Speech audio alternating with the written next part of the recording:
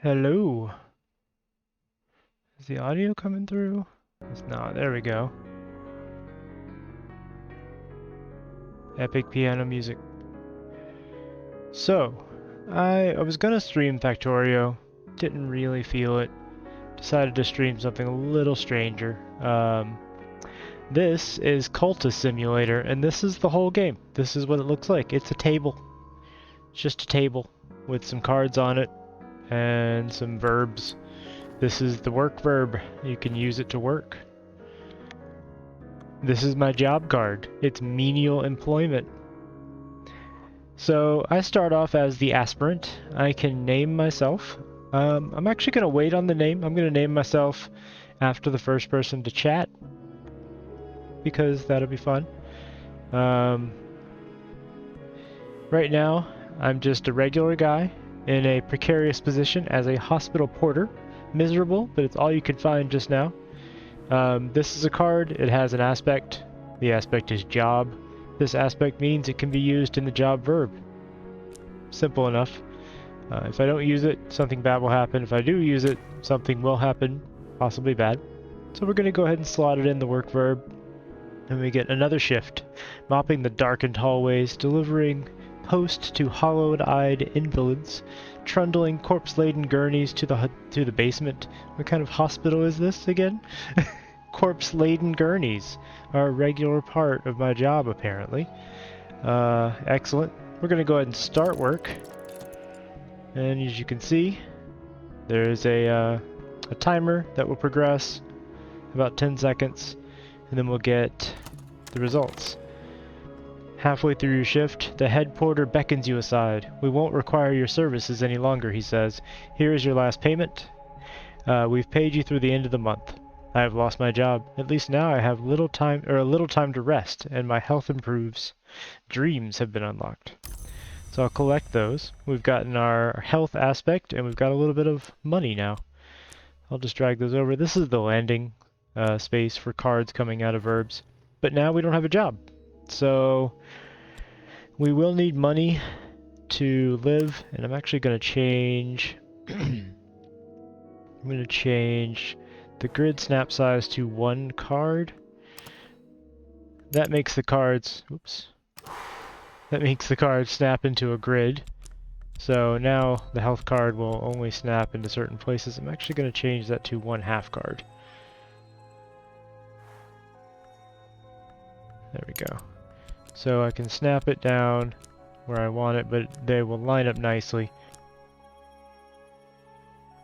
So the objective of this game is actually kind of difficult to quantify because there are many ways you can go.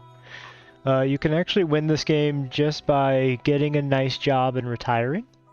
You can win this game by ascending to another plane of existence. You can win this game by destroying reality. There are many different ways you can progress and attempt to expand your influence or whatever you want. It's sort of just how you feel at the time. There's one path you can go where you consume all of the memories in the world. Yeah, whatever. You do that by eating people. We're just going to continue progressing time. You can see here we have a dream event happening. Once again, I dream of a glow beneath the filthy skin of the world, the light through the black wood, the pale door, the old man. Quite creepy. And that is going to complete soon, but we're going to need some money, so I'm going to go ahead and use my health to do some back-breaking menial labor. We'll get a little bit of money out of that, and it'll exhaust our health card, but that will regenerate over time. It's the best we have right now. The only thing we can actually do as far as work. Let's see what the outcome of that dream event is. So we've gotten a little bit of contentment. It began when I spoke to the old man in the hospital. He knew my name, but he's dead now. The pneumonia. Why do I dream of him still? What is the cobalt light in my dreams? Time is now passing. So we've unlocked our passion, and we've gotten a little bit of contentment, but now time will begin passing. And what that means is we will need money to keep ourselves in good health. You know, food, medical supplies, general maintenance. We've also unlocked this. A change in the air. I need funds to live, but perhaps this recent upset in my circumstances is a secret blessing. Is there something in my dream, or something to my dreams? There's a change in the air.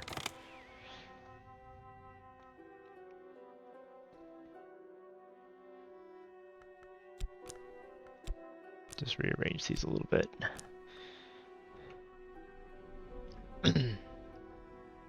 This game is a series of timers and cards and events, but it gets quite in-depth, as you'll see. We're currently waiting for our job to end. We're working a shift as a back-breaking, unskilled laborer. Yeah, not great. You'll see we get a tiny amount of money for that.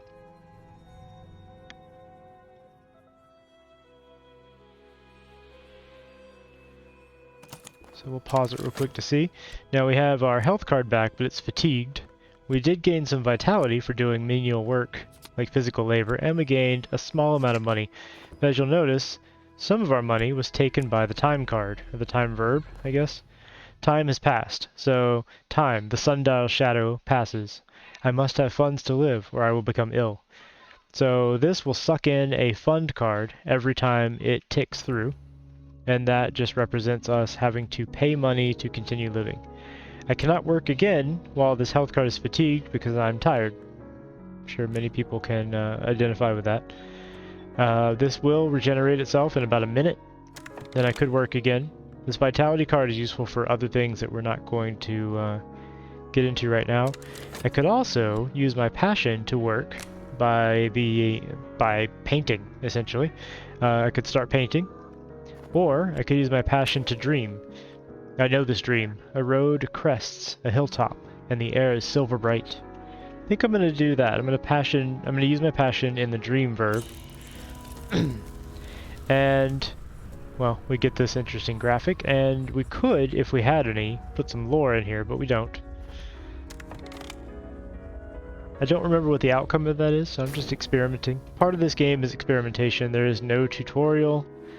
There's no, I mean, there's a wiki page now that people have made, but I don't generally use that. I just kind of go as I find things and figure things out. We'll see what the outcome is.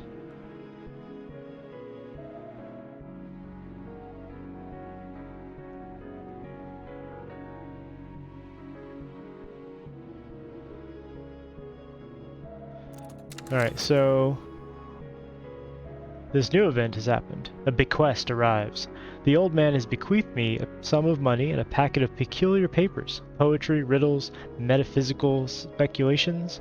For the first time in months, there is some fuel for my reason. Study has been unlocked. So I get a nice little chunk of money. I got a bequest package, and I got some reason. Now in the study card, or study verb, I can use anything with these aspects. So language, tutor, text, ability, lore, and influence. See this bequest here doesn't have any of those, but it does say you must study it to unlock it. So this will trigger something else. I can put in what approach I will use to study it, and I could use either passion or reason. I think I'm going to go with reason, because my passion's already being used to dream. I'll examine each item with meticulous care. So we're going to open the bequest the old man gave us and see what's inside.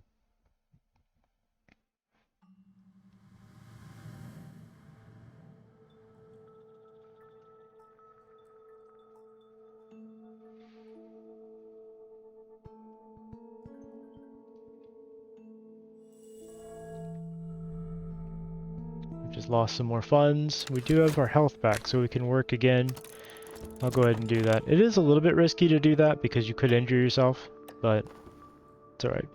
Huh. So our dream finished. Rumpled fields, the wink of a river, a tingling chill. I don't know what that means, but we'll see. Alright, so we did examine the bequest. My correspondent describes my dreams exactly. They use names that are instantly familiar. The house, the wood, the hours, the glory. They know each secret beneath time and the skin of the world. A new curiosity burns within me. There is a note here, directions to a bookshop that does not advertise its wares. That's a terrible way to run a business. Don't advertise?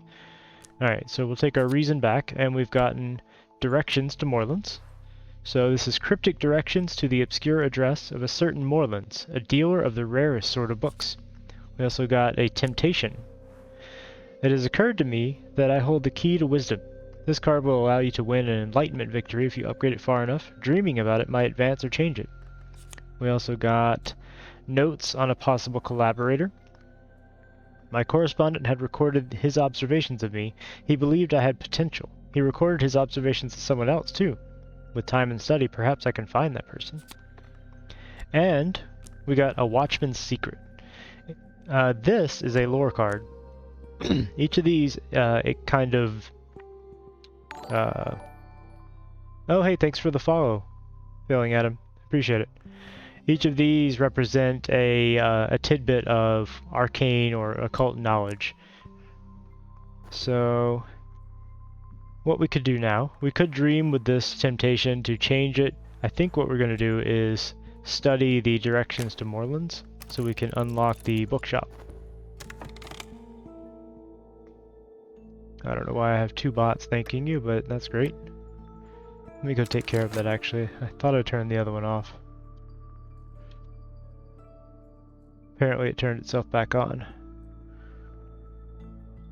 Cloudbot off. Thank you, Cloudbot. A little weird. Okay.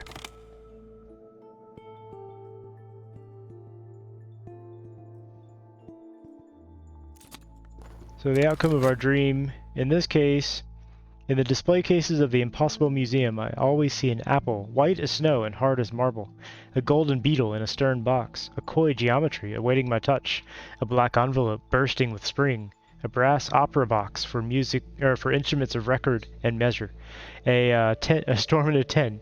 I always wake before I see the aisle's end. So that was a dream. You can get random things from these. In this case, I got a glimmer, which is a small, I guess it's like a shard of passion that you can use to upgrade things later on. It's got its own aspects and things, but that is basically a resource you can use later. I'm not going to do any more dreaming right now because I want to unlock Moorlands and start buying some arcane and unnatural books. So we've unlocked the Explore verb and learned an occult scrap of knowledge. So this is a secret histories lore, whereas this one is a lantern lore. There are 8, I think, kinds of lore in the game. Let's see, aspect lantern, and it's got a couple of other aspects on it that we'll go into later on. Not really important right now. You can see these are secret histories, and this one is lantern. An ill-lit street at an ill-favored bend in a lesser river. A soft yellow light through a grimy window. Can't talk today. Miss Moreland nods as I enter, but doesn't rise. I never ask the names of my clients, she informs me, before I have time to introduce myself. So we found Moreland's bookshop. I'm going to just put locations up here for now. And now, if we want to, we can go to Moreland's and browse to purchase a book. It will take 1 fund, and we'll find something to buy. In the meantime, I'm also going to study the notes from our bequest on a possible collaborator.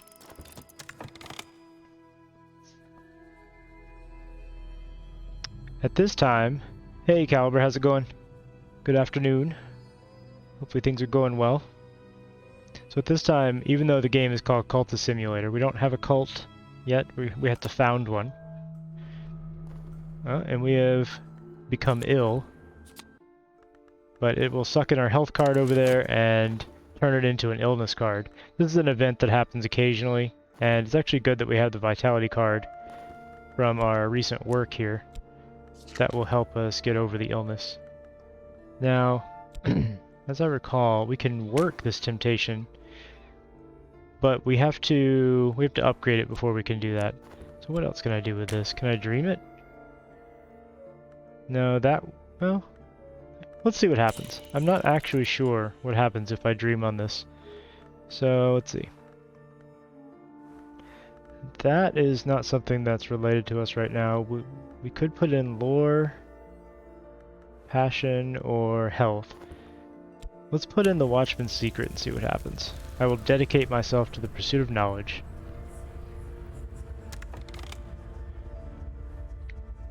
Not doing too bad. I've had a headache this morning, but otherwise I'm doing alright. So, studying the notes has given us a little bit of mystique. This is sort of a, it's a reputation card, and there are people out there to get you if you begin doing culty things. There's a organization called the Suppression Bureau, and if they get word of you doing unnatural or interesting things, they will come after you. This mystique represents a reputation for that sort of thing. It's not proof of anything unnatural, but it is, it gives them an inkling that you may be up to something. We've also found a book that caught our eye, The Locksmith's Dream. We'll look at that. Looks like it is in our language, so we don't need to translate it or anything. And we have the talk verb now. So we've written a letter to the possible collaborator, and we're awaiting word. This is a very unique little game. It all takes place on this tabletop. Everything is very abstract.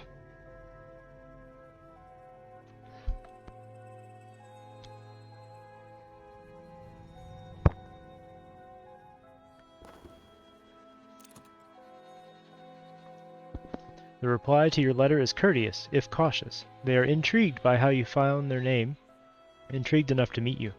So we have come up with Slee, an acquaintance. Craig Slee, the astronomer and avant-garde poet, has developed an interest in the esoteric as his health wanes. You might be able to recruit him. Alright. We also got an affliction, which we will deal with in a minute, but that is our health card. It's just been turned into an affliction because we had the illness pop up. So this time passes card, it goes through cycles, and you can see the next cycle here. The next one will be a season of silence, which means no event will happen. The current cycle is this temptations event, which is going to pull in my temptations card, or it would if we weren't currently using it to dream. It may yank it out of there as soon as this is done. We'll see. But we got our Watchman's Secret back, and now we have Dedication Enlightenment.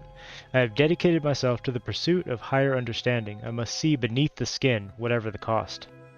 So now Enlightenment victory is possible.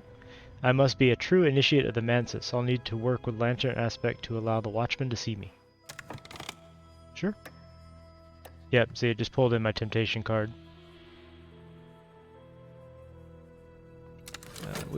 So for the affliction, to get over that, you can rest with the dream card. You either need to put in money to buy some medicine, or a vitality card to naturally get over it. Now you only get these vitality cards by working or by studying health, so basically by exercising on your own. Now, we did get a temptation. My curiosity is becoming a physical need. My eyes will be thresholds. It is almost time to perform the work and begin the changes, but I must have enough lantern aspect. Exploration may find more. This is sort of a hint, because as I said, this game doesn't have a tutorial. It's mostly exploration based. You just kind of figure out how to do things as you go, but there are little hints in the text here, and I got a restlessness card. This is basically saying, hey, you're not progressing towards your dedication here, so your character has become restless. And if I don't deal with this restlessness somehow, it will become a dread, which can eventually end your game. In this case, I have my passion available, so I'm going to paint and use the restlessness card as my modification for that painting. So that will get rid of it, and it may turn out a little bit of money. When, you know, it's kind of random.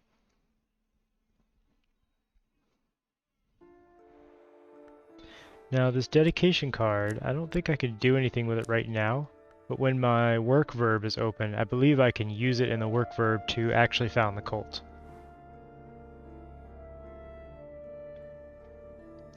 This guy is just somebody we know right now. We've exchanged letters, but he may become my first cultist in my new cult, dedicated to my own enlightenment. As I said, it's a very interesting, very unique game.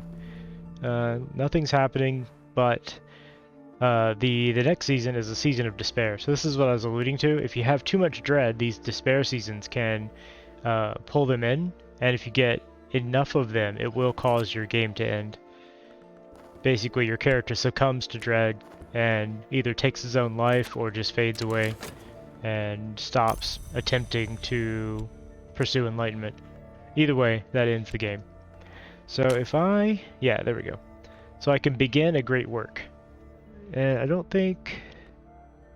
Right, this may not be what I was thinking. Aspect and power. Is it? No. If I dream on it? No. I forget how I actually form the cult.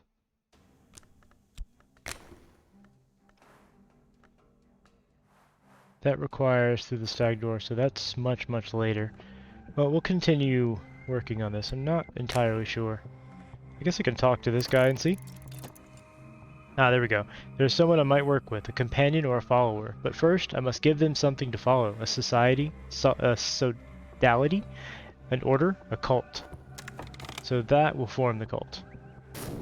Sorry, it's been a little bit since I played this. I'm relearning a couple of things.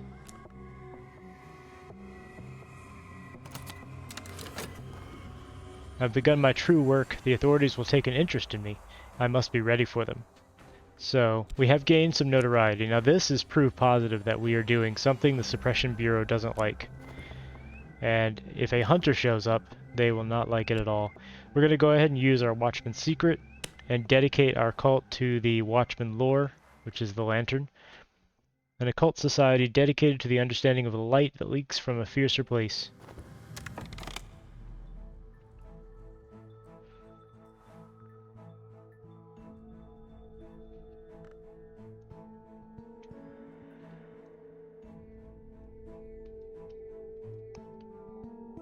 Now, while this is going, I could use my reason to get a better job here. We can find a work which will spare my body if not my mind. That will get us a job at a bookshop. Well, I think it's a bookshop. It's some sort of writing agency anyway. We'll see. It pays a little bit better. It doesn't use my health card, and it doesn't have the possibility of injury. So we've got a position, a clerical work position, at Glover and Glover. So we start at 8 tomorrow sharp. Pull our reason back out, and we now have this position card, which we can work. But you see this position card has a decay, so if we don't use it within the next 90 seconds, it will decay into, basically they get upset that I was late, and if we continue letting it decay, we'll get fired. The scratching of pens, the sourness of dust, the sighing of the younger Glover, the greedy gurgling of the elder. That doesn't sound very fun. We have the option of putting in our reason here to increase the diligence with which we work. I'm not going to do that right now because I want to increase our reason overall. So I'm going to start using the reason card in the study verb. That will slowly get us little shards of reason that we can use to upgrade it. Oh, I shouldn't have done that because it wants my reason in the founding of the cult. Oh well. I think we'll wait on that. I think that'll just cycle until I give it to it, so it's okay.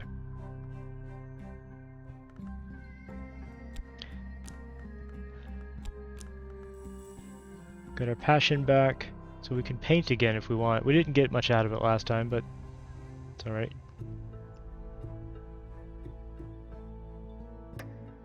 Yeah, this will just continue cycling until I give it to it, so I have time. I kind of want to wait for the notoriety to decay down. You see, these things last for about 3 minutes, which is a long time in this game. A lot can happen in 3 minutes. This is the bleak thoughts that I was talking about. If there's enough dread here, this will pull it in, and after 3 of them, your run will end. So I made a little bit of money. clerk's file out in silence, I am free for now. So I can continue working this. It'll give me a little bit of money each time. This used my reason and gave me an erudition card. And if I use a couple of these, I can upgrade my reason. So I'm going to grab another one. And we're going to upgrade it next. Gives me more reason cards to throw around into different verbs.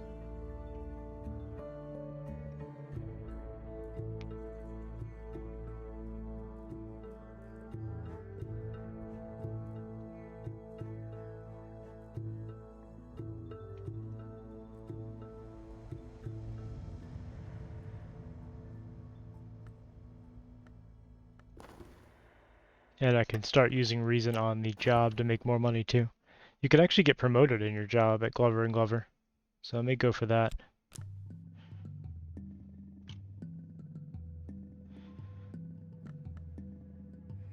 I could also be studying this book, which I think will give us the correct lore that we're looking for, but I want to use the study verb right now to increase the reason card.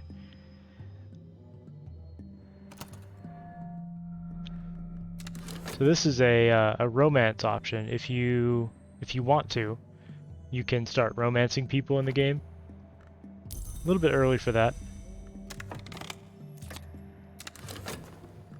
We made another fund. We'll collect that and we'll immediately restart it. Got our second erudition card, so we can now study these two, and that will increase our reason. Just giving us a couple more resources.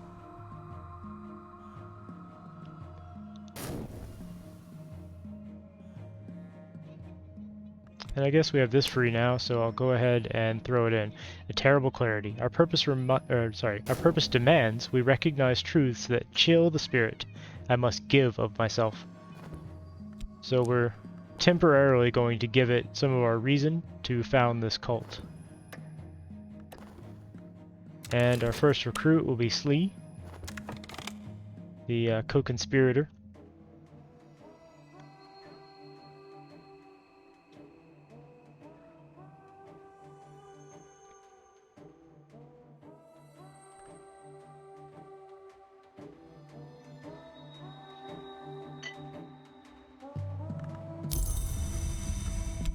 We're getting a lot of these contentment and fleeting remembrances cards. These are not useful right now, but we did just get the wrong kind of attention. The city is rife with journalists and detectives and other meddlers. How long will they leave me in peace? So this adversary void, where a card could go, it will grab a card to fill it if it has the hunter aspect. So currently this is checking to see if we already have a hunter on the board. We don't, but this is going to then tick over into looking for reputation cards to see if we should have a hunter. To delay this a little bit, I think you can just hold on to the card and then it can't pull it into the verb. You can only do it to one card at a time. Alright, so we just got our reason back. We have Slee, who is now a believer. Slee speaks earnestly of his theories to all who will listen. The stars as tiny wounds, and the sun as a hemorrhage of glory. His poetry is more eccentric than ever. So he has now gained the lantern aspect, and he is a follower. He is also mortal, so he could die if he is put into danger. We gained a temporary headquarters. We got our lore back. We also have a scholarship skill that goes with our reason, and we have an additional reason card that we can use. And a little bit of money, and our job, which we will immediately restart. And now I can put extra reason in to apply extra effort. And I'll hold on to the notoriety card just so it doesn't get sucked in here. We don't want an adversary yet. Oh, it looks like we came off without a hitch that time. Nobody came to find us. So here's our cult.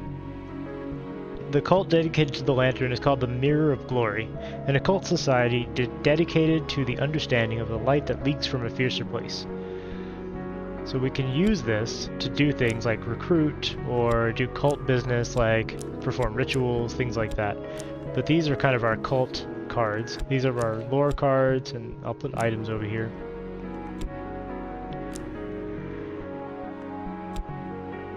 Just kind of organizing things. Now, what we did with our reason card, but it can actually do the exact same thing with health and passion, so I'm going to go ahead and start upgrading health. And I think we'll start recruiting as well. No, not that. We can talk about lore to recruit. So basically we walk around public and ask people about the lore of the Watchmen, see if they know what we're talking about. This is how we recruit new cultists. I've been playing other games too much. We can also go buy another book. Why not? Let's see what else we get from Morelands.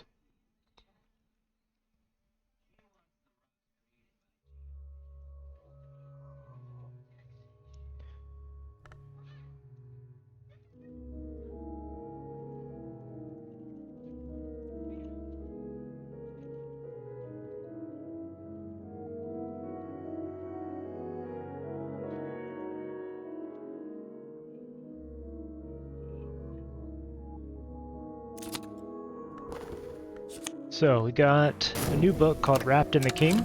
Detailed accounts by James Colin Murphy of secret bacchanals and ecstatic dances observed in necropolises and graveyards in southern Europe. I was reading that. In Egypt and Anatolia. The author is a self-confessed ghoul, an eater of buried flesh. He claims to have witnessed the dances while at his feasting. Well, that's grim. Apparently he digs up bodies and eats them. Got our reason back. Alright, let's see what happened. Mr. Alden, the supervisor of records, has called me into his office to recognize my diligence. I watch the mole on his neck as he talks, and talks, and talks, but at the end of it I have a promotion. My new position is better paid, and the desk stands by the street window, but I work directly for Mr. Alden now. Mr. Alden is known to be exacting. So we now have a senior position with Glover and Glover. That will get us a little bit more money each time we work, but he will be more demanding now. So I'm better paid than I was, but Mr. Alden has taken an interest in me. Mr. Alden is very particular. Mr. Alden likes things done just so, and Mr. Alden has never believed that I am qualified for this position. So we'll have to prove him wrong. These take a little longer. You work a little later. Still needing average? Yes. So I'm still working on that. I'm at 2.81 average viewers out of 3. I think it's just a matter of time because I've had some good streams in the last couple days, so we're getting there. We're getting there. Anybody have a name suggestion for the aspirant? I can give him a name here. Let's see. So these will take a little longer, but I'll get a little bit better paid each time it takes through. And I think we're just in a holding pattern. I'm upgrading my health right now. Take the vitality out, and we'll just go right back in and on health. Once I get 2 of these, I can upgrade it. Ah, we found someone to recruit. We're talking to them. We're using our passion verb, our passion skill, to convince them to join the cult. A day for new acquaintances. This is going to give me a little mystique. So if there is anybody kind of sniffing around, they may find our cult, but it's a very low chance.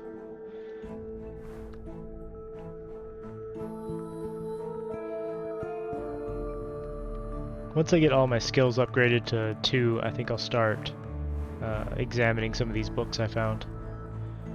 Fortunately, both of these are in English, so I can read them right away. I don't have to translate them.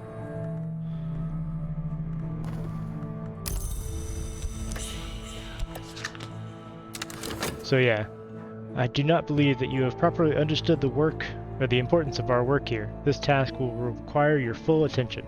So he wants me to dedicate some more reason to the job, and if I do, that will satisfy him. I'll get paid normally. If I don't, I run the risk of being fired. So the senior position is a little more risky. You have to make sure you have a reason card available at all times, just in case he demands it. And we have uncovered a new acquaintance. Gotten a little mystique. Let's just collect those, that's fine.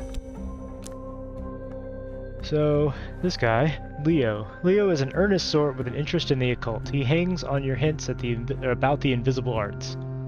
I think we want to recruit him. So we do the Mirror of Glory, that's the cult. We put in the associate and we use the lore as a ceremony. So Recruiting an acquaintance is very easy. It requires a very low level of lore, but upgrading them later on is much more difficult. So we are inducting our first new member after our founding. Got our health card back, vitality. Now we're going to study our vitality to upgrade our health a little bit. So this scholarship skill doesn't really do a lot for us, but it gives us these aspects that we can use later on. The health card actually has a practical effect on it. When we get the upgraded health, we could actually work doing physical labor, and the higher our health card level, the more money we make and the less likely we are to be injured. Now I do have a restlessness to get rid of here. I may do a cycle of painting. Now see, we got 2 funds that time, which is very nice. But this decays in 60 seconds, so I don't think I can handle painting. Painting takes a while. Oh well. I guess I'll keep doing that then. I'll just risk the restlessness. There are other ways you can get rid of this, but I don't have access to them yet.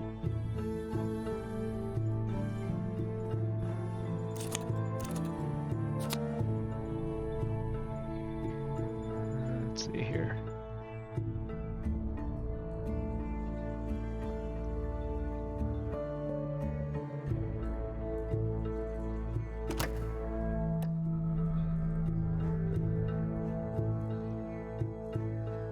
Alright, so we have Leo as a believer now, and he has the heart aspect, which, it's useful. You can use it to, well, if you send him on cult business, he can acquire people for you if you need them for different rituals or scenarios.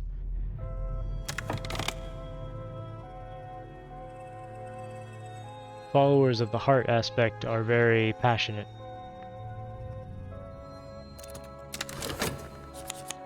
So we got a stronger physique, and we got a second health card. I'm going to do the same thing for our passion. At some point we may want to go full on painter, so that would be useful. So you see our restlessness has decayed into dread. Right now we don't have that season, but if we have the season of despair come up while we have a dread card, it could be a bad thing. This will decay in a few minutes, so it's not that bad. They last about 3 minutes. We've gotten our money. This time we did not need to put in any additional reason, so that's nice. But we're immediately going to throw the card back in there and keep working so we can get more and more cash. I'm going to go ahead and spend something on another book too.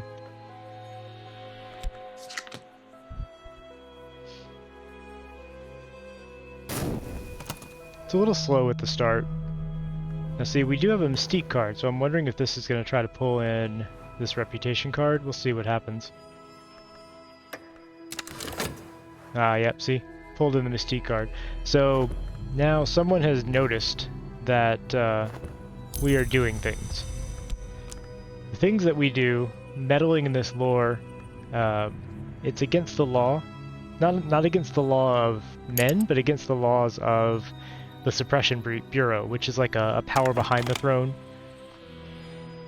They're an organization that has been around for a long, long time. And they try to... they're basically witch hunters. They try to stamp down on this kind of stuff when they find it. Because the things we do are very dangerous, actually. Alright, we found a collection of essays. This is an easy kind of shortcut to upgrade your reason, so I may use that later. I don't really need it right now. Ah, so the weary detective has shown up. This gentleman would much rather be left alone with his pipe and his illustrated London news, but no, apparently some conjurer of abominations has to be hunted down like a mad dog, and apparently no one else can find the time. So, good old weary detective with no name here is going to take care of it. There are some named hunters. This one is a fairly simple hunter to deal with usually. There are many ways to deal with him. I could actually, I could drag him into the talk verb and arrange a meeting with him and show him dread, and that could send him spiraling into insanity. I could also show him some of the occult lore that I have, and that could cause him to go crazy. Either way would get him off of my trail, but would require me then to deal with him, because he would leave a body behind. There are other ways to do it too. I could summon a creature to take him out. Yeah, there's all kinds of things you could do to deal with him. Right now, I'm just going to ignore him. I'm going to leave him there because he is actually the least competent version of the hunter. Ah, see, this is what I was afraid of. So we got Bleak Thoughts come up, and it's pulled our Dread card in. So now if I get too many of these, it will end the run. Fortunately, there are ways to counteract it. If we get a Contentment card, that's one way.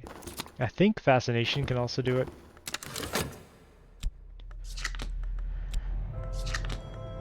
Reason, and our job, which is just going to write back in there. Let's see. So we got our passion back. Now we have 2 glimmerings. We can research those to increase our passion level. I think that's the last upgrade I'm going to do right now.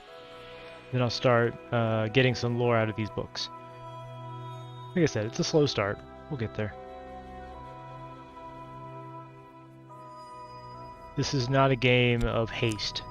You really have to consider what you're doing.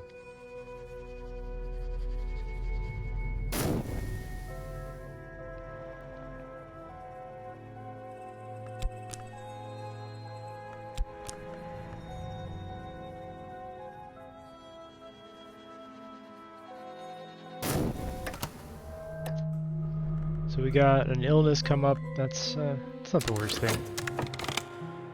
We can get over that. In fact, when this study is done, I'll go ahead and study health to get a vitality. That will take care of the illness without me having to spend any money. So today, I didn't have to spend any extra reason on the job. That's nice. So we have now developed a vivid imagination. My daydreams sometimes outpace my dreams. We can use this now to paint if we want to. But I'll go ahead and do our health in the study verb just so we get the vitality to deal with this illness that we know is coming.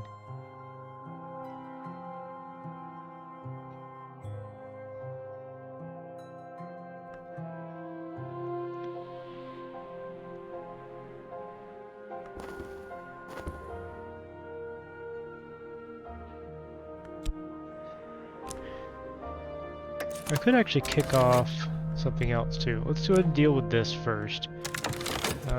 Looks like we're going to get another restlessness, so I may have to risk the job in order to take care of that so it doesn't become dread. Okay, you can only kill despair by feeding it contentment. I wasn't certain. I know that fascination can be fought by feeding it dread, but I wasn't sure if it went the other way. It doesn't look like it. So we're going to hold off on doing our job. We're going to instead do some painting. Well, we'll wait until this finishes. There we go. So we're going to... The way painting works is you can feed it either passion or money. Sorry, passion or reputation. If you feed it passion, you're more likely to make a better quality painting, but it may not make as much money. If you feed it reputation cards, it's more likely to make more money, I think. But you are likely to be noticed because you're basically feeding it evidence of your own crimes and painting them. So in this case, I'm just going to give it passion, and I'm going to feed it my restlessness as inspiration. You could also use lore as inspiration and make an occult painting. That is almost guaranteed to get you noticed.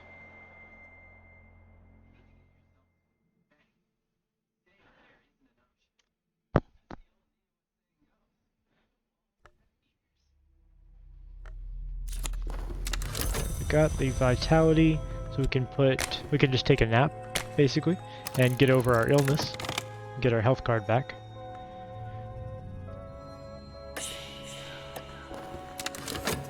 And I could add another fund here to buy better paint, which I think I will do. I may get the money back, but that should increase the quality of the painting that I turn out. If this takes more than another 30 seconds though, I'm going to have to beg for my job back, essentially. Not that big a deal.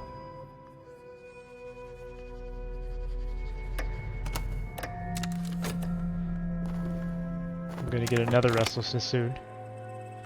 These seasons that come up are semi-random, so it's hard to predict what's gonna happen.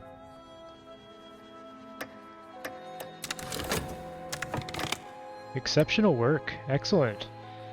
So I've produced something of exceptional worth. Let's see what we get out of this. We did get a contentment to feed into the despair, and it sucked it out right away. We got some mystique, some more contentment, some more mystique. Oh wow, alright.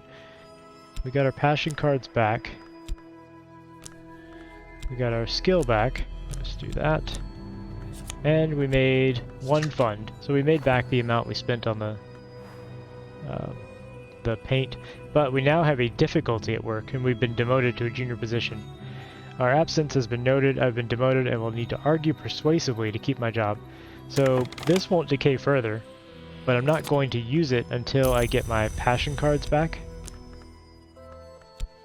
So for now, I'm just going to paint again and get rid of this restlessness. If you work with this demotion card, you have to add a passion, and then you'll get your job back. I think it's guaranteed, but we'll see. And now I'm going to study one of these occult books that we bought at Moreland's.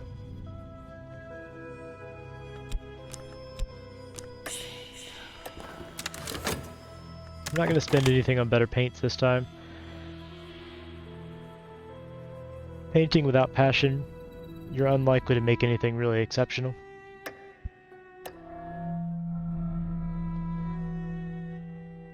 This actually kind of hurts me financially, but it gets rid of the restlessness, so it's like hobby painting, I guess. Worthless. I produced nothing of any use or significance at all. All I did was get my card back, but that's okay, because now I can persuade them to give me my job back.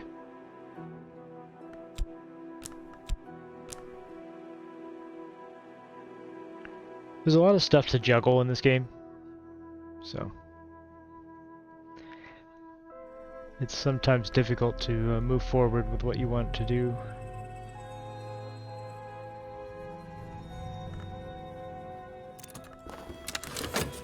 So from that we got another Watchman's Secret. Now this is actually a good thing because if we're lucky, we can upgrade our understanding of this lore by combining them. There's a proverb among the practitioners of the invisible arts: glory visits the house without walls. I would like to know more about glory. So if we study these two together, we're going to get some knowledge events that will require certain things in order to increase our understanding of the lore. I'm going to try it. What it needs is kind of randomized. Alright, we got our position back. We've been offered another chance. That's nice. And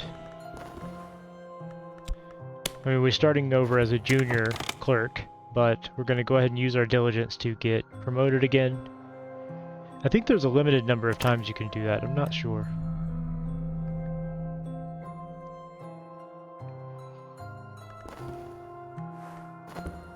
Looks like we have a quiet season coming up. That's nice.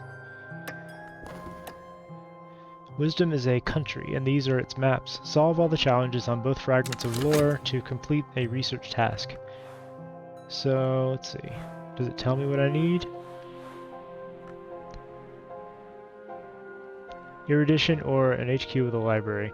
I have one erudition, so I may be able to feed it one and then do the other one later on.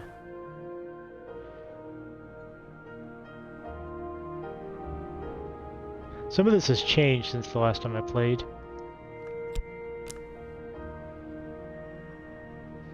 And it's possible that you don't have to actually solve these. It's a little bit randomized. So I'm going to give it 1. That will give it 1 advancement, and hopefully that'll be all we need.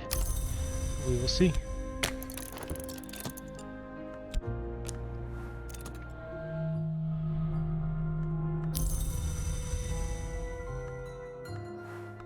These are not very useful.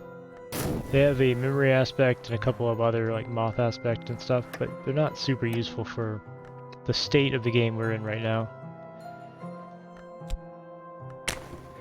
You can use one to kind of wander the city, but it's a little bit dangerous from what I remember. You could get good and bad results from that.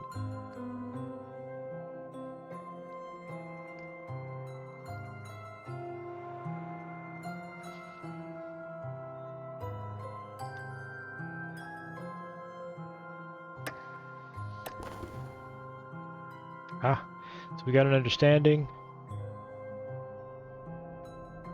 It's possible that one erudition solved both of the cards and we're good to go for that.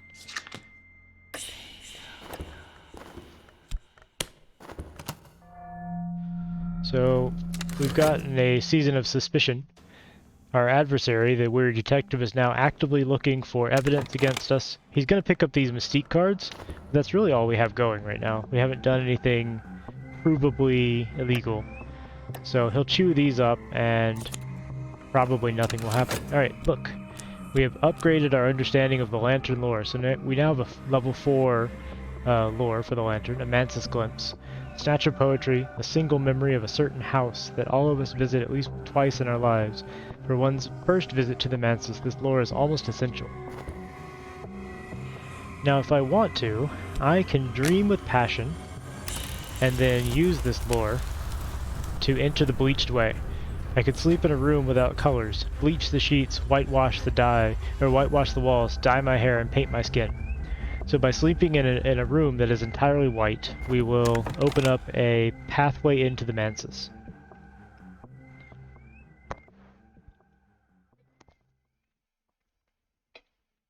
And what does that mean? Well, you'll see. If you've played this, you already know. If you haven't, you're about to find out. We're going to continue working on the side to continue making money. I'm going to buy another book. We'll go ahead and study the Red King. Sorry, Wrapped in the King. The carrion eater. He's still chewing on our mystique. I think of the mystique as like we've thrown up a general air of mystery, and he's sorting through all of the rumor, but finding nothing that is substantive at all.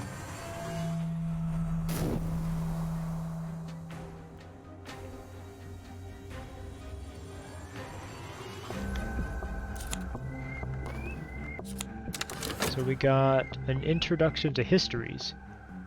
That's interesting. I think that'll give us a secret histories scrap, which will give us a new location. So I can actually study this occult scrap now. I could have done that at any time, but now is the best time to do it, I think. And that will give us a location that we can visit. We've also... We had a dream using the lore of the lantern, and we found the way into the woods. I've learned the path to the wood. I've learned the path to the wood, the tangled darkness that grows around the walls of the Mantis, though the Mantis has no walls. I can dream with this to return to the wood. We also have a small buzzing in the brain. This is a very temporary aspect that we could use for certain things. But now we can do this. We can dream the way to the wood, and the path to the wood usually takes passion. So we'll go ahead and give it another passion card. It exhausted our other one, but we have 2. And you'll get to see the Mantis for the first time. And previously I said the entire game takes place on this tabletop, which is not quite true. There is another map, but you don't go there that often. And now, at this point, he's exhausted all of the mysterious rumors about me. He can find nothing substantive, and he's just going to go home empty-handed. So what did we get? We got, ooh, quite a high-level heart lore. I don't know that we can use this for anything right now, but this is cool. Requires intuition. So this right here, these two are the challenges for this card, and it kind of indicates what you need to upgrade it when you're studying it. Get our vitality back.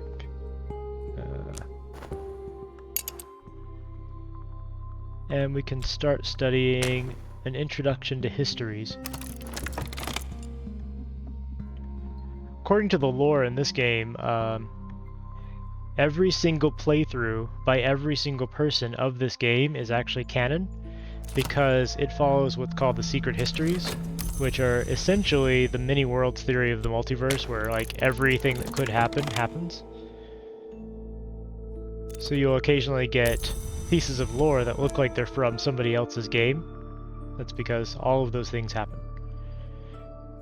Everything that could happen is valid. That probably doesn't make much sense, but this is the Mansis. So right now we're down here. We're in the woods. Up here is the Glory. So if you're going to ascend, you need to make your way up the Mansis. Right now we've used a way into the woods, which is like it's a path through the dream to get to the Mansis, which is sort of a world outside of the world. We're in the woods. We could pick up this occult scrap, and in the Mansis, knowledge is sort of a physical thing. We could grab this occult scrap, or we could go to the well or the Temple of the Wheel and pick up an unknown card. Now these can be many different things. I think at this stage I'm going to go ahead and grab the occult scrap instead of taking a chance on something else, because this will give us another location we can visit. We can go back there as much as we want. We just have to keep dreaming with passion.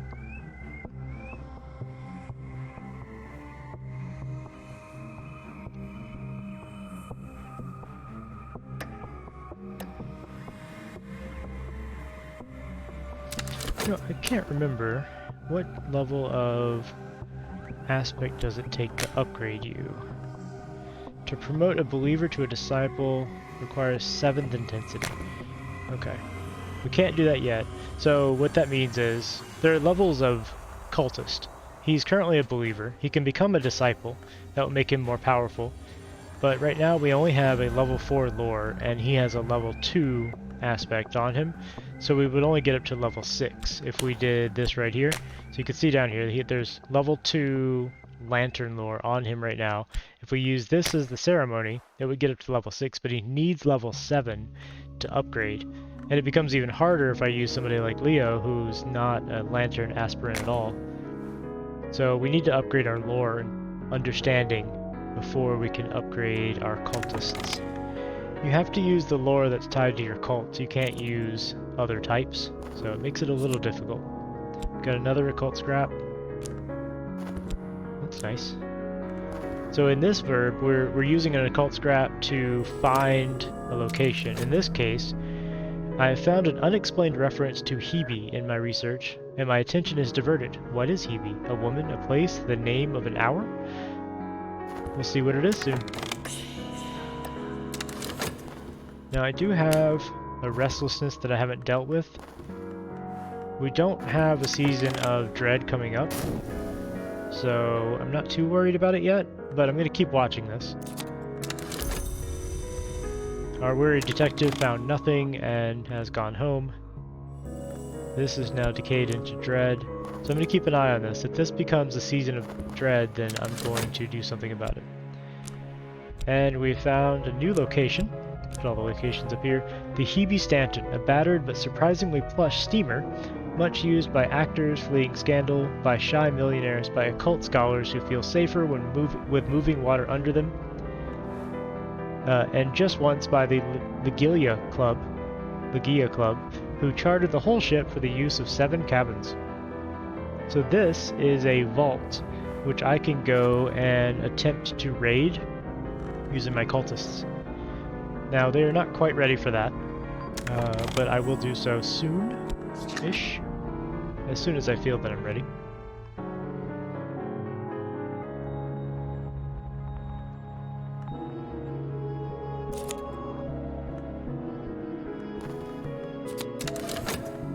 bit of money. We'll keep that running.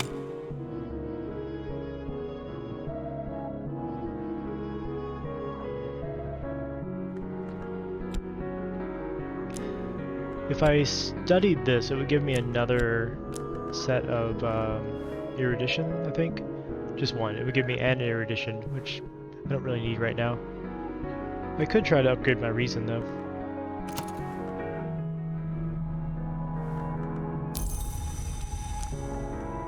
So he's looking again.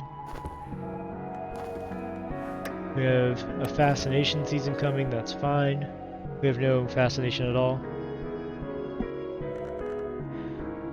When this ends, I think I'm going to go recruiting again to get a couple more cultists.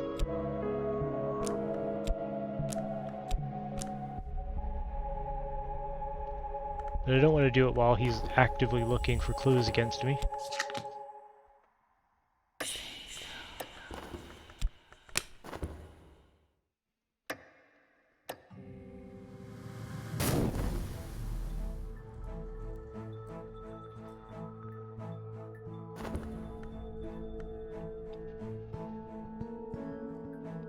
Could go to the wood again and see what I find there. So, see if we can get some other interesting things. You can get lore, you can get temporary little aspects. There's a bunch of outcomes from the different explorations of the Mansus. So he has found nothing again, and we do have a season of suspicion coming up, so I'm not going to go recruiting yet. He's going to go looking again.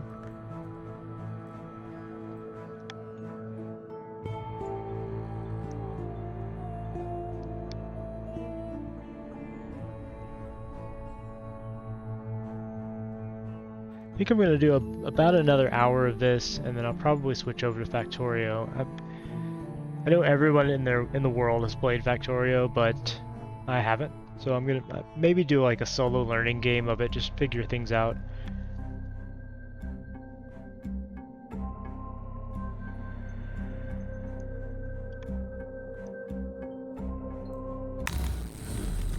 Alright, what do we have this time? We have a peculiar rumor, which may lead to something, may lead to nothing.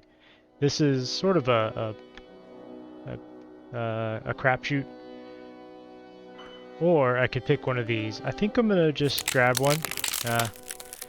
That's not super helpful. A trembling air is a temporary heart aspect.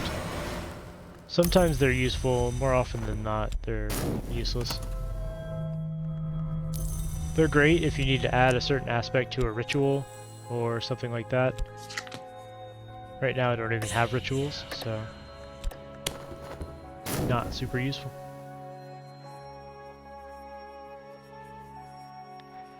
I will go buy another book from Moorlands, see what we get there.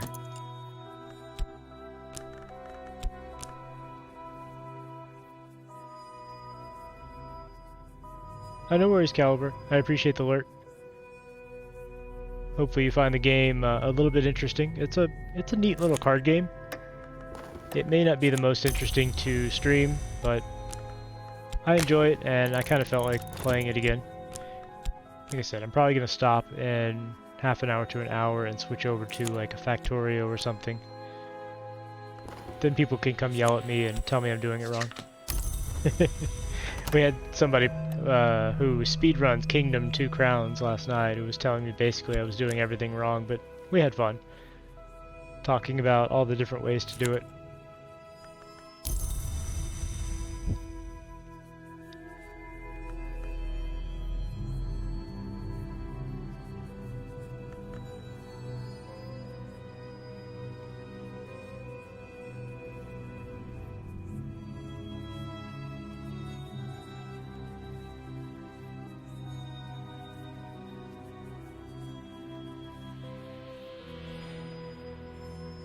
So we're just sort of in a holding pattern right now.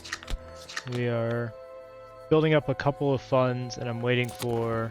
Actually, yeah, we have a Season of Despair coming, so that's good for recruitment. I think I'm going to go ahead and see if we can get another cultist or two. keep working. These are not... Well, actually, let's go ahead and study reason. I may be able to upgrade my scholarship skill and get another reason card. So the way the upgrade works, once you have the first level, is a little bit different. You have to get an erudition and then study it to get a lesson learned, and then you can use those to upgrade your reason card. Now this essay would give me a lesson learned right away, but I want to use these for later when it becomes harder to upgrade them.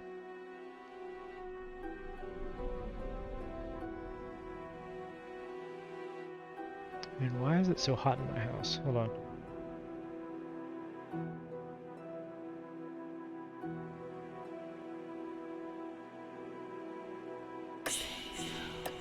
There we go.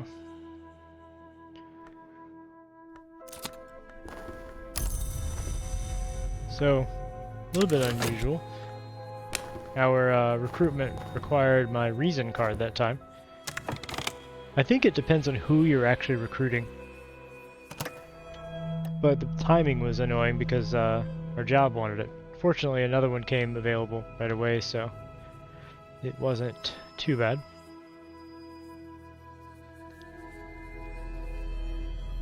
I think I'm comfortable with spending another fund on a book. We'll keep our job going. This game is like spinning a bunch of plates on poles, and you just got to keep them all spinning at the same time. Downside is well, I could study, yeah, it takes 2 erudition to get a lesson learned. Normally I'd be studying my reason again, but it's currently dimmed, so I can't study it. Oh, we found somebody new. So we got a little bit of mystique. We got a new book I'll take a look at in a second, but we also got Mimi Bichette, which is an editor with the Carisham Review, which publishes material too ghastly or thrilling for other literary magazines. She could use my assistance. So this is not an acquaintance, this is a patron. She is a scholar of Greek language, so she can teach us Greek or she can translate things for us. And she has jobs that we can do. Now, I'm not going to take on a job from her yet because we're not really equipped to, well, do anything that she would ask us to do. Now, the book we got, Kittling Ripe and the Moldy Warped Grave and Other Stories, a lusciously illustrated tome of loosely connected children's stories collected by one N.K. Field. Few of them are remotely suitable for children. You know, that's actually true of many actual fables and fairy tales that I've read. They're very rarely actually suitable for children. But I will study that, see what kind of lore we get out of it. I'm going to go ahead and do another occult scrap to uncover a new location. The low-level Secret Histories lore always give you a low-level location. So as you can see on the Hebe Stanton, the location of these, well, I thought it would show there, but these are the lowest level of vaults, and they rarely have anything very interesting in them.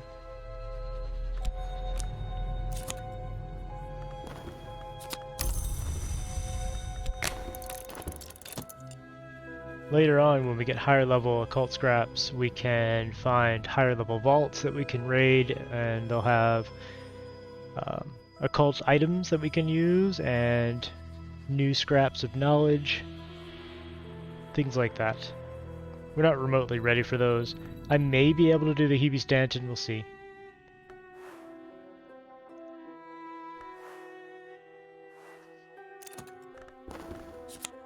So we found a forgotten Mithraeum. Curiosity seekers have picked over this ancient temple, but there may be a hidden door here somewhere. That we may actually be able to do.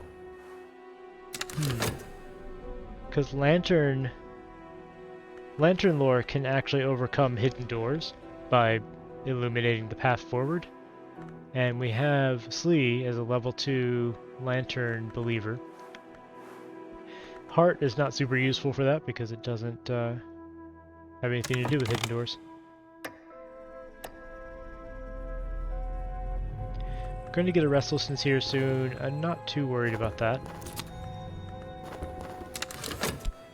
We do have a second erudition. Now we can take both of these and study them to get a lesson learned. As you see here, we need 2 lessons learned to gain more reason.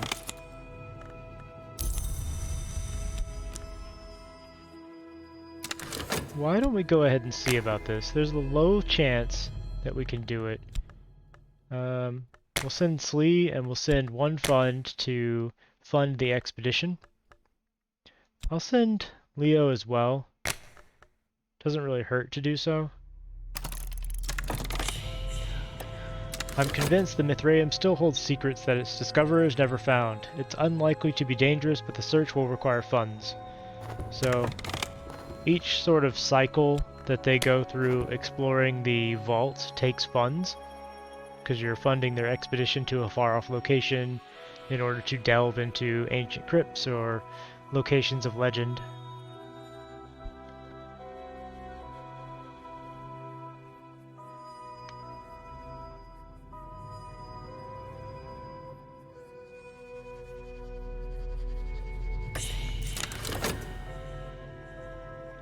So as you can see here, we have 1 hazard, the hidden door.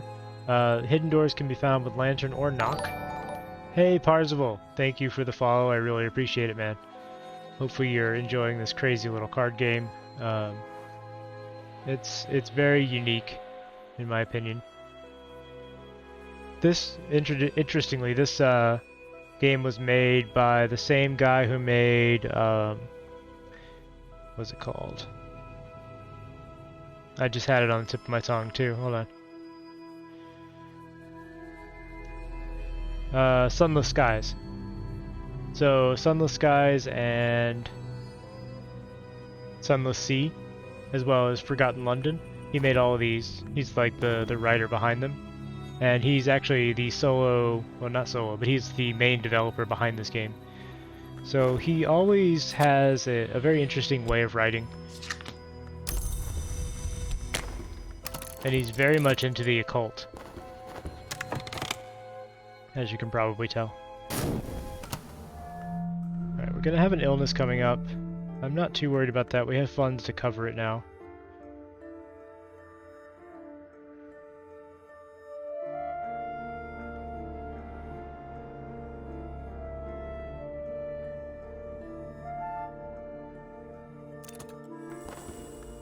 So we got our first lesson learned. We're going to continue studying our reason so we can get upgrades for that. And we carry light, we must find this hidden door. It will be a struggle. So we don't have a very high level of lantern aspect here. There is a chance we can find the door. It's unlikely to be dangerous. If we don't find it, the expedition will just end. So we'll see what happens there.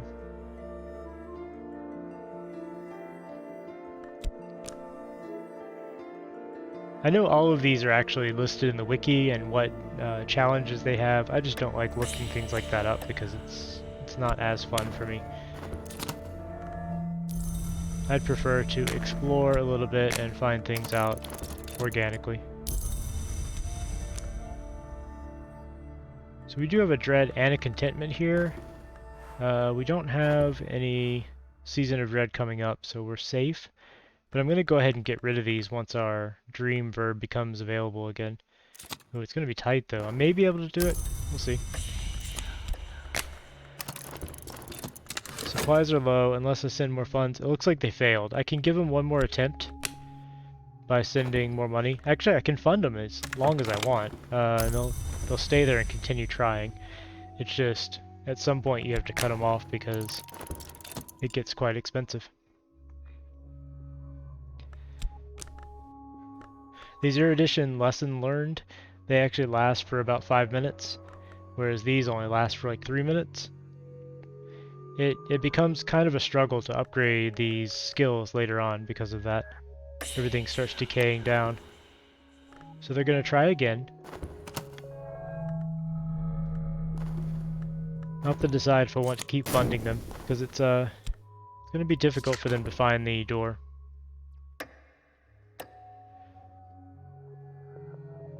Now, I did not manage to get rid of the dread, but oh well. We have suspicion coming up, so it should be alright. Ah, there we go. They found the hidden door. And there's no other hazards here, so we should be able to loot the Mithraeum. Let's go ahead and study these. This wants more reason.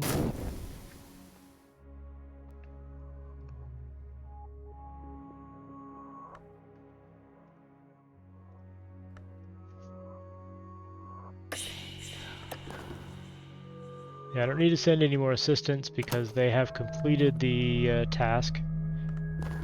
And, oh, see, now we do have a Season of Despair coming up. That's unfortunate. So what I'm going to do, I'm going to go ahead and paint. It will lose us our job again, and we'll have to beg for it back, but I'm going to be able to get rid of the restlessness. And possibly the dread as well. If you paint with dread, you always get dread back, though. However, I think it will take it out of play long enough for the season to pass. Actually, the dread just decayed, so we're okay. It'll get rid of the restlessness, which would have decayed into dread, and then caused problems for us. A lonely space, musty with the memory of blood. We have found the hidden door that the highest grades of initiate used. Yeah, let's throw some money at the paints, get some better supplies. And got another lesson learned. So if I study this with these, that will upgrade our reason skill again.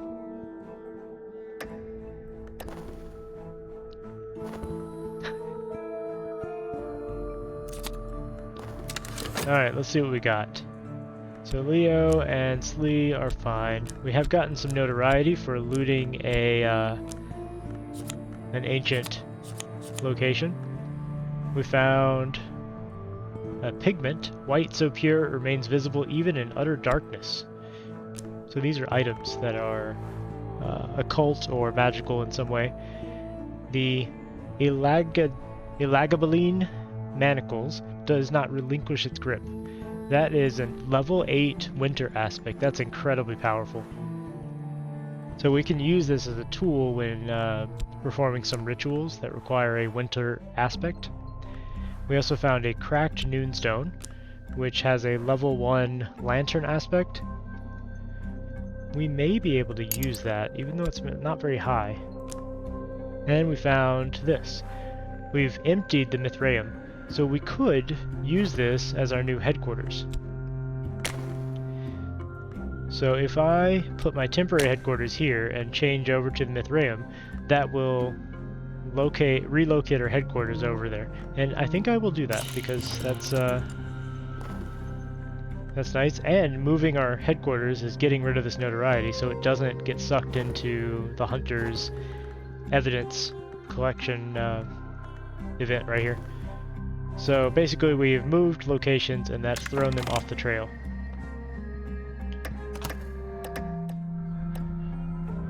Now our job is about to decay. There we go. We now have a difficulty. But it looks like our painting paid off significantly. So we've generated a little bit of mystique.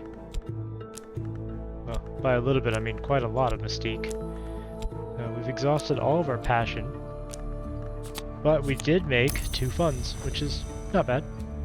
Once our passion regenerates, we'll beg for our job back. Now I am curious, can I use this if I have Leo and our lore here? Can I throw this in here and will it get used up? That only gives me a 5. Oh, I got the wrong guy. Slee will give us a 7. I don't know if the trappings are used up for this, but I believe I can promote him to a believer, or to a initiate, using these trappings. Because without this, we only have a 6 lantern. But throwing this in will give us that 1 extra lantern aspect to turn him into an initiate. It will not work with Leo, because Leo doesn't have the lantern aspect on him. I'm going to try this out, and I don't know if I'll get that Noonstone back, but even if I don't, that's worth it. Weary Detective still has found no evidence at all. He's probably very upset.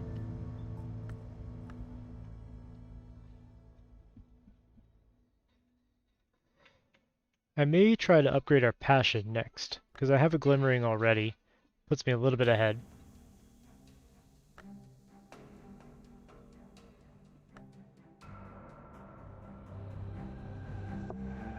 Caliber, if you're still watching, I named the aspirin after you.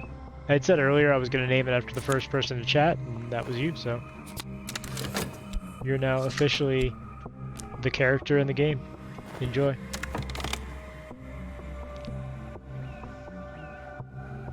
What's funny is on subsequent runs, if you play this, like if you continue this after you fail or even after you succeed, it will reference the previous run. It'll reference the previous characters that you've played. So this character on the next run could be the person that gives me the start to become a cult. Now we have the Candlelit Mithraeum as our headquarters. So the benefit here is that it has a sanctuary, a place for rituals and such. It has a secret aspect. It's easily overlooked. Use of this headquarters will cause reputation cards to disappear. And I think its location is remote, so it's harder to find. This basically just helps us remain a little bit underground, literally and figuratively. I'm very curious if this will work. Let's go ahead and start. Oh, we can't just yet. Now, let's go ahead and start studying our passion, and let's get our job back with an impassioned plea to give us another chance, because we know we've done wrong, and we really just want to do our job. So it does look like we lost the Dawnstone, but that's okay, because now we have Slee, the Disciple, who is a level 5 Lantern adherent. Now, can we use Slee as... No, okay. I was wondering if we could use him to upgrade other people, but we cannot. That's alright. And do I have a suspicion coming? No? So I'm going to go ahead and see if we can recruit somebody else. May as well uncover another location too. And we may try the Hebe Stanton next to see what kind of hazards await us there. Oh, I thought I did this. Oops. I didn't actually start it though. So we're working on upgrading our passion. We have one glimmering already. If I get a second one from study, then I can combine those into a lesson learned. And then do that 2 more times to get another lesson learned. This pigment, you can actually use this to paint a picture which is reflective of the aspect. And I think you need to have 4 passion to do it. So that's why I'm kind of upgrading my passion now. Let's go ahead and throw in another reason for diligence. So we have 3 reason now. 1 more upgrade will give us 4 reason. We don't really need that right now. I'm going to spend some money on getting well. Okay, well that pulled my passion card out, that's fine. We're going to study the glimmerings to get a lesson learned. As you can see, it gets complicated very quickly. Stuff's happening all over the place now. I'm gonna wait till we get a couple more funds before I go to the Hebe Stanton. Don't know what awaits us there. Got another restlessness, but I don't have a season of dread coming up, so I'm not too worried about it decaying just yet.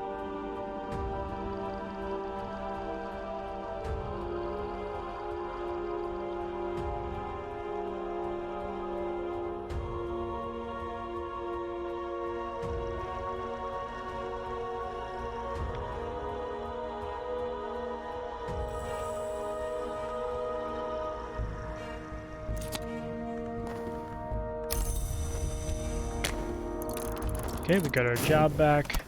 They're pretty happy with us. Next season is silence. Excellent. That means nothing happens. Got our health back. And we have uncovered a hanger-on. So this is sort of a generic cultist. Usually they have the edge aspect once you recruit them, which I am going to go ahead and do.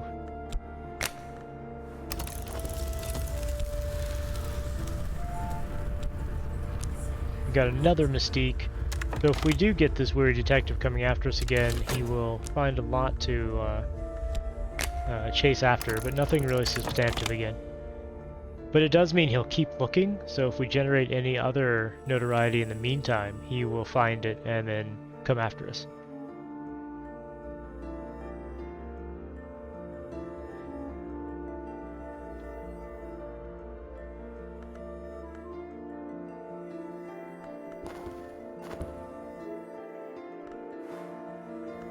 St. Agnes Hospital. They did good work here once. Certainly there were a few too many amputations, but then there are individuals one would prefer not to walk the city streets. Okay. So we have upgraded him into a pawn. Yeah, he has the edge aspect. So the edge aspect is associated with combat.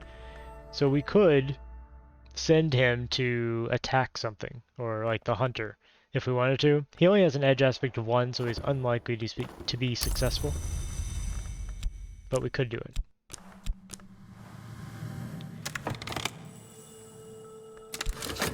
I'm going to go ahead and see if we can recruit somebody else. This is not super useful. This guy is kind of just there to be expendable.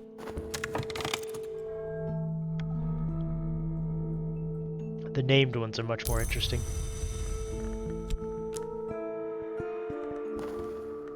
We have a season of Ardor coming up. That's good. That means we're not going to get a season of Dread.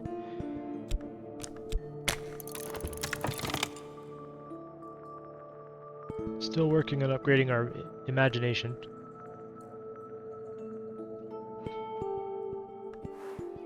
I don't know what we're going to use this for. I don't have any winter aspect stuff. If we were a winter aligned cult, that would be an amazing find this early. I suppose I could give it to somebody. Like if I gave that to Slee, he would gain some winter aspect. Or maybe to Leo.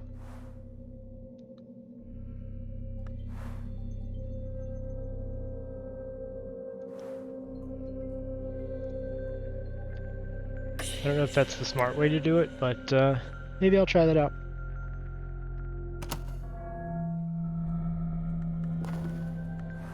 Season of Suspicion is coming up next. We have nothing for them to be suspicious of, really, so that's acceptable. We did gain a contentment. We could get rid of our dread now. So let's go ahead and dream on dread using contentment, and that will clear it out. So I don't have to worry about it.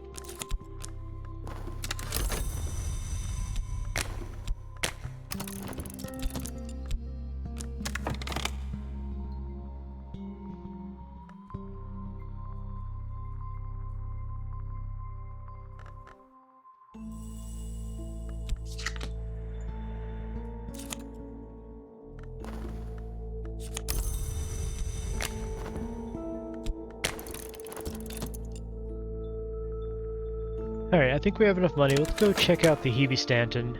No, wait. I wanted to finish this and see if I can give Slee the manacles.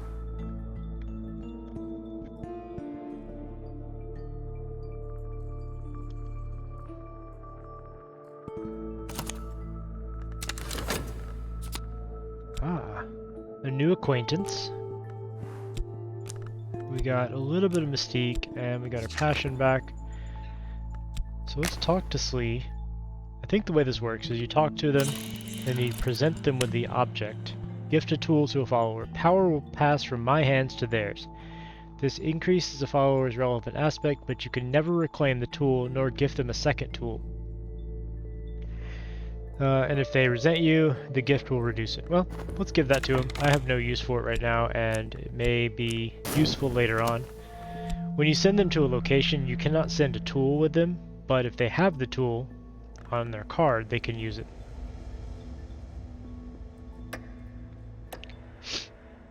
So he's chewing through the mystique. Hey, Mist, how you doing?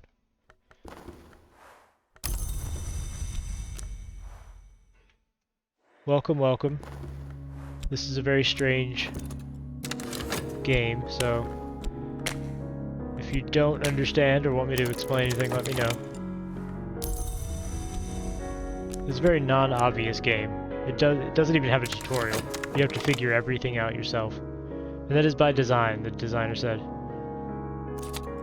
He wants it to be a game of exploration and discovery, which frustrated some people. Let's see what that actually does to Slee here, giving him that tool.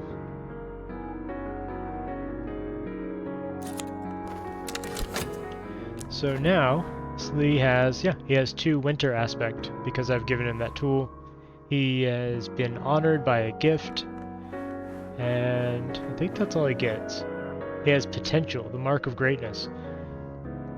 In the right circumstances, this follower may become even more powerful.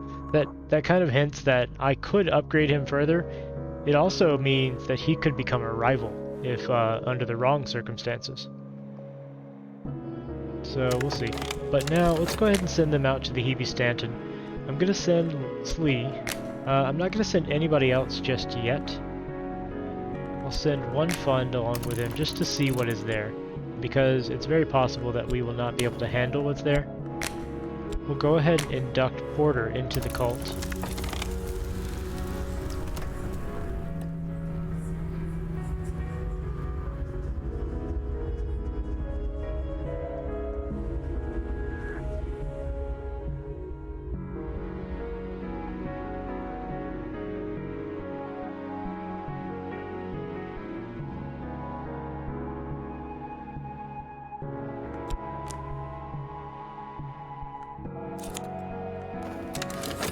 So now we've upgraded our passion even further. We have a wild imagination.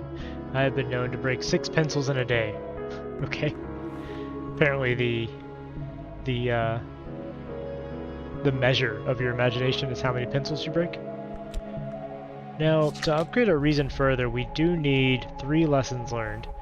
I'm going to go ahead and generate 1 using study, and then I'm going to use these essays to generate the other 2. Alright, we have recruited Porter, who is a moth aspect. That's interesting. So moth is a very interesting aspect in that you can send moth-aligned cultists to steal evidence from the hunters. So if our good buddy up here, who's currently looking for evidence, actually found any, I could send, in theory, Porter over to deal with that. Alright, so it seems that our expedition is facing a couple challenges. First, it has a western sea. Most of these islands are well known to histories, but our destination lies in wild, uncharted reaches. We'll need heart or forge to survive. We do have someone that's heart aspect. He's not strongly aligned with heart, but he is not bad. We also have watchers, mortals, perhaps even ordinary mortals, but quite a number of them. They can be fought, seduced, or deceived. So to get past the watchers, we would need something like edge, possibly heart again. And then this is a warded door. Forge or knock will defeat it. Unfortunately, we don't have either of those, so I don't think we can continue on this expedition. Like, I will send Leo, and he may be able to finish one of these challenges because he's heart aspected. But I don't think I'm going to give them any more money right now until we get a forge or knock related cultist.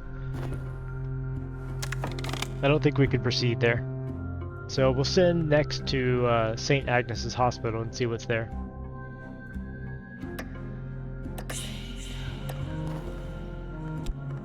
That gives you an idea of how these vaults work. Each vault has a number of challenges associated with them of varying strengths, and then you have to send cultists who are knowledgeable in the aspects that can overcome those challenges. Sometimes they overlap, sometimes they don't.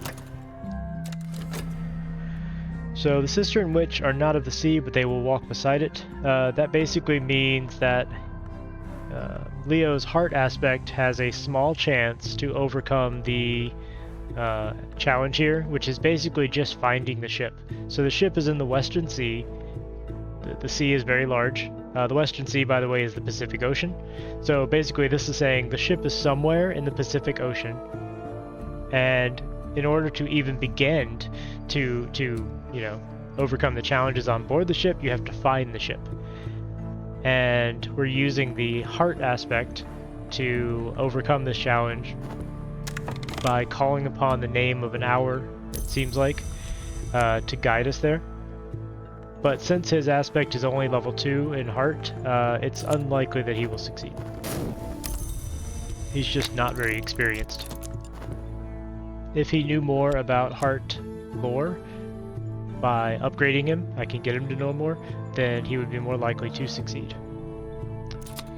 I could send Porter, but he would be no help at all because he is a moth aspect cultist.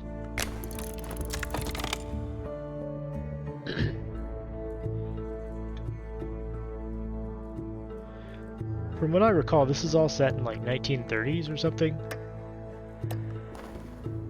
Because you will occasionally get little references to locations and events that happened around then. It's much more obvious in one of the DLCs, Exile.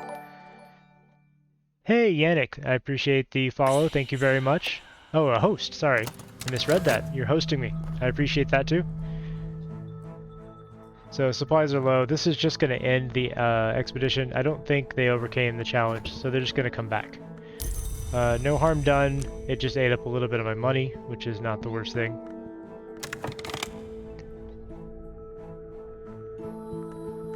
Yeah, Nick, I do really appreciate the host, and hopefully everybody come in and will enjoy watching this quirky little card game.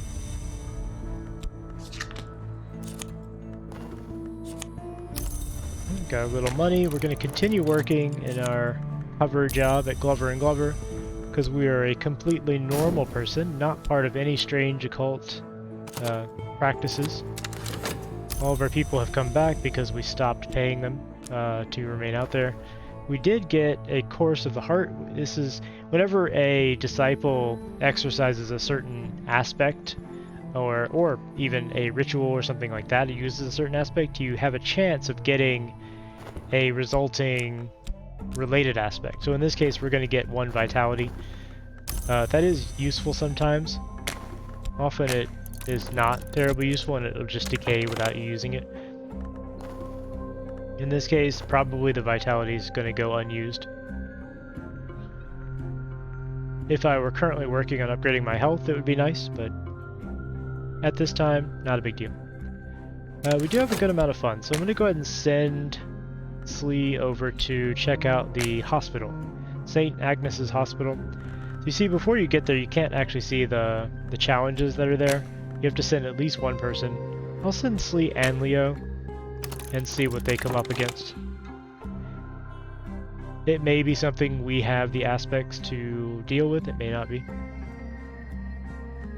I think we should go ahead and start recruiting some more people as well. So I'll start talking about Lantern to random people. There's our vitality that we got. Now if we had like an illness coming up, this would be nice, but we don't. Ooh, I just spotted a problem though. We have a Season of Despair coming up, and we have 1 Dread here, and we have another one that's about to pop. That is less than ideal. I don't know what I can do about that, but I'll take a look in a minute. So, at this expedition we have the Dry Soul Curse. Heart or Lantern will suppress the curse. We do have a good amount of Lantern lore here, level 5, so it's possible that we will overcome this curse, and it looks like that's the only thing there. So basically what this is saying is St. Agnes's Hospital is cursed with the Dry Soul Curse. I think... yeah, I do wish that they would show challenges after you visit and fail. That'd be nice. Like if I could click on the Hebe Stanton and look at the challenges, that'd be very useful. I agree. I think we'll be okay with this. Now, I believe curses, even if you fail, the curse goes away, but it will afflict you or one of your people. That may be incorrect. It's been a little while since I've played this, so let's find out. We'll continue working at Glover & Glover. I don't know what I'm going to do about these Dread, because I don't think I have anything I can do about it. The only thing you can do is feed contentment and to get rid of them. Got our erudition lesson learned. Let's go ahead and study these essays to get another.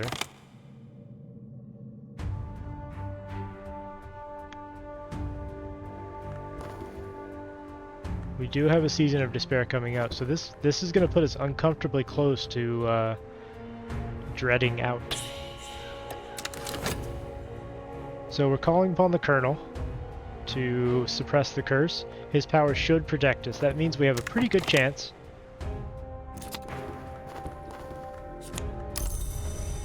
In theory. Now, I could paint with my dread, right? You can use dread to paint. And that would tie the dread up for a little while. I don't know if that would actually get rid of it. I don't think it does. I mean, we could find out. So I can't put dread in these, but I can put passion in. And then we can see, yeah, I can put, here, let's put the newest dread in. And that might get rid of one, I think. I know it gets rid of restlessness. I don't think it gets rid of dread. Alright, so we found somebody, oh, we found a patron. Cool, we found another person like Mimi. Okay, there goes the dread. But it didn't pull it out of here, which is good. I think this just ties it up though, and it's going to come right back out. It was worth a try. Do I actually want to... I'm not going to spend any on this painting. We're going to have to beg for our job back again.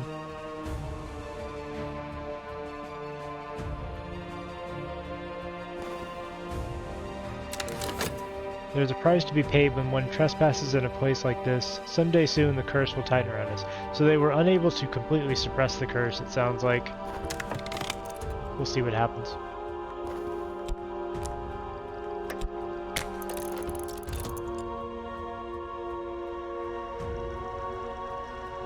But I do think we still get to loot that. Dormant Dry Soul Curse, yep. So, at some point, that curse will come due and cause some ruckus. So yeah, we got our dread right back, unfortunate. We did get a whole lot of glimmerings, though. That's impressive.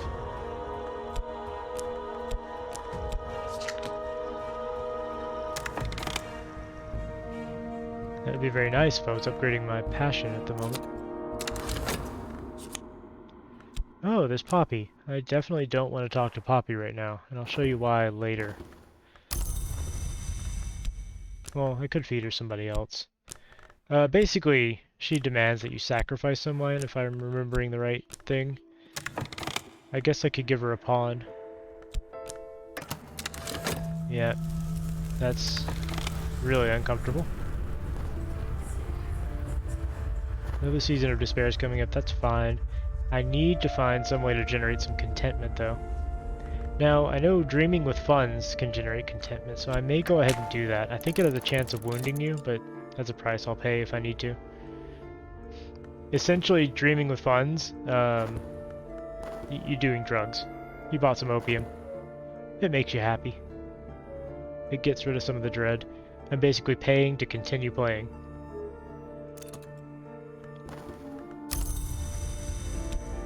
Alright, now I can dream, or I can study with these to increase my reason skill. I may have time to go ahead and study these too. These glimmerings I got is a nice little boon. Okay, so let's see what I got here. Leo, and we got some notoriety. I think that's alright, because we don't have a suspicion season coming up. Stay where I put you. We got the Locksmith's Dream. That's nice. That's a little bit of lore that we can exercise later. We got an empty hospital that we could use. The Stained Gloves. Level 4 Grail Aspect. Rose of Hypatia. That is Greek, right? Yeah. So we can have that translated if we learn something from Mimi. And Rose Pearl Dust. Not super useful for us.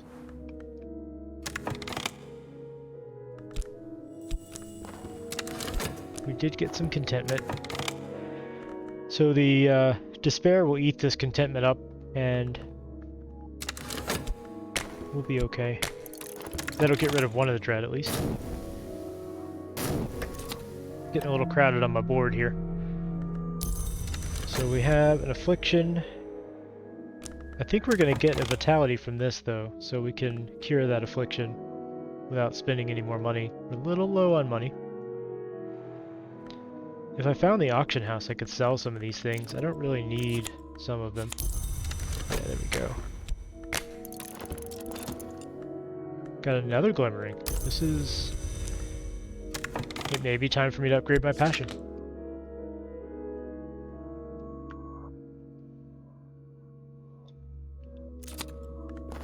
Alright, got our job back again.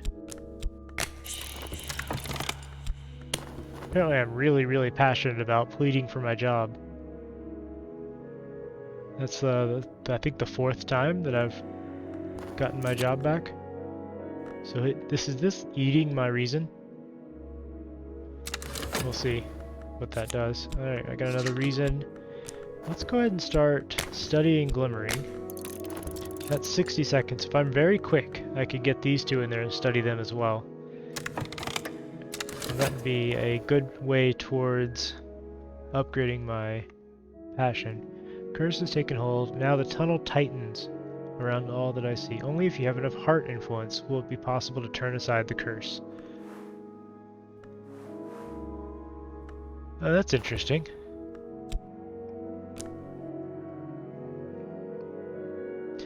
Well, I know I can get heart influence by going to the way, but I don't think it's high enough level.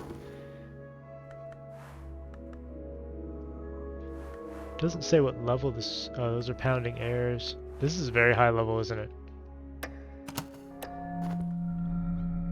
I mean, this may be... If this continues to eat my reason, this may be a run ender. I don't know, we'll see. That's kind of unfortunate. I don't know what I can do about that.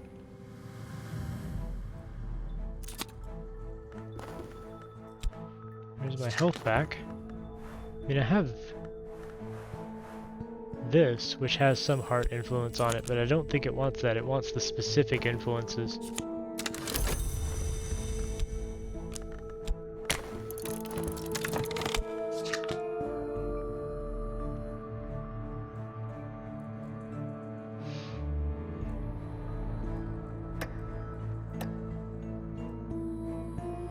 It's taking my notoriety.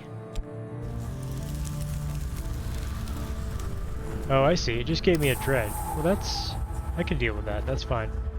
That would have been awful, but I did the, I did some opium, so, one of the dreads are gone.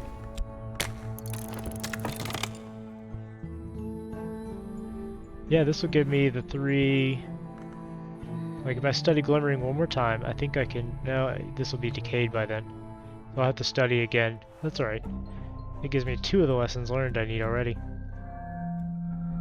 Then I can upgrade my imagination. I thought that was going to keep cycling and eating my reason. It just took one of them. I can deal with that. I'll spend a little money to do some more happy, and then we'll get rid of the despair.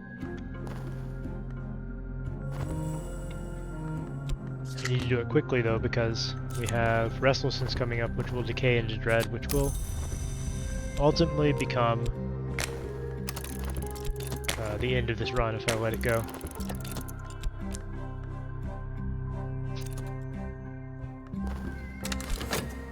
Got that.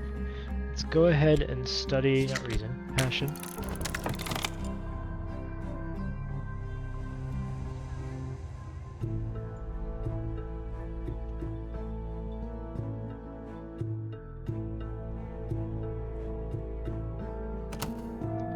Like I said earlier, I'm going to play this for another few minutes, then I'm going to switch over to probably Factorio.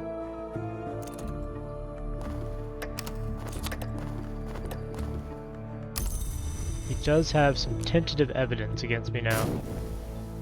Not great, not terrible.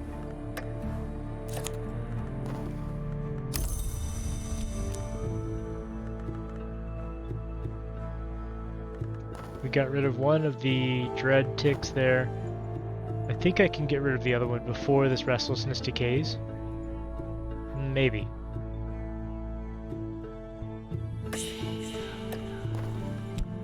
No, I can't now, because it's gonna make it take longer for the money to come out. So I need one more glimmering to get the last lesson.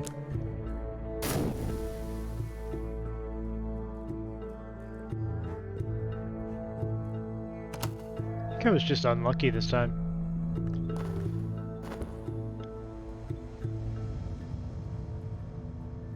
But we could still pull this out. We'll see. This money is going to go directly into that.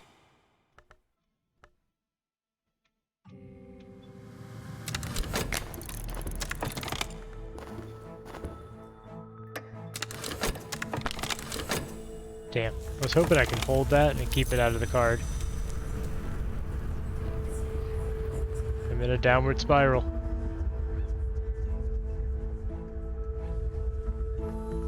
We're in a pit of despair. We're just constantly doing drugs. This isn't the best run.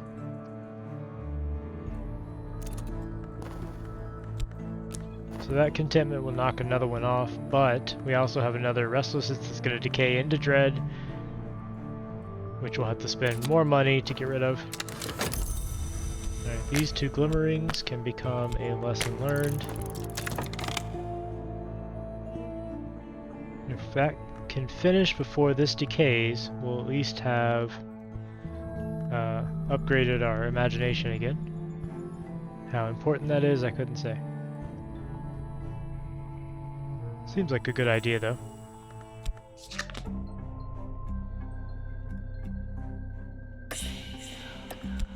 Of course, Mr. Alden is demanding more and more of our time. Good. That worked out well. Now, if I can time this right, I may be able to keep this dread out of the card long enough for another contentment to be generated.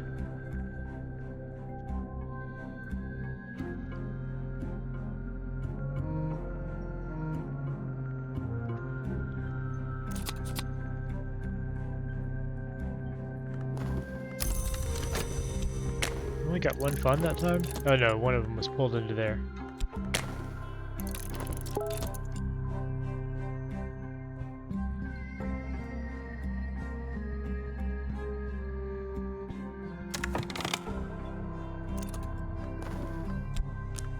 So now we can do this.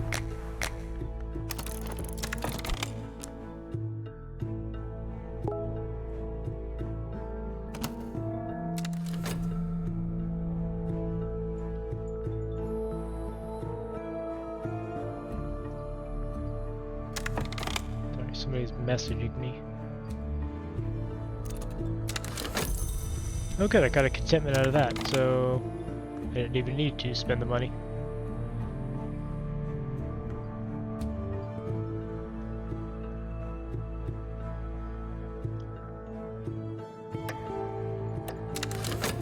I want to make sure that this pulls in the correct thing. So yeah, it pulled the contentment in from that. But I have to hold on to this dread, so it pulls that contentment in next.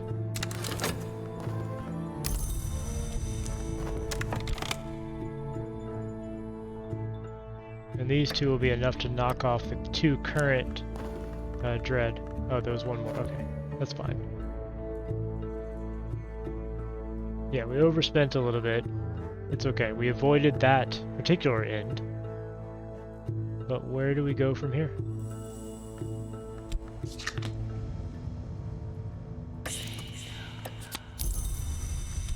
Got another glimmering. We need some more reason in here. We now have a fevered imagination and an additional passion. Now I don't recall, and if somebody in chat knows, please let me know. There's a certain level of aspect you have to put into a painting in order to get the masterpiece and use the pigment. I want to say it's 7. but I don't remember. If it is 7, I think I can attain that and make like the lantern painting, which would be very useful. Because I have Leo here, or not, sorry, not Leo, Slee here, who has a 5, and these would add 4, so I would definitely get up to above 7. I don't remember though. I know you need at least, well, I recall, may not be correct anymore, that you need at least 4 passion feeding into the painting, and then you need a certain level of the aspect that you're trying to paint in order to get the masterpiece. I'm gonna try it, probably, and see what happens. If I don't get it, I mean, there's other ways to get these pigments later on, so it's not like it's a one try and you can never get it again. Yeah, we have hunger now. It's not great. We're gonna get some money, but we're not getting money fast enough from this, because I've been spending it all on drugs.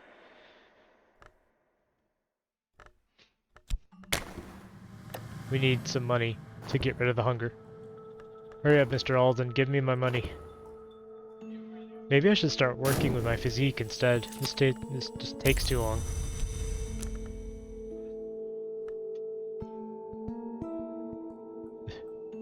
This is gonna be kind of tight. Hunger happens when you're unable to pay the money that the time card demands. If we get paid after this timer goes through, then we'll be okay. But of course, he's demanding additional attention, which means we're not going to. And that's unfortunate. That means this is going to become decrepitude, or whatever it's called. Basically, I've just permanently lost a health. There we go. Oh yeah, I had it right. Decrepitude. There are ways to recover this through rituals, but they're a little bit dangerous.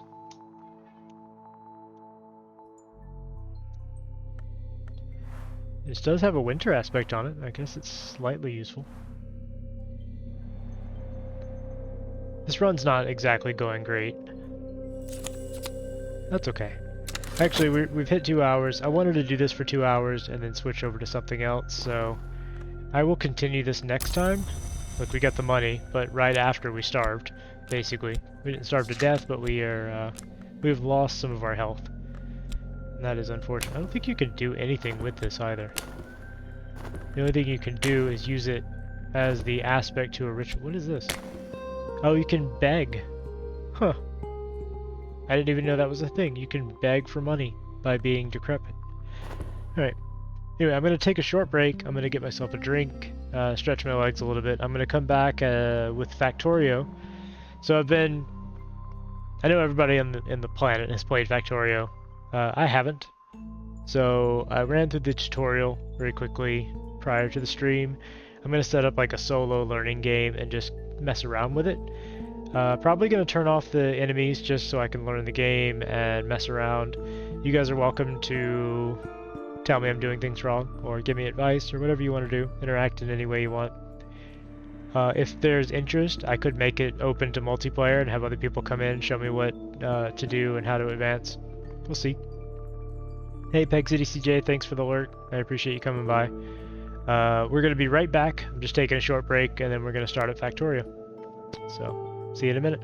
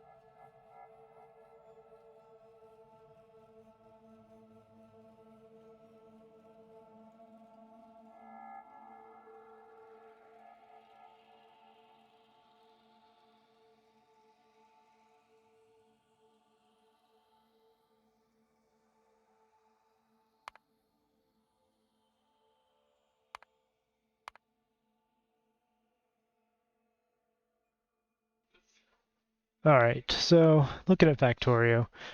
Like I said, I'm going to make a game mostly for my own education, learning the game, learning how things work. I'm going to leave it mostly on default, but I'm going to turn the enemies off. What is this, peaceful mode? So that means they don't attack you, right? I'm just going to turn the enemies off, though. That's, as I said, just for me to learn the game and to figure things out. Later, I will probably play a default game with enemies and everything enabled. But I have never played Factorio before, so I just ran through the tutorials earlier. Let's see what happens. Okay, looks like we've crash landed. Actually, I say I ran through the tutorials. I didn't even finish all the tutorials. But it didn't seem that complicated. Your task is to launch a rocket into space. You will need to research advanced technologies in order to unlock the rocket silo. Start small, work your way up with automation. Don't forget to protect yourself from the natives. We don't need that last part. Okay. Alright, we don't need tips and tricks right now. I'm sure everybody in the chat will be very helpful if I need to figure things out. Looks like we have some junk that we can pick up from the debris.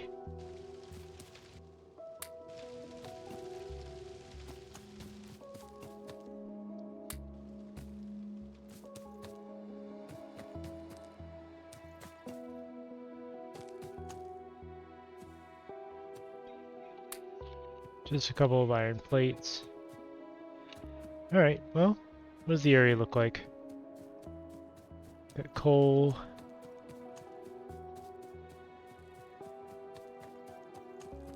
Copper, stone down here, iron all through there. Alright. So from the tutorial, it looked like we need to start out by grabbing some furnaces. I'm also going to grab some wood. Much like Minecraft, start by punching trees. Grab a little bit of copper too. Probably don't need this yet, but...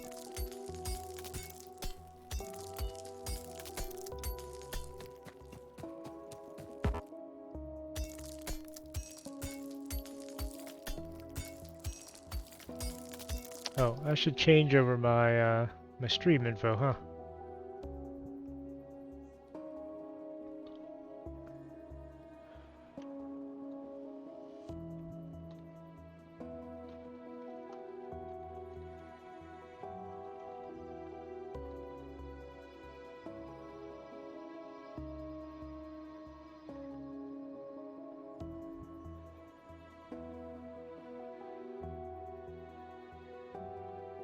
There we go.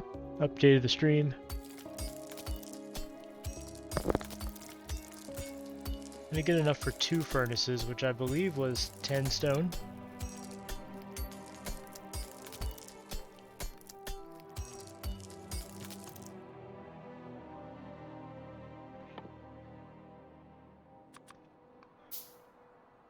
Oh, I started with a couple. Whoops. Well, there we go. And we started with a drill, which is nice. So I'm used to right-clicking to dismiss things. Let's go set up our first iron mining, using coal and wood as our fuel.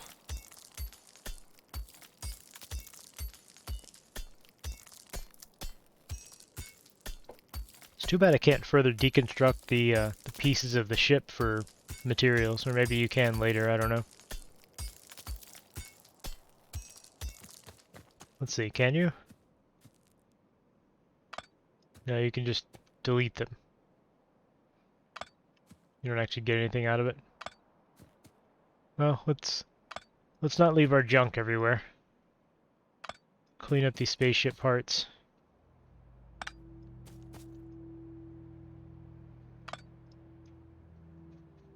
It's possible we missed something in there anyway, and it'll pick it up when I do this.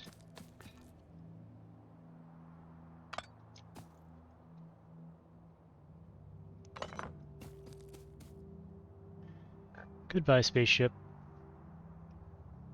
You were a good spaceship right up until you crashed, and then you were a bad spaceship.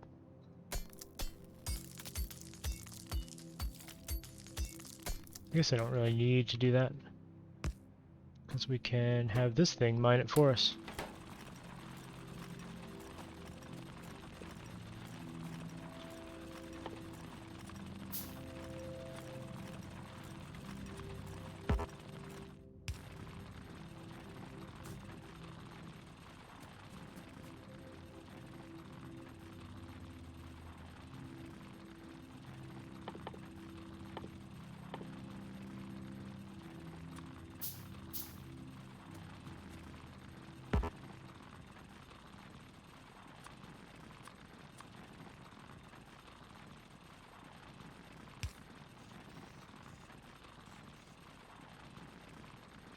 Alright, so I assume I put a furnace down, and yeah, it'll start inserting items into the furnace. We'll use some wood to burn and fuel the furnace, and that'll make plates. Okay, simple enough. This thing also needs fuel though. I'm going to get enough plates to make a another drill, and we'll start automating the coal production. For now though, I'll just collect another 10 coal or so.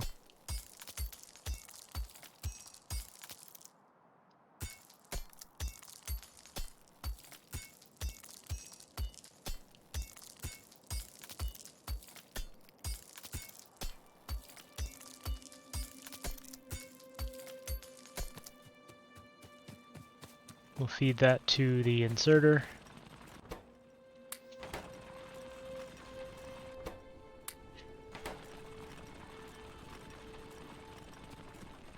And I guess I could make another burner inserter and feed the stuff out into a box. So we'll have all of it exported.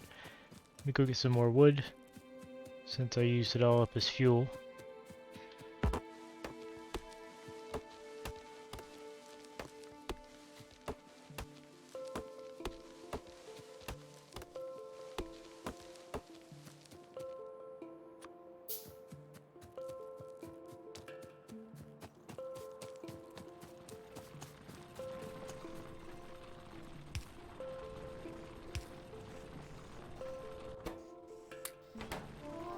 Okay, nice and simple. That will stock up a good amount of iron plates. Go ahead and take those, and let me see, do I have enough to make another one? Yep. So make another drill.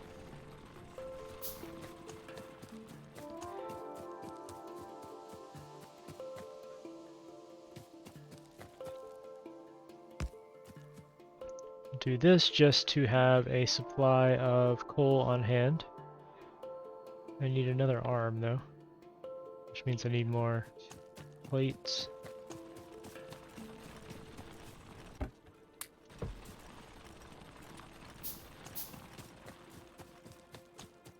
Then of course I need coal, well, fuel of some sort. Can do iron chest? No, I'm just gonna keep using wood for now. I don't know if the iron chests actually hold more.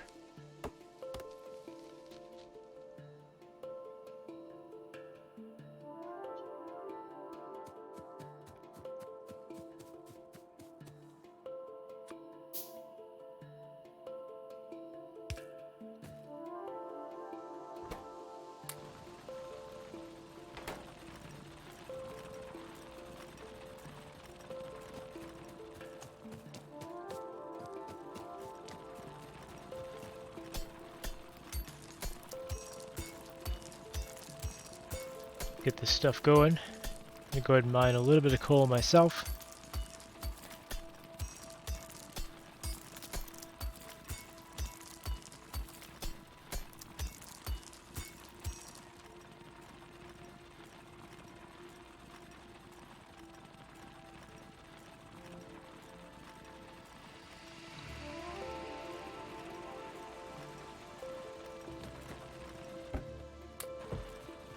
For now, I'm going to have to keep manually distributing the fuel, but I'll be able to fix that soon. Now, I don't know what the common patterns are for feeding these burner drills and such. It may not make sense to automate these until I get to electricity generation.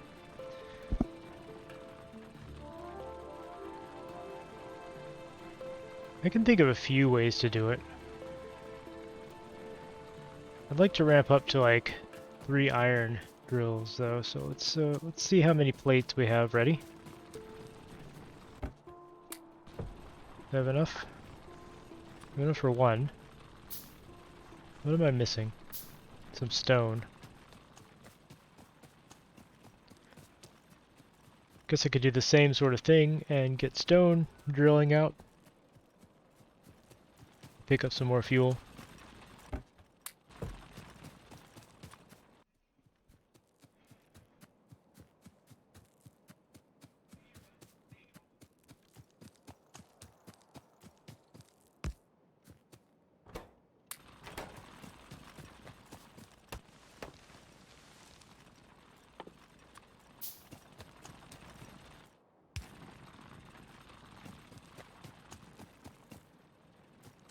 Simple enough.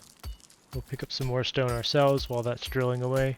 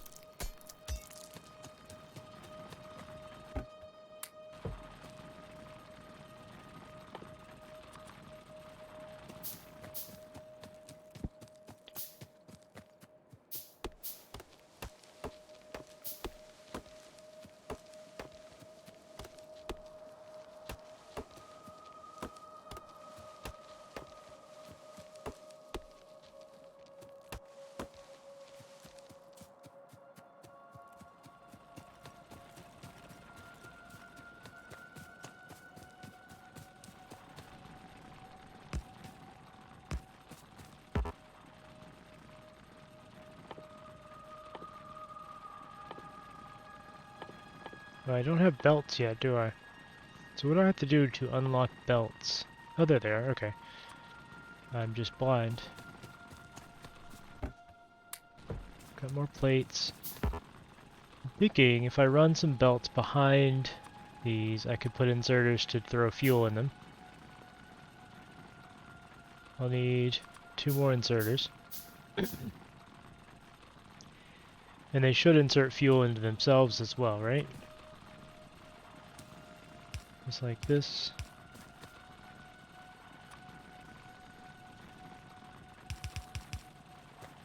And I'll have to route the coal up from here. If I just assume I'm going to do that. I need a lot more belts.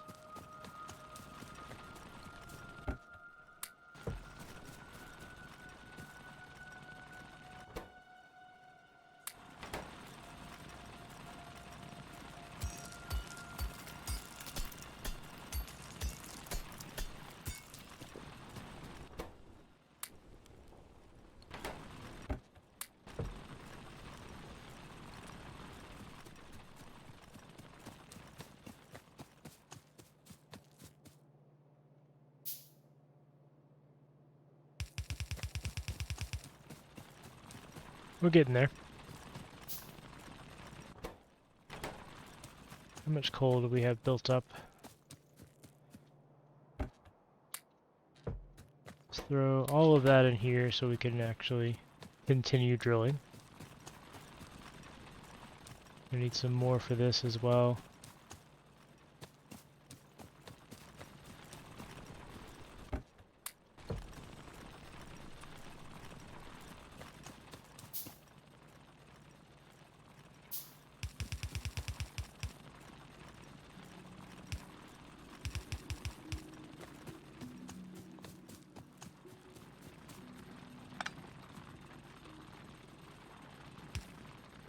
Alright, that should start fueling them nicely.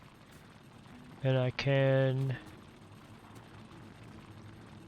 this will be ugly, but I can have the burners also insert into the drill itself.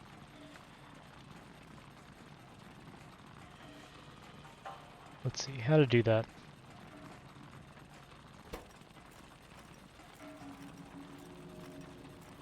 Be nice if this just self-inserted, but I can see why that wouldn't do that. Is working out alright? These are currently feeding themselves first, which is okay. Let's get rid of this and this. Now I'm going to want...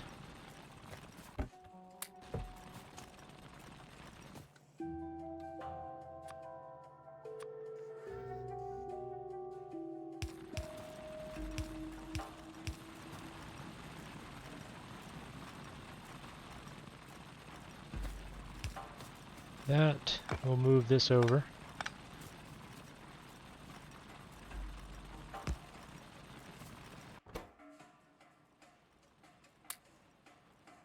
I need to figure out how to fuel these as well. But for now, I could just do that manually.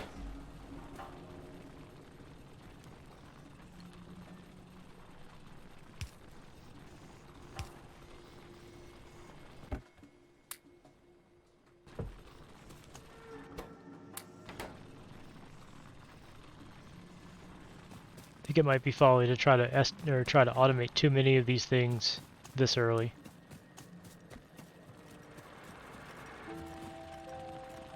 This, however, I can probably do. Let's see, can I make 2 more of these? I'm thinking if I just do that and that, this will self-fuel the burner drill. I could put another one over here as well.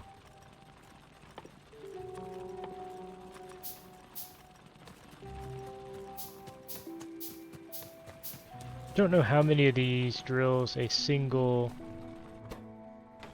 other drill can sustain.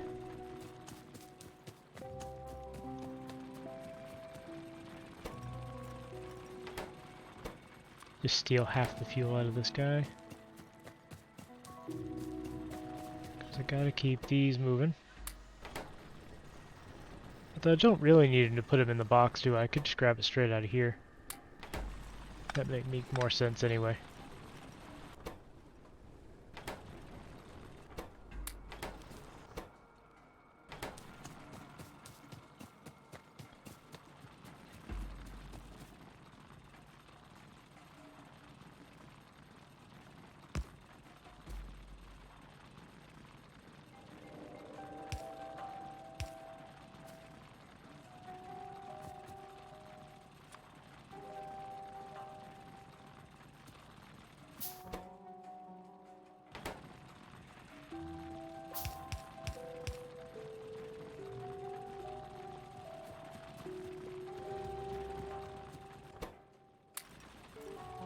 Throw one piece in to get it all started, and it should start fueling everything.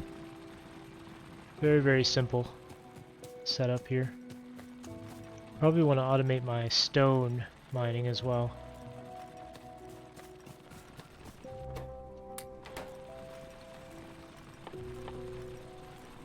Did I bother getting a second furnace running? Right now I'm manually fueling these, so I'm thinking it may not be worthwhile.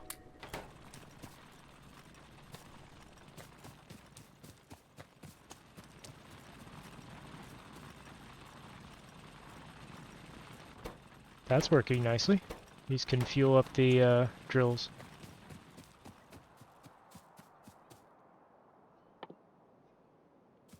We'll need a few more plates.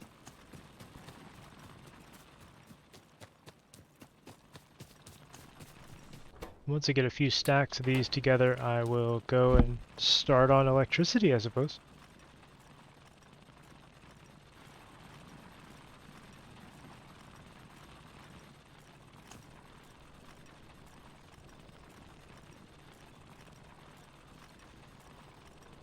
It may make sense to get another couple furnaces running this way, just to speed this up. We'll see.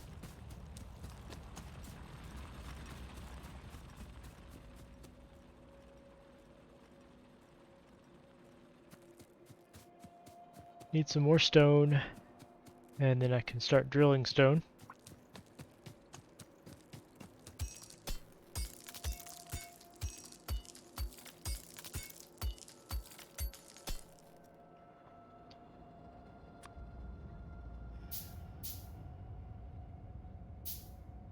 And in this case, I'm just going to have a drill exporting, well, actually, I've already set this one up. I guess I don't need more than that. Need some more fuel for him, though.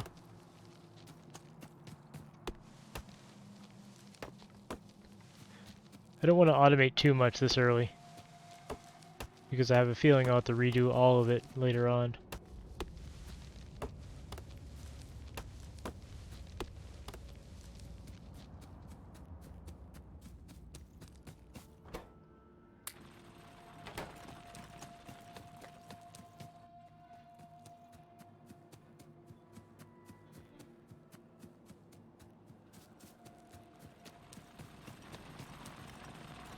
Also, why is there no music? I feel like there's supposed to be music.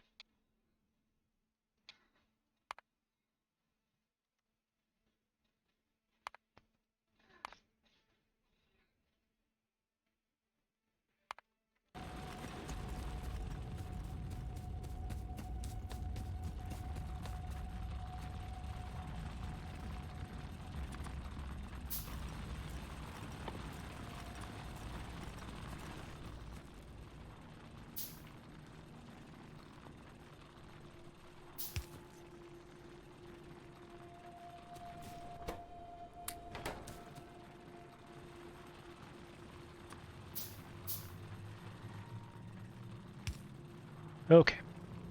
So if I drag the ore further this way, and then put furnaces in front of them, they will also begin smelting things down. I'll need to bring up some more coal, which I'll just grab off of here.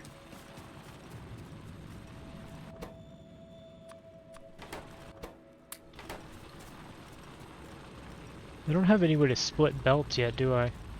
Like if I did this, I assume it would just stop sending things that way. Yeah. So I don't have any way to do that yet. Or do I? Stone bricks.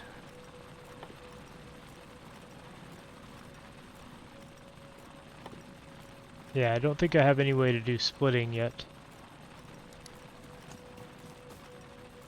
Otherwise I could run a line of coal behind these to fill them up.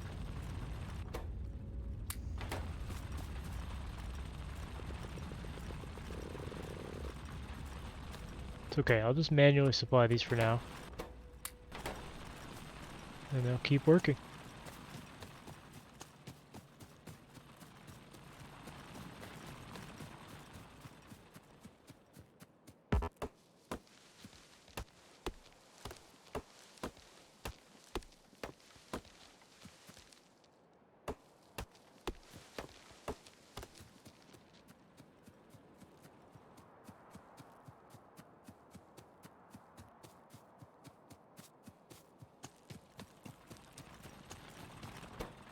How's my stone mining doing? Excellent. Great job. Keep mining.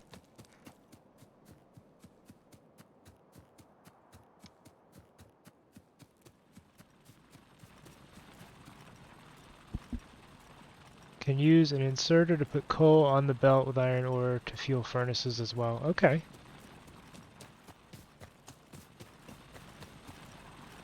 Fair point. Let's try that.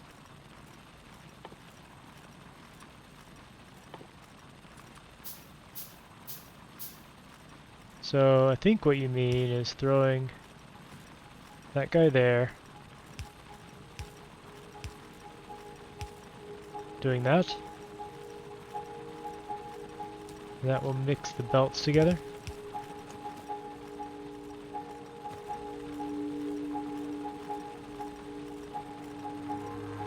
Thank you. Good stuff. Well, I'm responding as if you can hear me. You just said you can't hear me because you're playing a game, but still.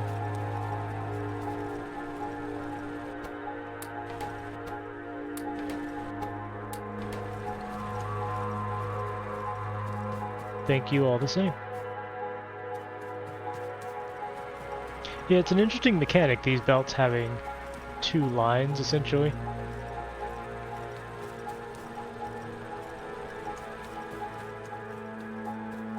So I guess we could start on power generation.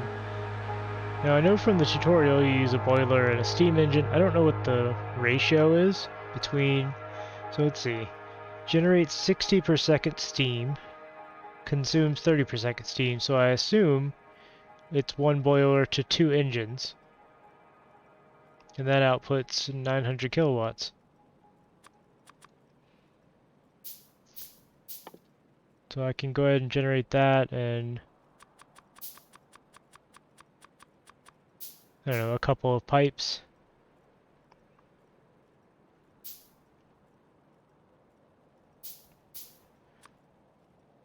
Throw the pipes down there, boiler, engines.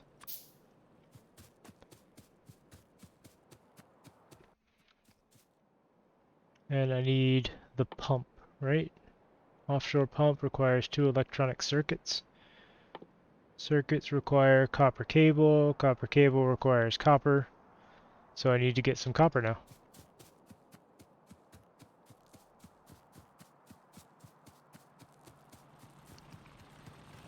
So instead of this inelegant mess, I guess I could do something similar running back behind them. So if I throw an inserter right over here and run a line like this,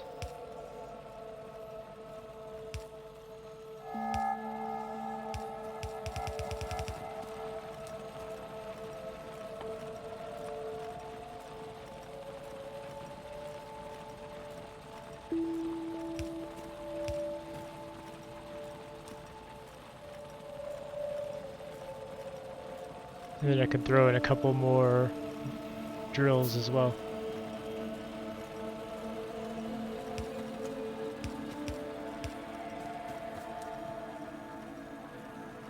There we go.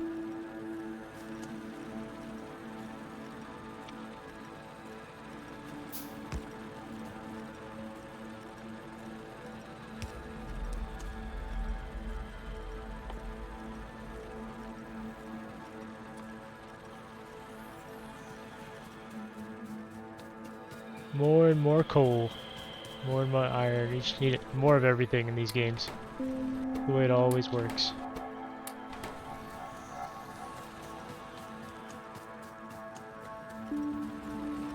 I appreciate that the inserters can self-insert first, so that they remain fueled up.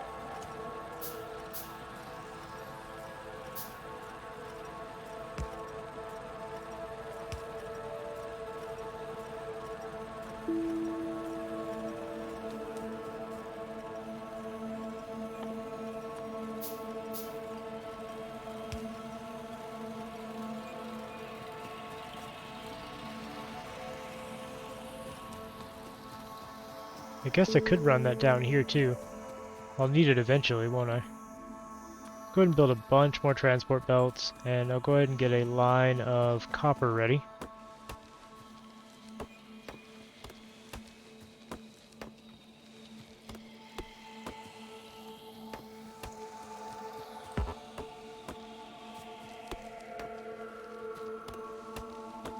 All of this can be fuel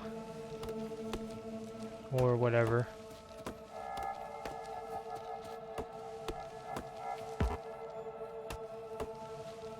Let's get, I don't know, I think I need 3 of these burners, or burner drills.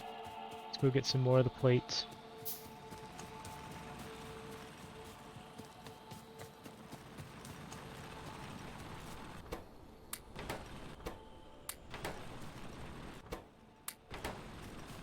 Probably need another drill for this too. Maybe 2 more. I can push this out a little bit.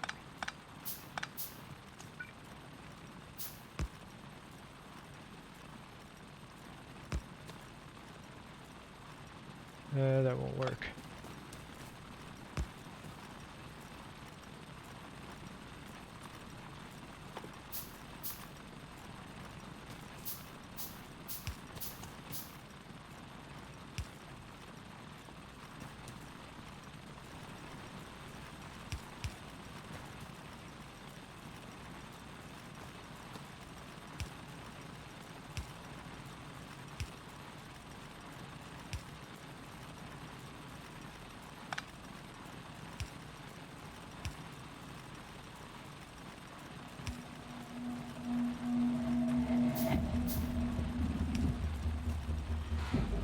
There we go. That should keep them nicely supplied.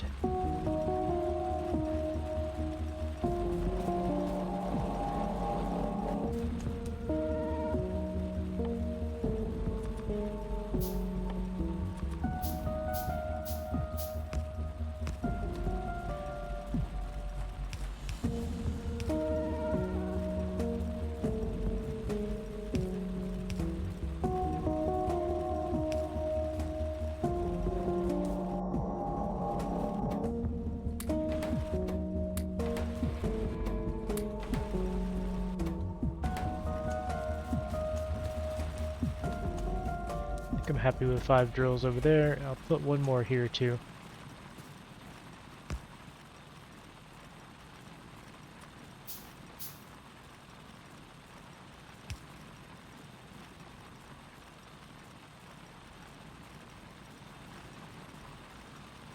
Now, I am going to have to split this line off and head it down this way, so let's go ahead and set that up.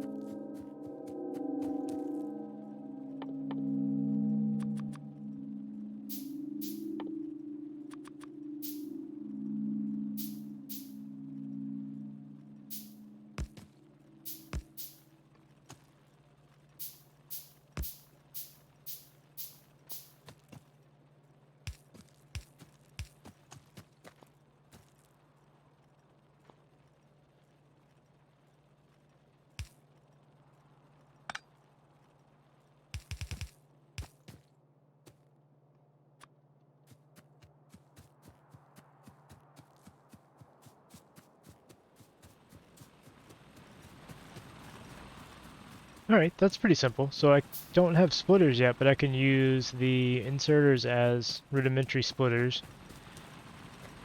I guess just one of these is gonna manage this nicely. Probably don't need 2. I was just overproducing just in case. Oversupplying, I suppose. Could probably handle another drill here.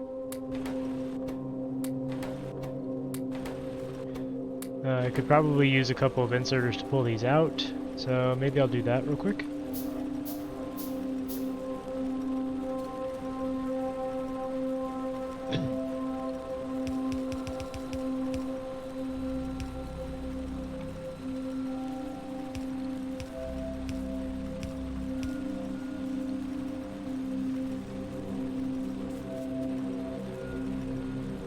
Probably don't need to do that yet though, because that's going to complicate things with the fuel requirement. I'm just going to leave them in.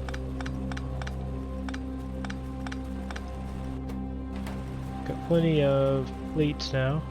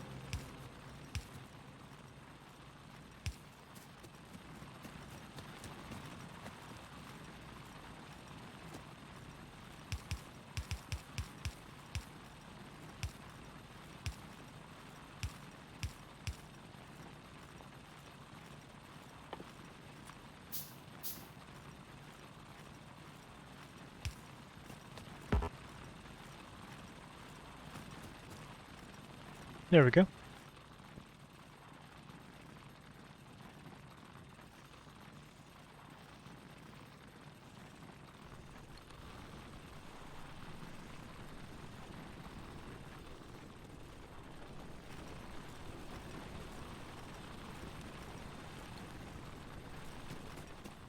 This seems pretty simple so far.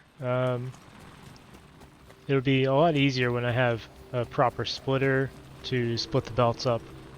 But so far, feeding these in, I'm still trying to get a handle on the ratios, but it looks like these 3 drills can handily supply more than 3 burners. More than 3 smelters, I guess. I'd have to do a lot of testing to figure out the ratios, and I'm pretty sure I could just look them up somewhere, but I like to figure these things out myself.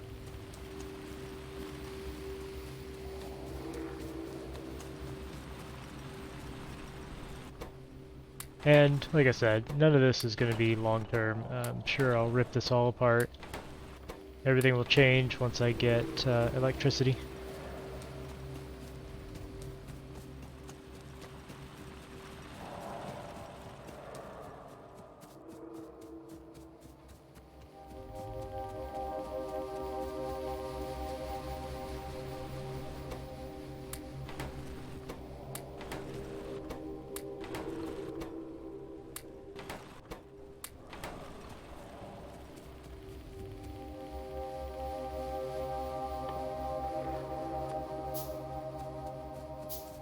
Now we can attempt to electricify.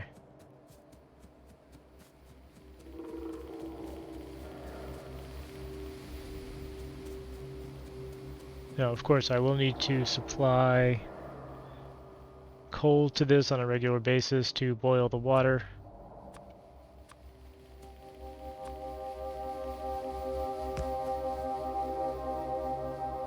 Now, can this just hook directly to the boiler? Like, can I just do that?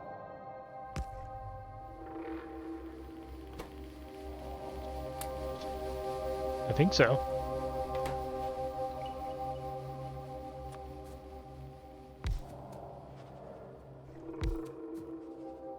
Does that just now work?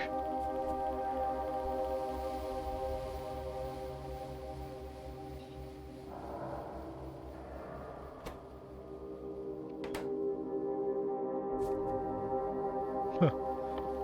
Good question. Let's see. I'm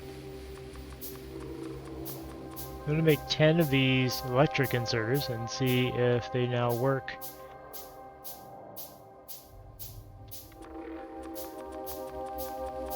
Bunch of electric poles.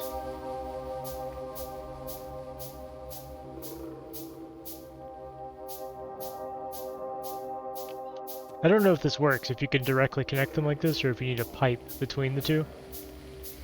It's all new to me, so if you know, let me know. If you don't know, we'll figure it out together, I guess. I mean, it's possible these are backwards.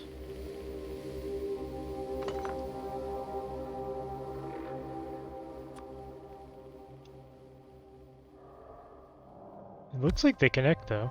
Yeah, so this did start up again. So it's filling that up with steam. So I assume this is working now. I will go ahead and throw these onto here.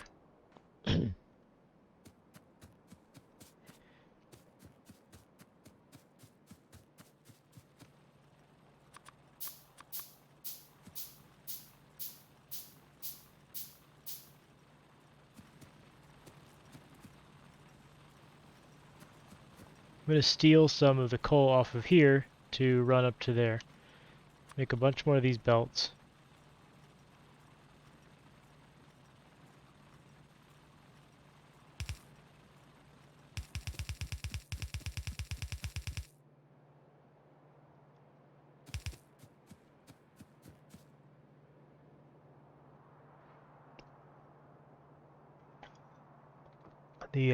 The silence in this game is pretty unnerving. I thought there was music, but it seems like there's not music.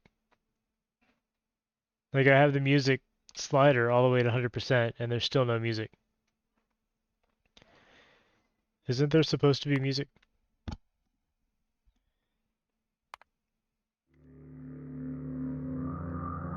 Oh, there is a little bit of music. It's just very, very faint.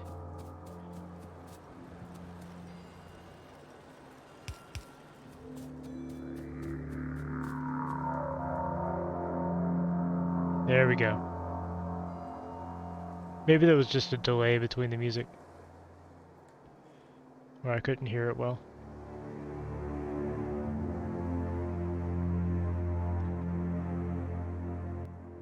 That's better. At least there's some noise.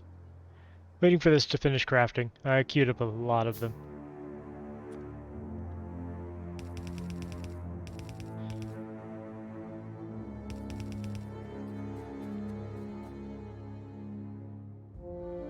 So if I run these like this,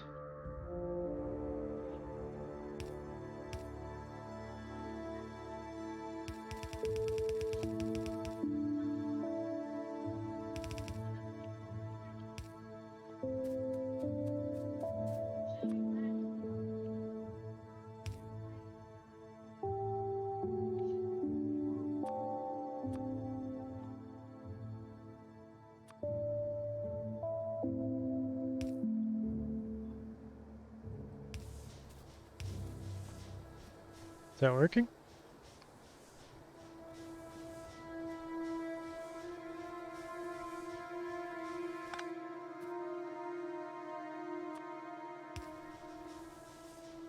He's not actually inserting though.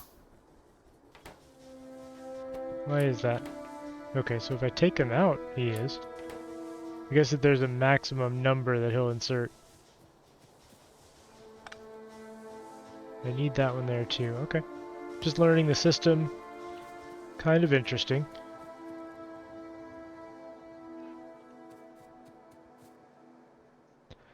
Well, we have electricity. What do we need next? I guess the lab? Not enough ingredients. I need 4 transport belts, 10 electronic circuits, 10 iron gear wheels. So I'm just missing out on some iron.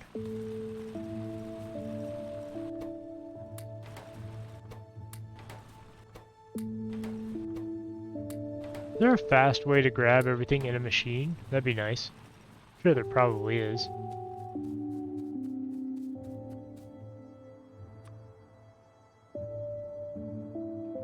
Now this thing, I'm assuming I need to feed some kind of material in order to research. I didn't actually get through this part. Ah, I see. The automation science pack. And that is made how? By hand right now? Yeah, I assume I'm gonna get a machine later, but right now it'll just be made by hand.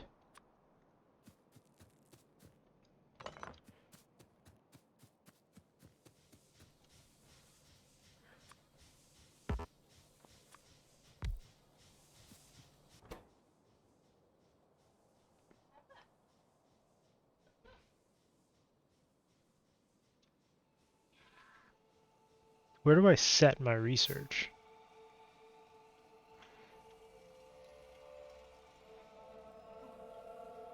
Like tell it what I'm researching?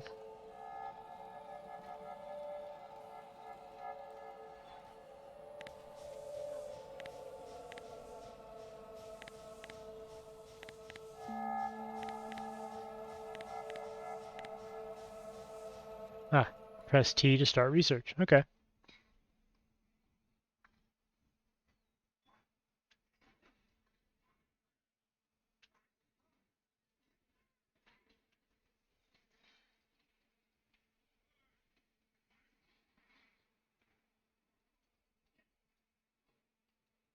So automation just costs 10 science packs. And that'll get me assembler machines and long inserters. Okay.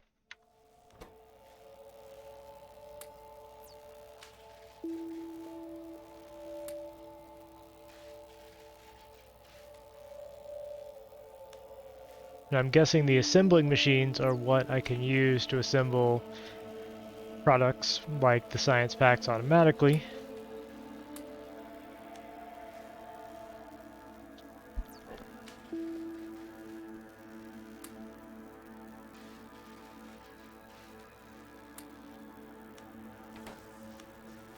Good stuff. That's working out nicely. I'll probably rebuild this once I get electricity everywhere. Right now this is working fine.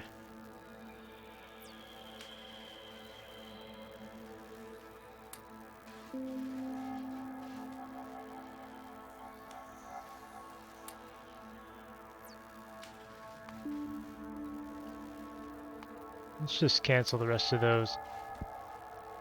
I'll probably end up automating that rather than doing it myself by hand, but I have enough in there to finish this research.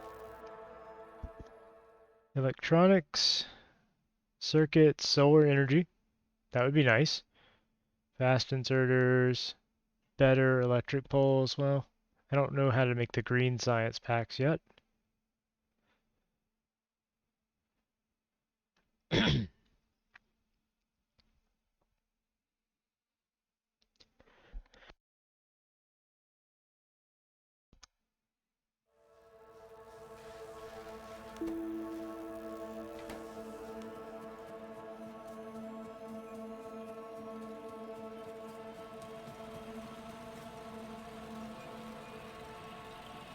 This is all working out pretty well though.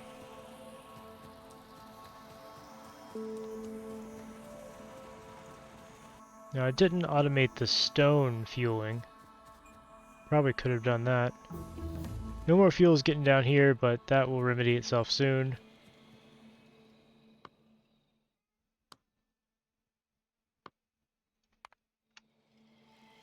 Now I can make assembling machines. Let's see what one of those looks like. I can also do long inserters. I can see what those would be useful for. Okay. Can you disassemble things? Like, can I disassemble the burner inserters to get the parts back? I don't think you can. I thought maybe the inserters would require the burner inserters, but they do not. So I guess those are just junk once you electrify.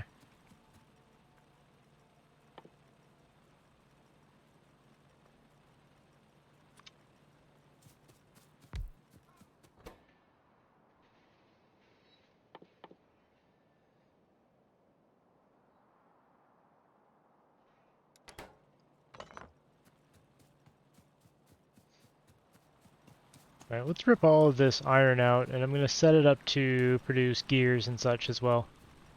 So let's go ahead and pull all of this up.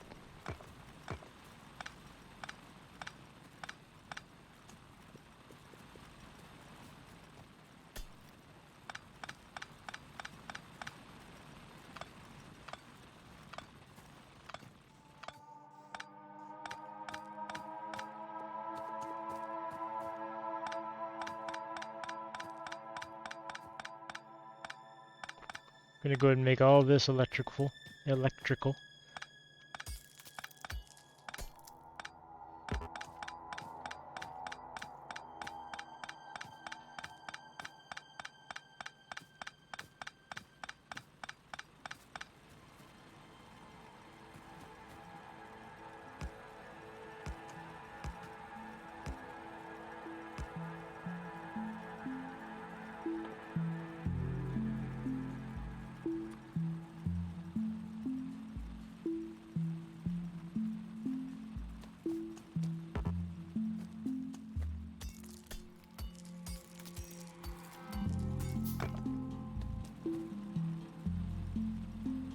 Do I have electrical mining as well? Yeah, I do. I may as well upgrade to that too. Let's go get some more of our copper. See if I can get 5 electrical miners running.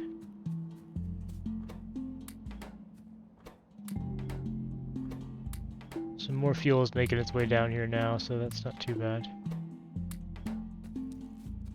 That'll all work itself out.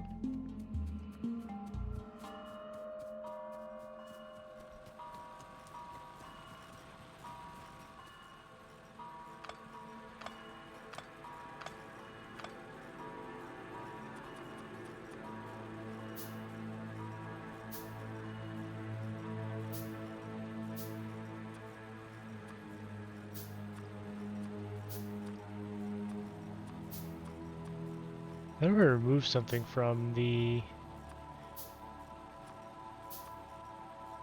Huh. Control, maybe? No. Ah, middle click.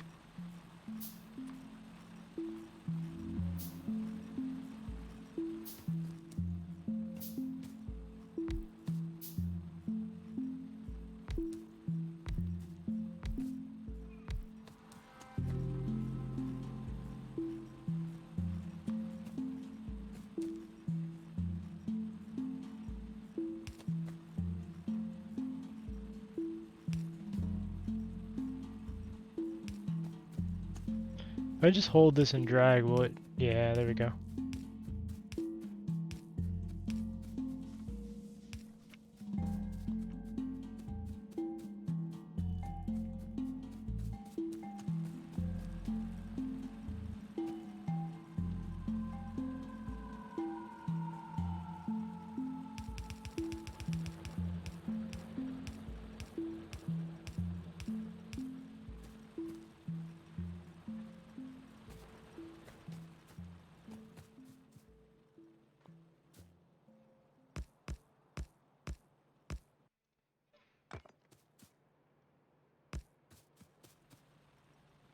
Okay, so we can set up our iron smelting this way. And at the same time, drop some coal onto the belt to fuel the furnaces.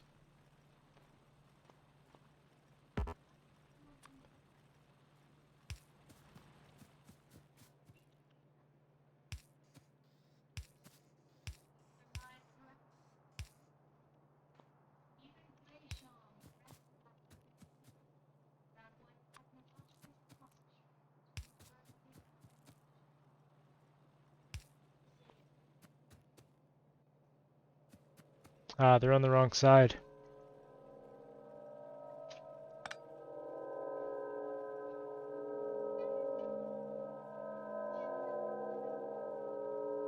So how do I flip it to the other side of the belt?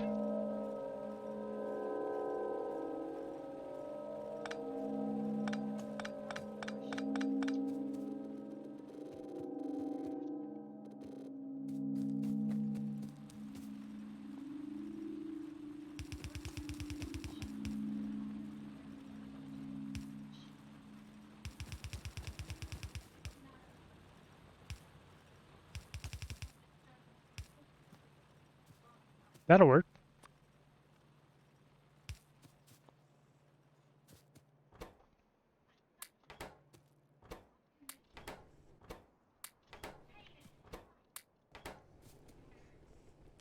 So that will have fuel and iron on the belt, fueling these furnaces.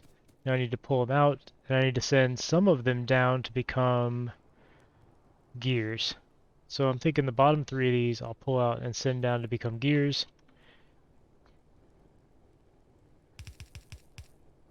And then the rest of these will go up.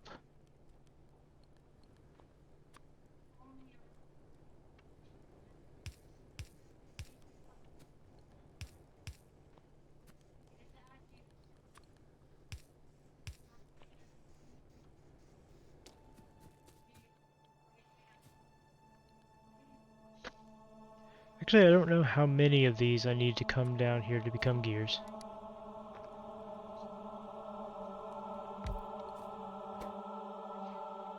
What's the throughput here?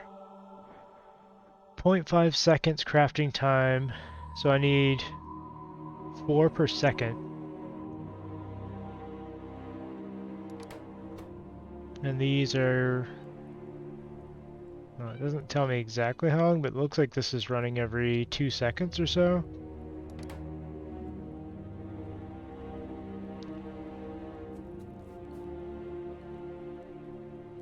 So I need at least 4 of these running down here.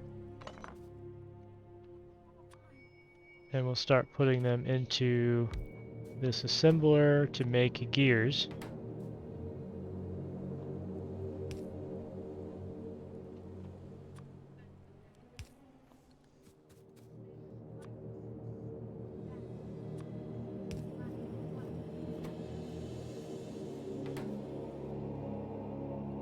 Now it needs somewhere to put the gears, obviously.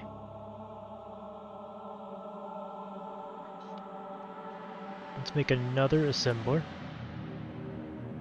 because I'm going to need to have copper plates coming up here into that so that I can make science packs. Okay, I'm understanding this so far. I think.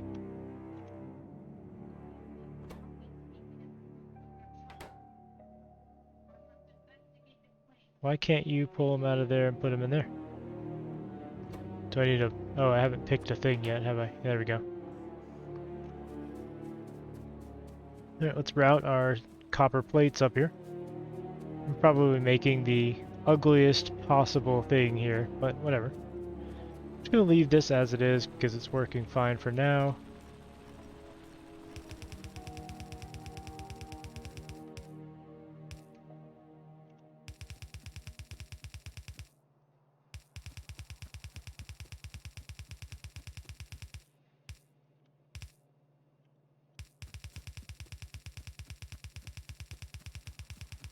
Yeah, so far this isn't too bad. Now, is there an easy way to cross belts? Or is that something I haven't researched yet?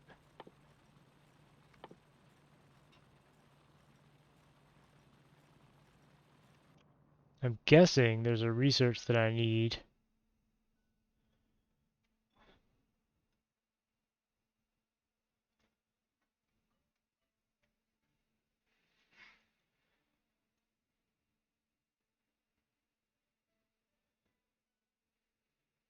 It would make sense that there was some kind of underground belt.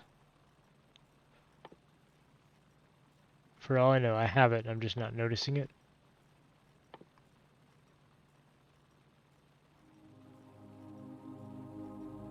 Like we have these ground pipes. Gotta be some way to cross a belt.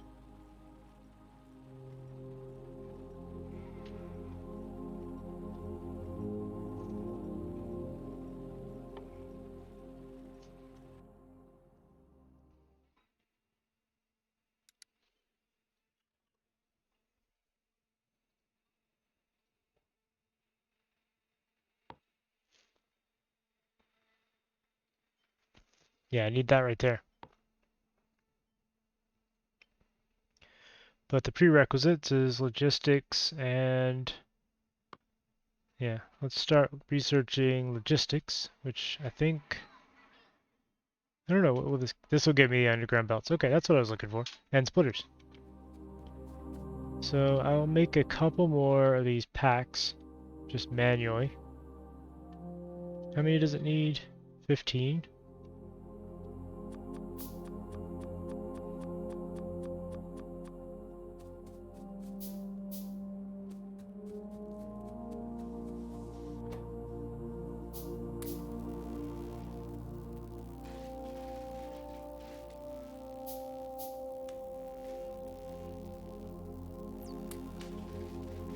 So we're manually researching this because I need an underground belt to cross this. Otherwise I'd have to go all the way around somehow.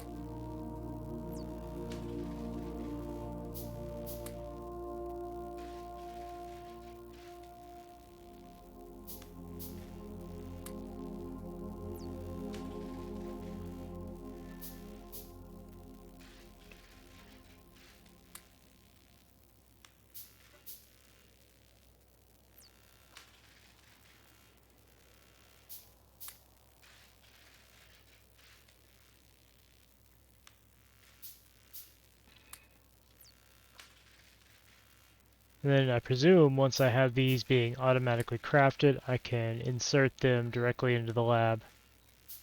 Perhaps multiple labs if I want the research to go faster.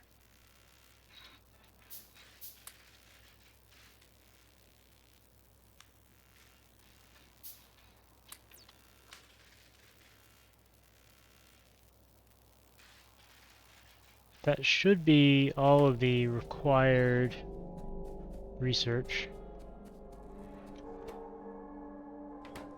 Yeah, this is full up, so...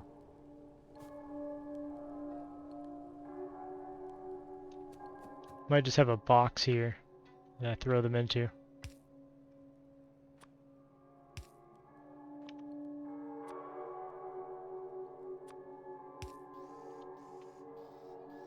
just to start stocking up on them. I know I'm going to use a lot of these plates.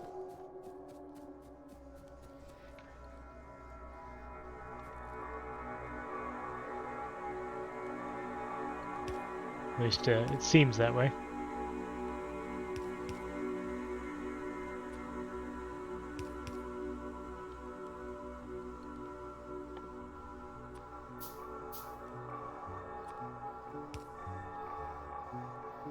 Oh, this is already looking messy. I hate it. It's okay though. We'll figure out some nice clean blueprints at some point.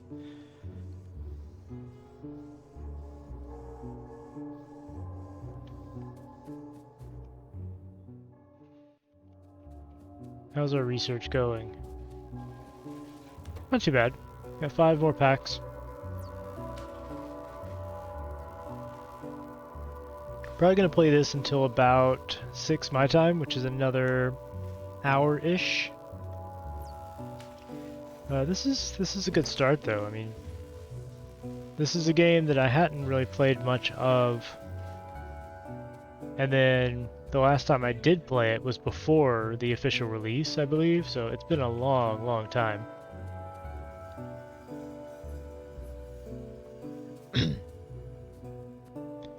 Go ahead and get this ready. And this will come up right here.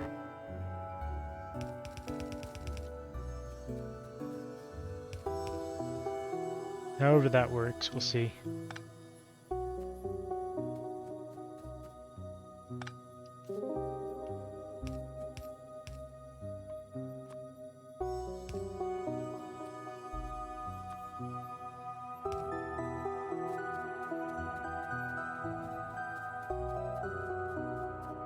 We can go ahead and get them exporting. I suppose I'll just use burner exporter or burner inserters. I don't know how I'm gonna. I don't know how I'm gonna fuel them. I could run electricity down here instead. I may as well. We're gonna need electricity everywhere.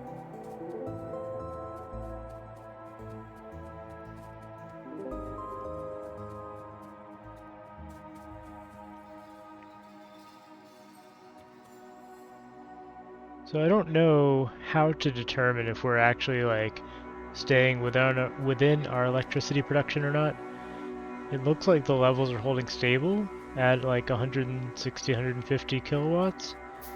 It's entirely possible I need another boiler.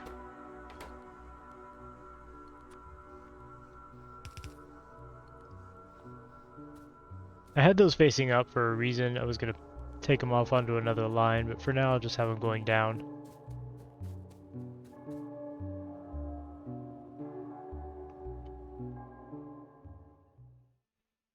We're getting there on logistics.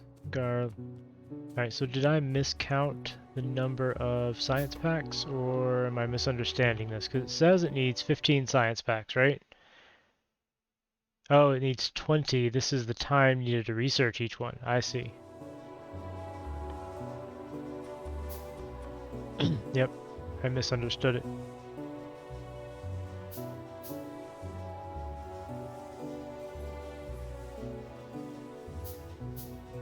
Oh, looks like I forgot to change. Well, I changed the info on my stream. I forgot to change the game. Sorry. Let's change that real quick. That may have been my fault. That may have been Twitch.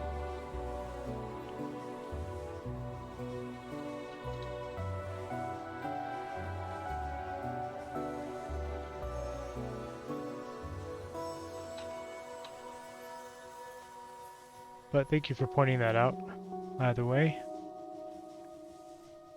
Should be updated now. If it doesn't show the new game name, refresh the page and it will. We were playing Cultist Simulator earlier. Now, obviously, we're playing Factorio, and I'm just on a little learning map with no enemies or anything. Figuring things out. Just did the tutorial. Never really played before. Waiting for logistics to finish so I can get the underground belts so I can cross over that. But for now, I can bring electricity down. Yeah, it looks like if I hold the button and run, it just puts them at the max distance. That's a nice little quality of life feature.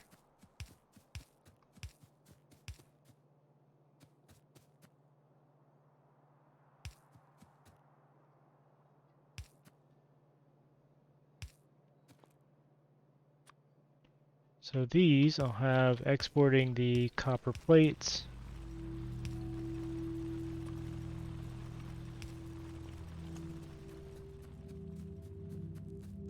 Once our logistics finishes researching, we'll be able to cross this belt up here and automate the red science packs, I guess.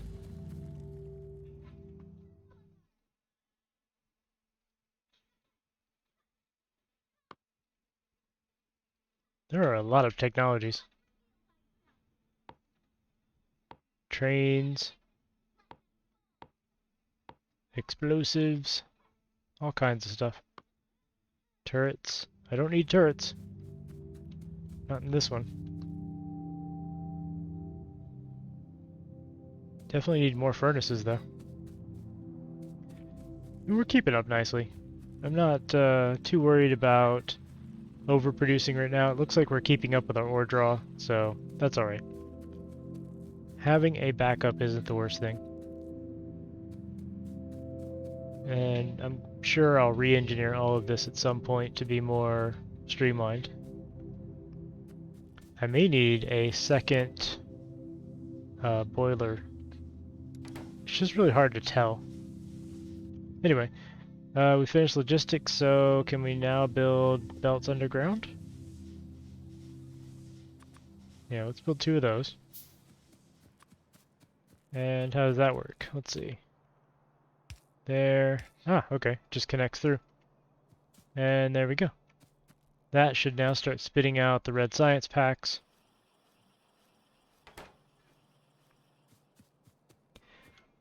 Probably won't want our lab sitting there. Let's build, I don't know, 3 of these.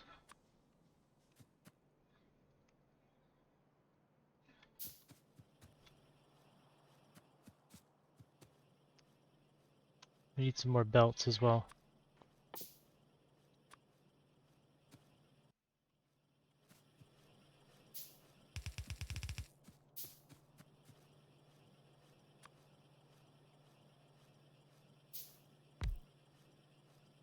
Too close.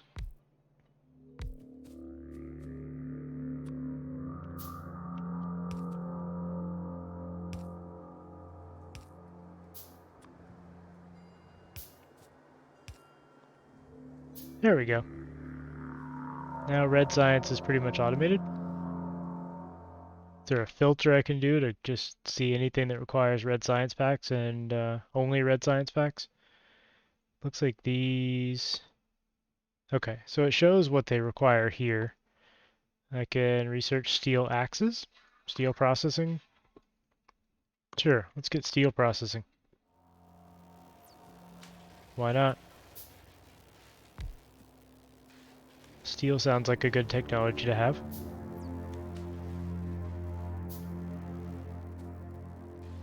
I'm gonna need another inserter.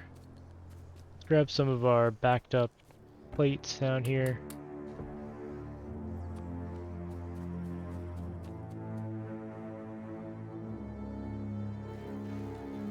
I'm not sure when I made 5 offshore pumps. That was a mistake if I did that. If anybody knows, can you disassemble things for their components, or do I just have 5 offshore pumps for no reason?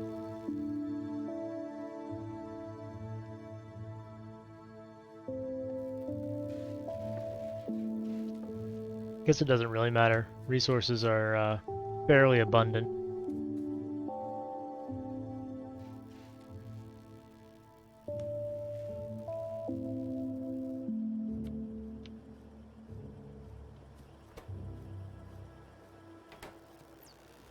I'm gonna need a couple more of these. If I need to scale this out. This was just a test. I'm seeing how this works, and I'll build this at larger scale soon.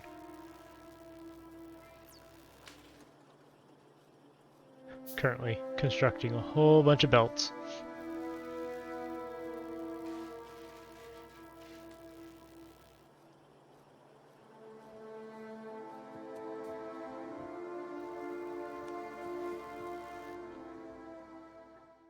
What does steel processing give me? Steel chests, steel plates. That's cool. What about optics? Optics gives me a lamp. Okay. Turrets give me a turret. Stone walls give me a wall. Military gives me guns. Electronics looks like it's just required for other things. And then these science packs go on into other technologies. I think right now I'll just get all the red ones. So I may redesign this to create more red science packs. Now what I don't know is if I'm researching a technology that requires red and green, do they both need to be in the same lab? Gonna have one lab dedicated to red and one to green and then just feed them those types? I don't know. It kind of looks like you can just feed them whatever, and if it's researching a technology that uses that type, it'll use it up. And if that's the case, I could have one complex dedicated to making red, one to green, whatever else.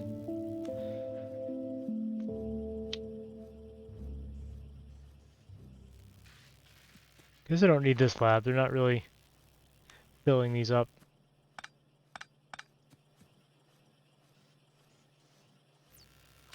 Going very slowly, but we're getting there.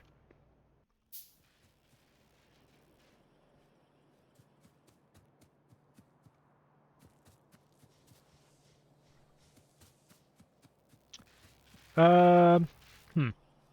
Learning curve of this so far has been easier compared to Final Upgrade, but part of that is because Final Upgrade is early access and still very rough, whereas this is clearly very polished, optimized, and fine-tuned.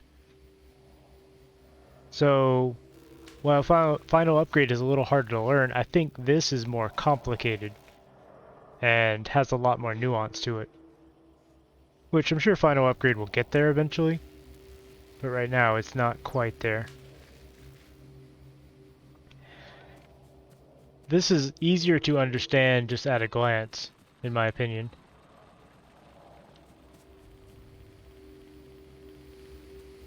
Things are pretty intuitive.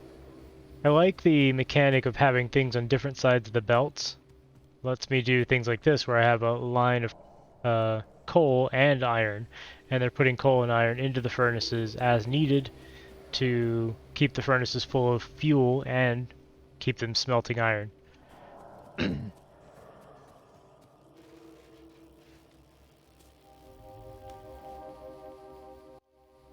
Alright, so I'm thinking now that I understand this, I'm going to break this down and kind of scale this up.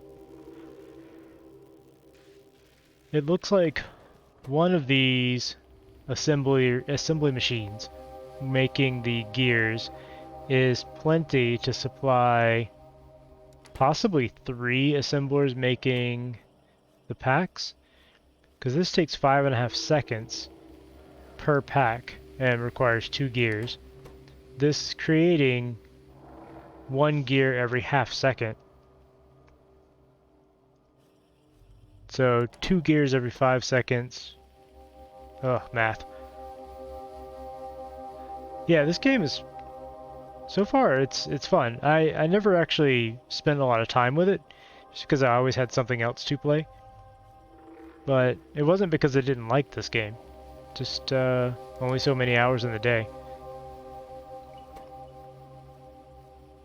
Trying to figure out the ratio of this, but I'm guessing 2 of these should be able to easily handle like 6 assemblers making science packs. So why don't I just tear all this down and try that out? Just rip all this out.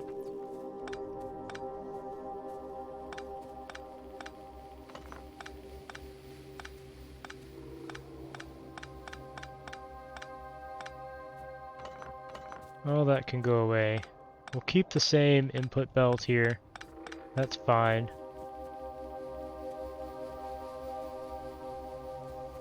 I don't really want these doing this right now.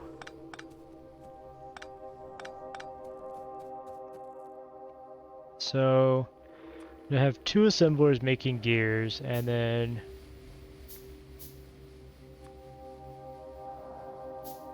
say 6 of them making the packs.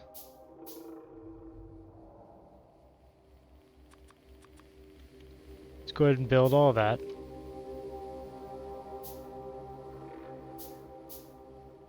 Yeah, I think Final Upgrade will be very good once once the dev gets a little more polish on it. Some of the changes he's making are very, very interesting. Like, in the next update, he's going to set it so that deposits on the planets, there's only 1 deposit of material per planet, but it's upgradable, and you can spend materials to upgrade the output of the deposits. It's supposed to encourage much more specialized factories that will grow over time as you increase the deposit output. So let's see. I have 2 of these spitting out gears.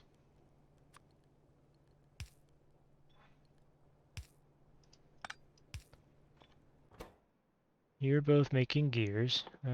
Gears. There we go.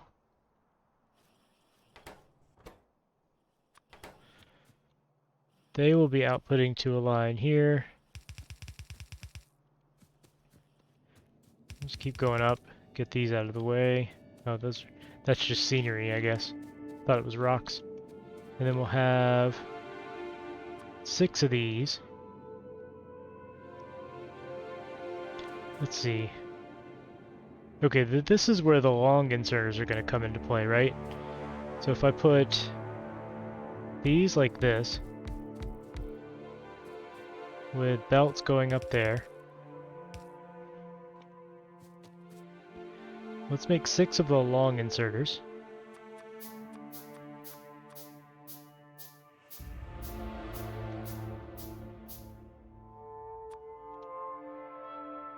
Those will grab from there. So these will grab the gears. And then I will have another belt of copper coming up this way. I guess I could have them on the same belt. But, I don't know. This is what I thought of, so I'm going to do it this way. Because then I can make 4 more inserters. Have these grabbing the copper. This is probably wasteful. We'll see.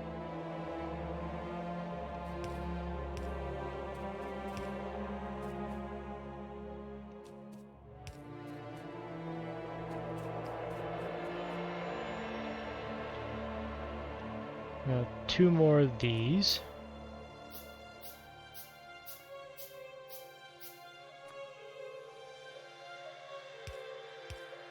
Just use those to pull the gears out. See if that works. Well, they're not going to grab them yet because I haven't told them what they're making. Seems like that's working.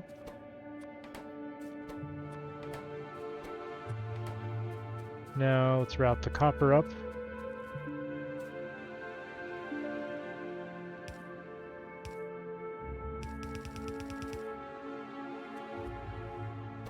I've got some copper in my inventory I'll just throw in too. And then I need to route these out. Same way.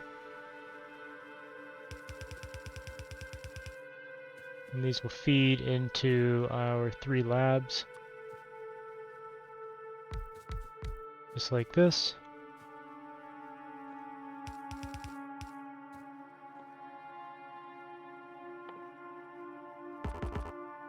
Not enough material. What am I missing? Electric circuits, so I need more copper. Because I just gave away all my copper.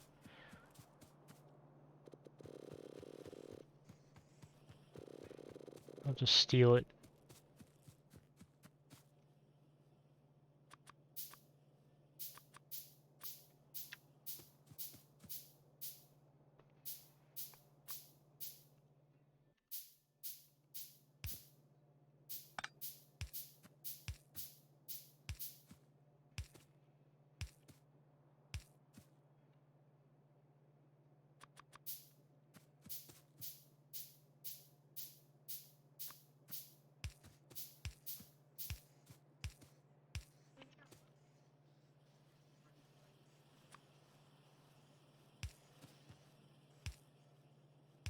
Okay, that should handle the red science packs nicely. It's not the most elegant thing, but it works. Now, I'm going to watch closely to see if this falls behind in production, and if I need another assembler. Sort of looks like it's doing alright, though. The big bottleneck is the production time on these. So far, we're doing alright. We don't actually have a tech selected, so let's go ahead. I don't know, I'll just grab something else that requires red science packs. Sure, optics. It'll give me lamps. I like lamps.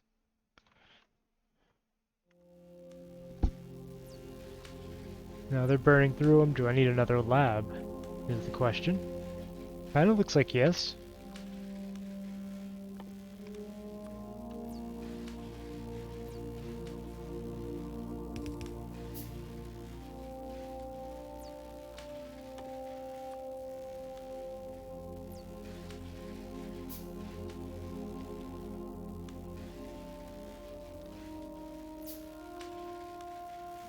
Because they're not using these up as fast as they're being made, so I'm going to go ahead and throw another lab on the top end here.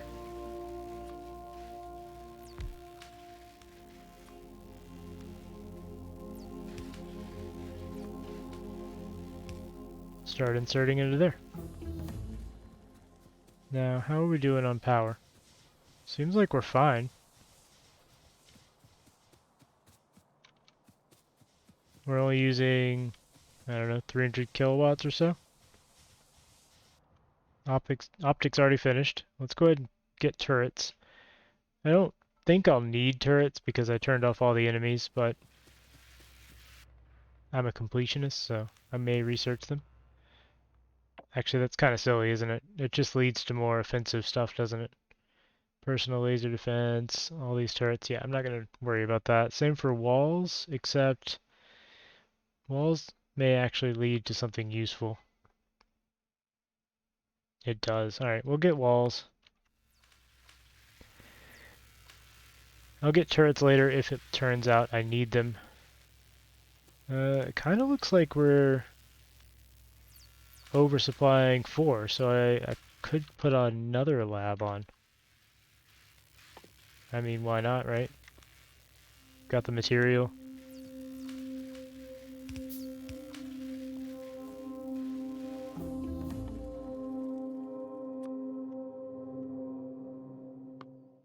Get electronics.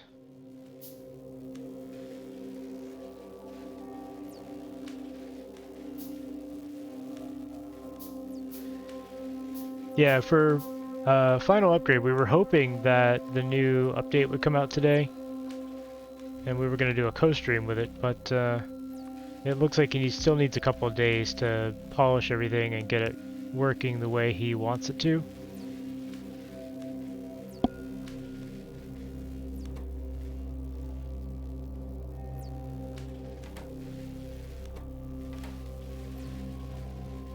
So in a few days, you may see a nice final upgrade stream. Huh. I may split this and do another line of these. I don't want to just keep going up. See, I have splitters now. Where are they? Radar. Splitters.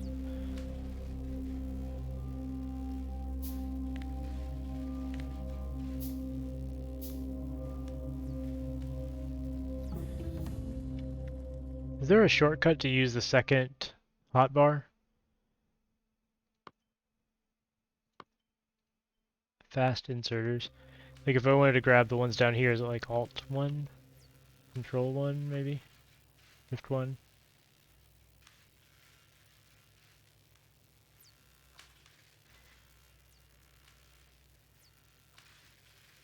I don't know.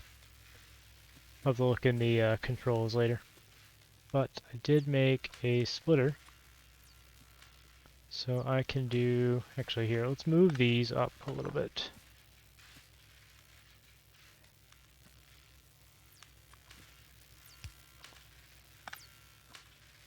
And I can put the splitter here.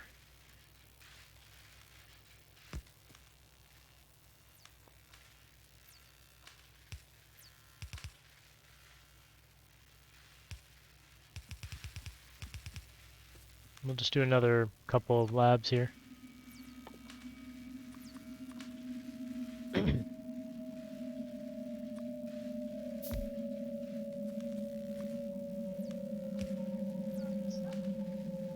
It's maybe overkill, I don't know. Certainly is fun though.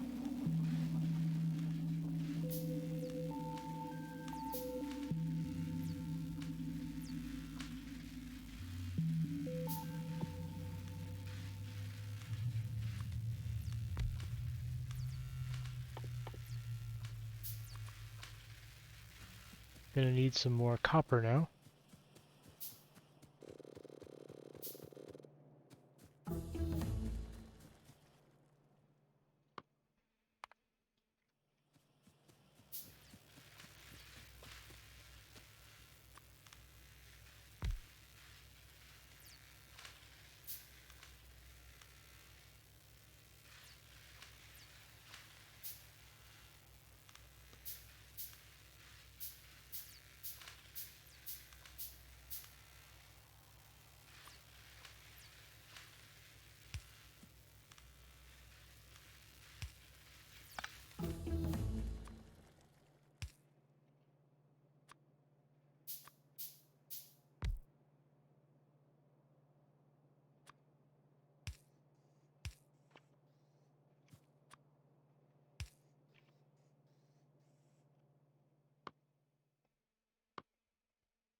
Heavy armor.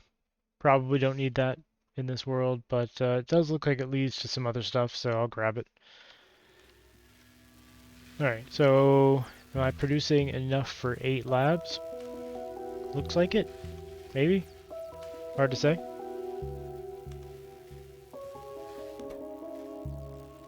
I don't really know how long... I guess how long these are used depends on the technology, doesn't it? Yeah, it does. So one of these is 30 seconds, whereas for this technology, they might be less. Yeah, these are their 5 seconds. Okay, makes sense. The use is variable, but we've got 6 of these running, so we should be fine.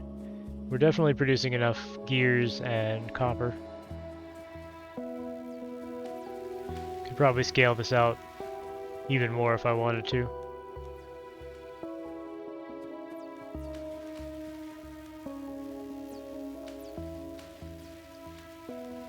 I assume I could just take a blueprint of this and just paste it across, just like in Final Upgrade. But again, still learning. I'll probably work out my own blueprints as I learn the game and progress. Just like I know I could probably combine these into one belt with gears on the left and copper on the right and not have double inserters. I haven't figured out how to do that yet. Probably something with splitters and mergers. All I have is a splitter though, I don't have a merger. So I'm guessing that the next logistics technology gives me some kind of merger maybe?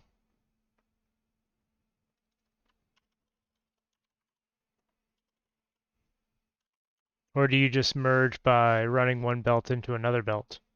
And there is no actual merger machine. That would make sense too. Or maybe I'm looking for the wrong thing, it's not called a merger.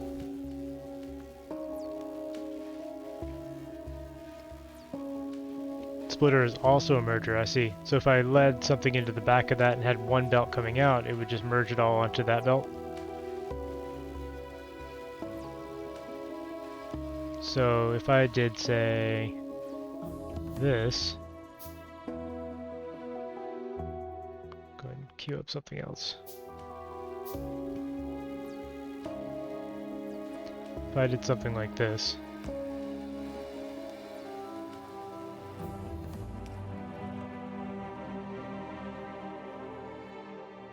does it mix up the sides or no?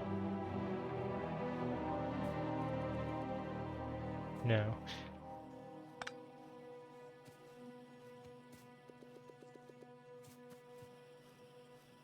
So it doesn't even out the sides.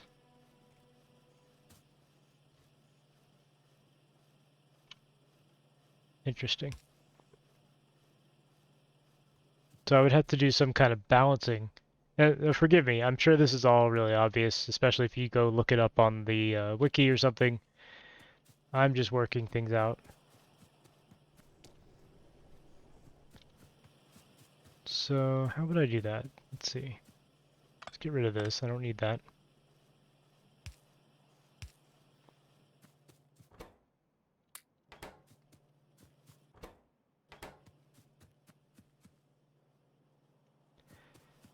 I suppose...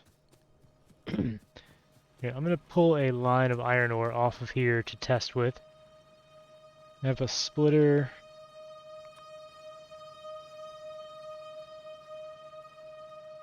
There.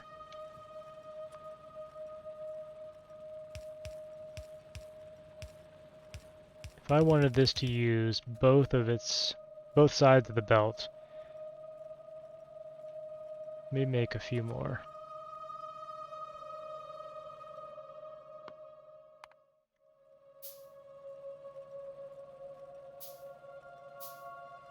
Hurry it up.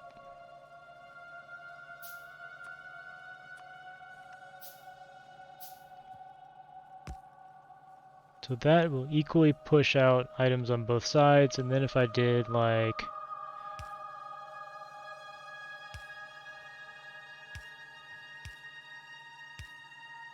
Would these then come together?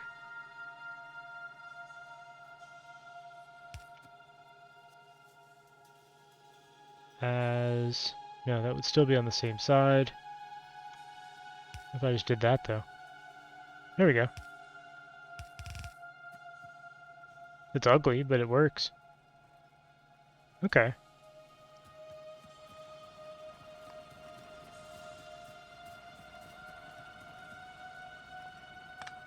Makes sense. Let me go ahead and take all this back. It's probably a more elegant way to do that.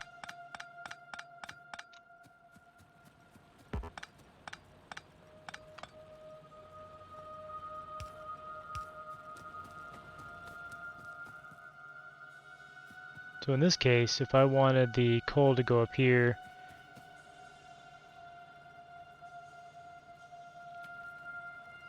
I'm just going to leave that like that for now. I'm going to have to experiment with this more. This is an interesting system.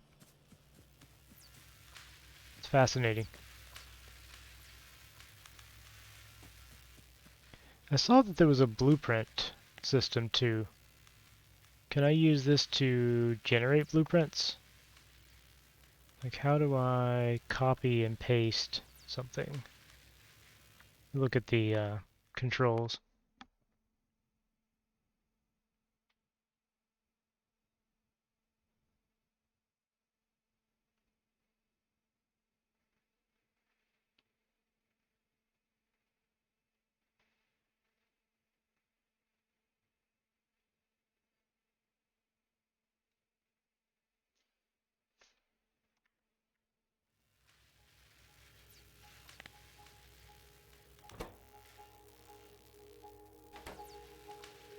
Is there a modifier that I need to hold down, maybe? Not sure how this works. I'll have to look it up later.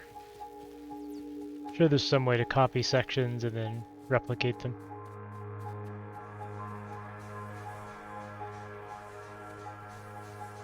Looks like we're about half of our capacity right now. All of this energy just to figure out how to make a steel axe. It's very difficult to make a steel axe.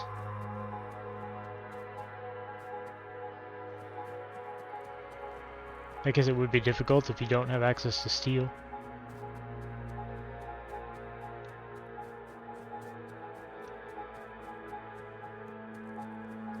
Should probably electrify all this and clean it up too. I could perform that little mixing trick and double my throughput of copper here, but it doesn't look like I'm even using the copper that I'm pulling up here, so that would be pointless right now. I'm backed up on coal and everything. So I think we're fine. Steel axe finished. Get logistics, science packs. So these are made with what? Just, is that iron plates or is that a steel plate? I guess we'll find out in a minute.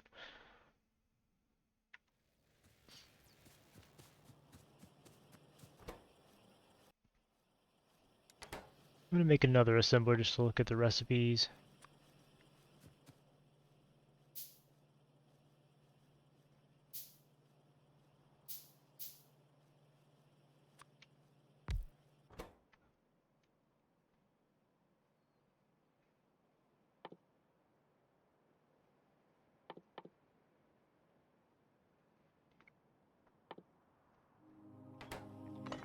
Alright.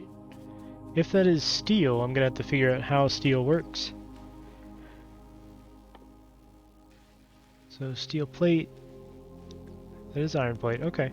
So it looked like it was just iron plates and copper plates. That's not too hard to make.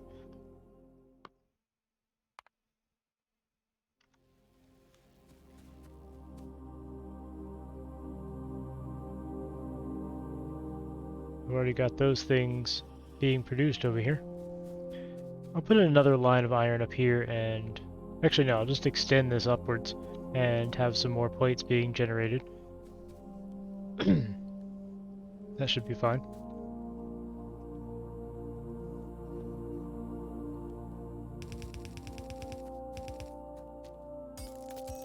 Get out of the way. Let's get some more furnaces.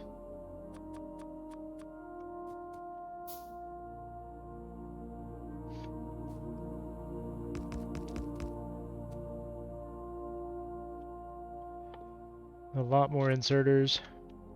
Just gonna spam build inserters for now. Take all of the copper.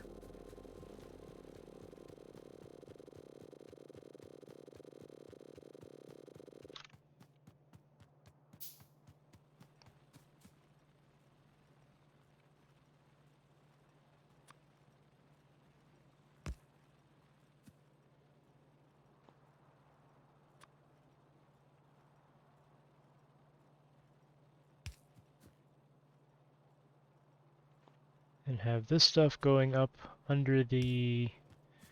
How far can that go? Just out to there? Okay. It's perfectly acceptable. We have another line of copper. I think I will go ahead and do the copper mixing like I said, just to... Well, we're not saturating a belt anymore, never mind. Guess it would be sort of pointless, but I'll do it anyway.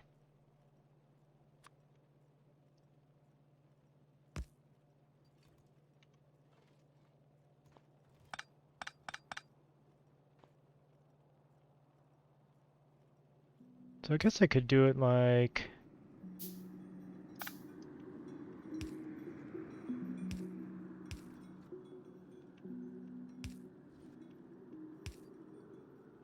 that. It's a little bit better. It's still kind of ugly. There's probably a better way to do that.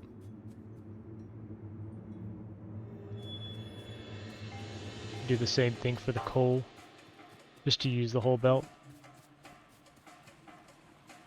Still feels kind of pointless.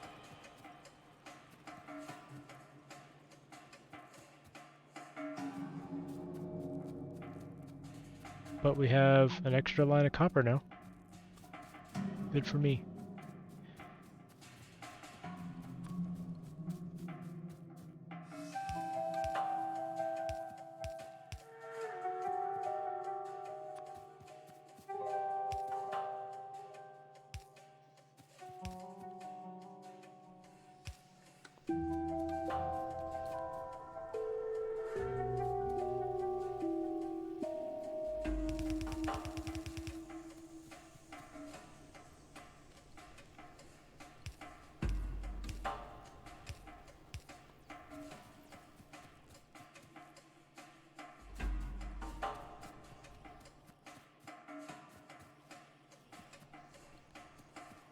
This is gonna get really ugly.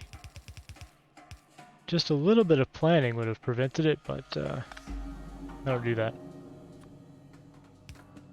Not what I'm learning, anyway.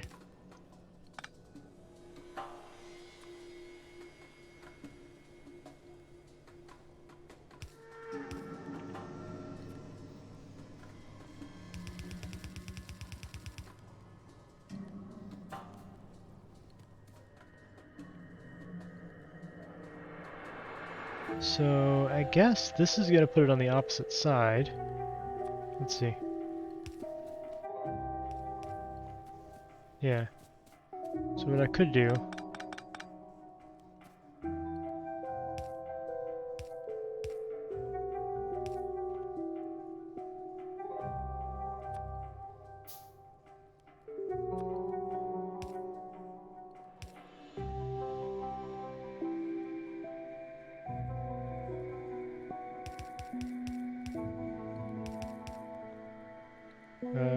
not exactly what I intended.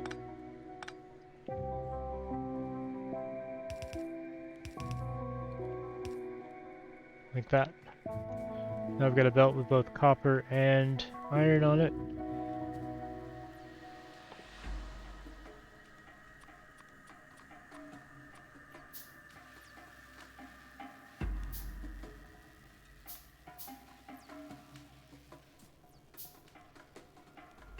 I apologize to anybody that this offends. It's gonna get really spaghetti in here.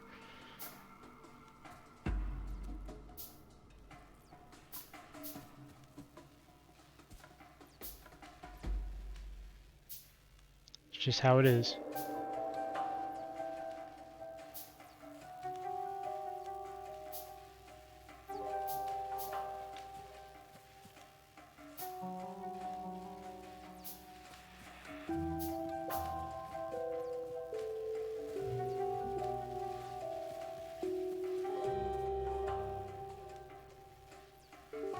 What, spaghetti offends you?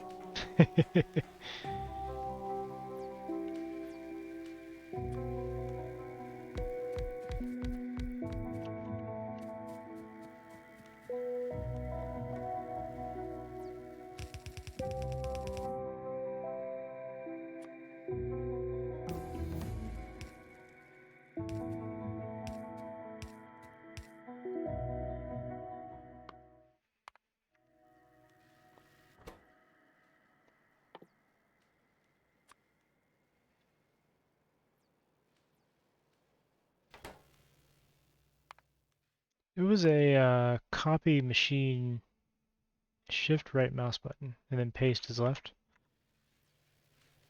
There we go. That's a little easier.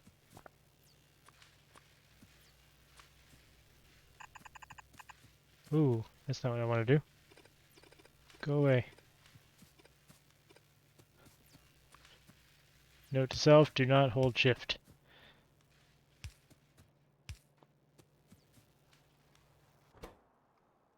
Is that not right? What? Oh. I don't know what I was reading. I was reading the total raw, I see. Well, that was silly. Okay. Well, we learn.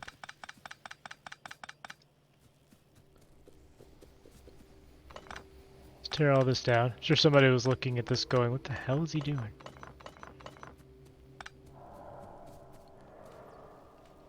So what I actually need to do then is make transport belts and inserters. So I'll make one section that makes gears. I think they need gears. Alright, so all of this is kind of wasted, what I did. That's okay.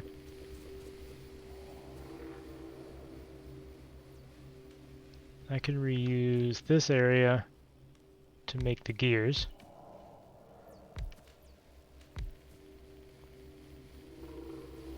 That's not really good either. Hold on. I'll figure it out. It's not like we're limited in space. Only limited in time, really. I could reuse the gears down here, too. I already have a line of gears, huh? Alright, let's just rip all of this out then.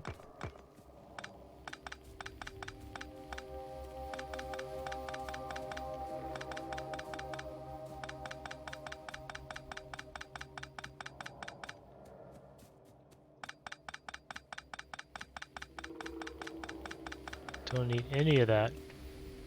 Or this.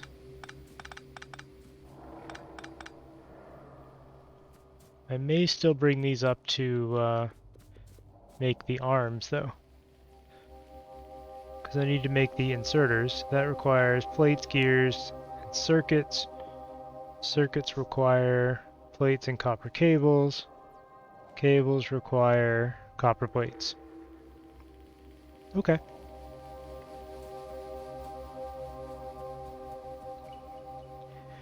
Let's look at the ratios. So this is 1 plate to 2 cables, 3 cables and an iron plate. Interesting. They're not really easily divisible, are they?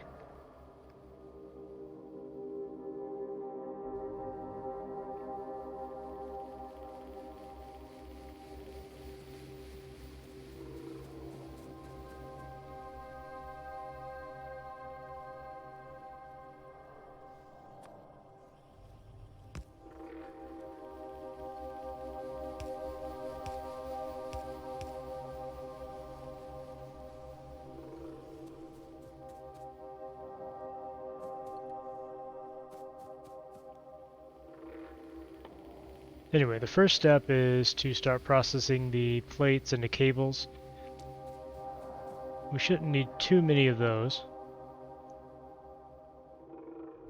Thinking I'll just bring them up here, have 2 of those.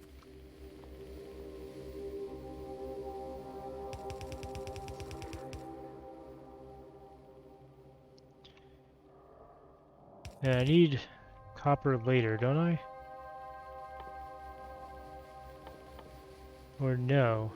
The only copper I need is for the circuits. So I can just bring these over here and do the insertion there.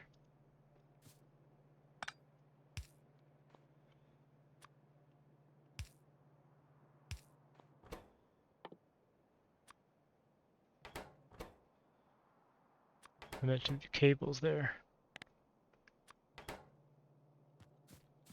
That should make a good amount of cables. I'm really gonna have to redo our copper supply in a minute. Looks like we're using more than expected now. So that will output copper cables onto a line.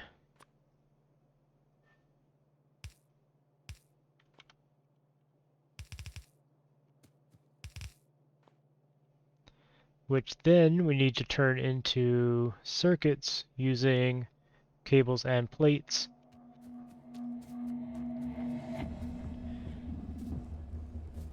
So how about we flip this around?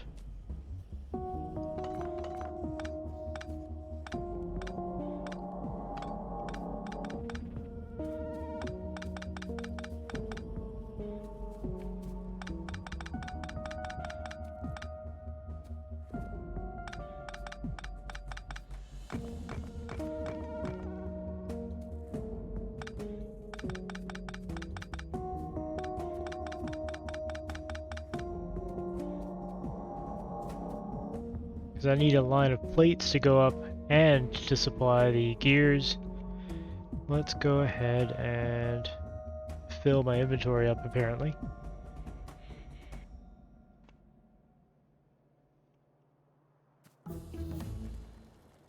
Alright, all my coal stopped because I pulled the power. That's okay, or my iron rather.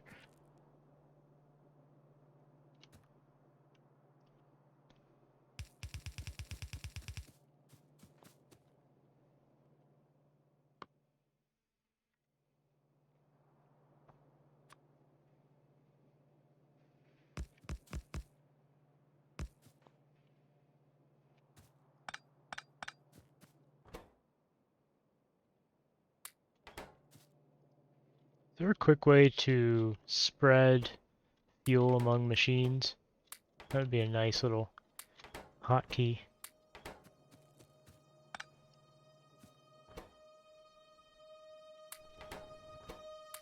Just getting this stuff out of my inventory real quick. I'm sure somebody's modded that in if there's not already. Any way to do that.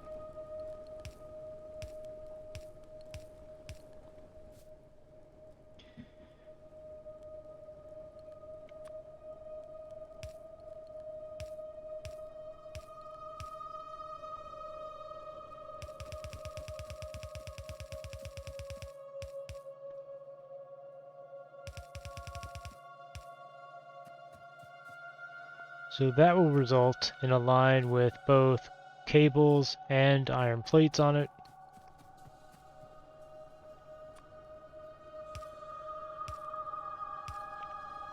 Then we can throw... I think we just had two actually doing this.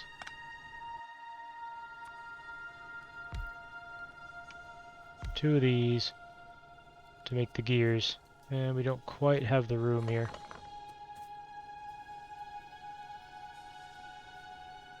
How can I... Well, I can pull them up here and do the operation and then push it back down there. I was looking for a hotkey that may, like, spread fuel among several machines at once so that I don't have to open each one and drop fuel in. I don't know if there's a way to do that within the game.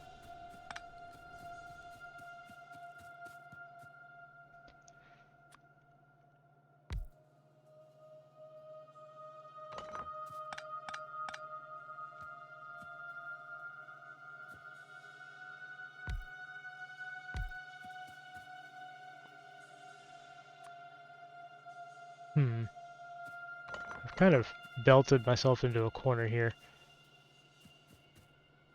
Let me move these over a little.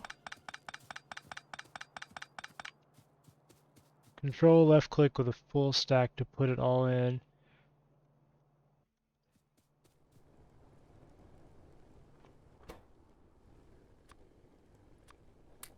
So I know there's a quick way to put it into a single machine. I was like I had these 5 furnaces, and I was hoping there was a way to just say, you know, yeah, I've got all this coal, spread it among these 5 furnaces.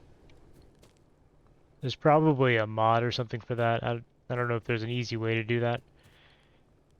Grab a stack in hand. Control F. Oh, so like if I just do this? I see. And that fills them all up. Alright. I gotcha. I thought you meant from inside the interface, but I got you now. Okay.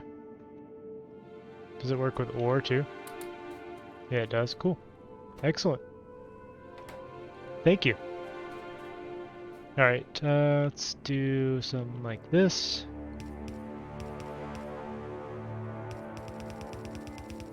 Then we can make the gears here.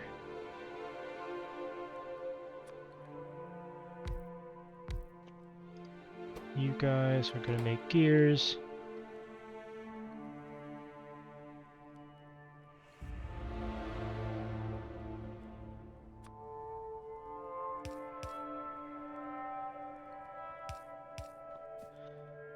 Then we will take the belt back down and meet up with the belt we already have here. We don't need to take it that far, just to right here. Okay, that'll work.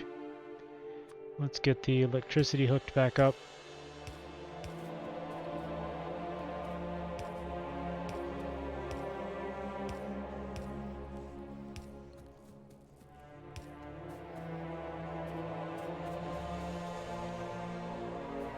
That should do nicely.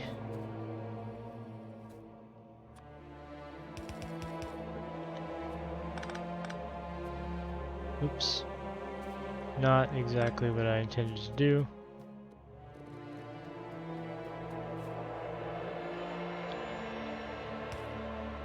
There. So we'll have iron plates on the left side, and these will output the cables to the right side.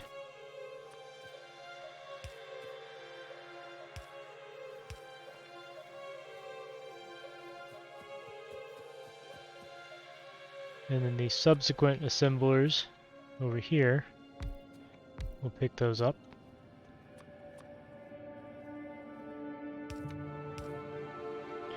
I know I'm not at all being space efficient here, but I'm not really limited on space. These will make circuits. That's not too bad. How fast do these make the circuits? Not too bad, actually. It's quite quick.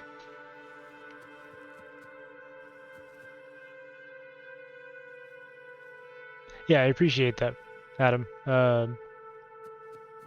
Like I said, I'm still new to this, so I'm learning. I appreciate the advice and the help. Okay, circuits are the next part. We have circuits solved, so we now need to take gears, plates, and circuits and rub them all together. Can you do that in an assembler? Yeah. Okay, cool. So I will need a line of circuits, gears, and more plates. I'll have to take some of these plates upwards.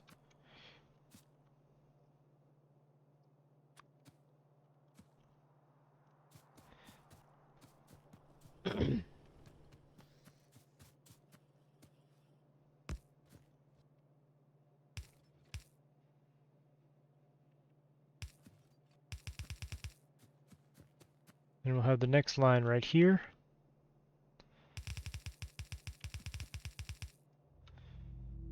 These will take the circuits out and throw them on the same line as the plates. This will be a slow production because I'm just working out the way this will go. But I could actually extend this out pretty much indefinitely. Well, until the belts got saturated with supply. Well, until the belts couldn't supply enough was what I meant to say. And in fact, I think I will go with 2 more of these making circuits.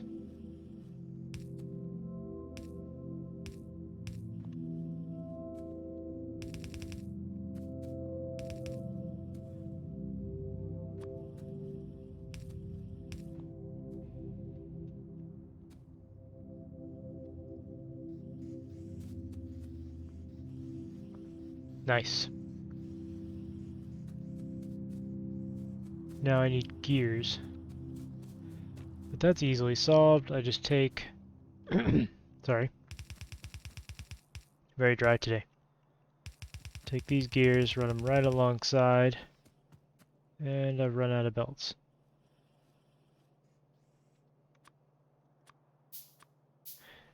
Now, here's a question for you. Is there a way to queue up just like 10 of something? Because I know if I hold shift and click this, it'll queue up a ton of these. I just want to queue up like, I don't know, 5? Or 10 at once?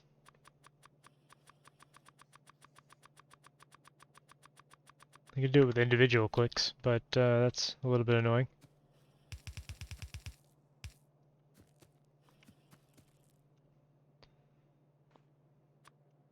Now, in theory, right-click it to do 5? Ah, okay. That's much easier, thank you.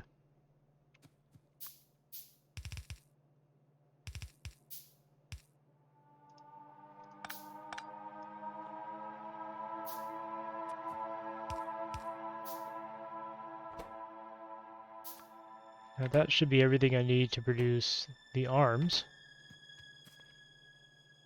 This is the least elegant thing I've built all day.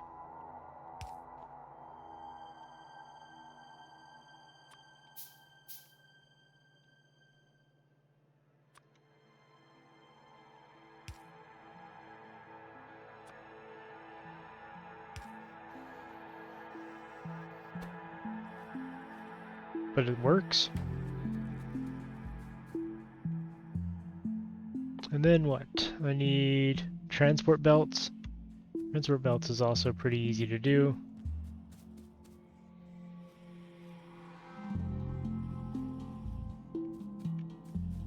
I'm actually going to increase the number of gear assemblers.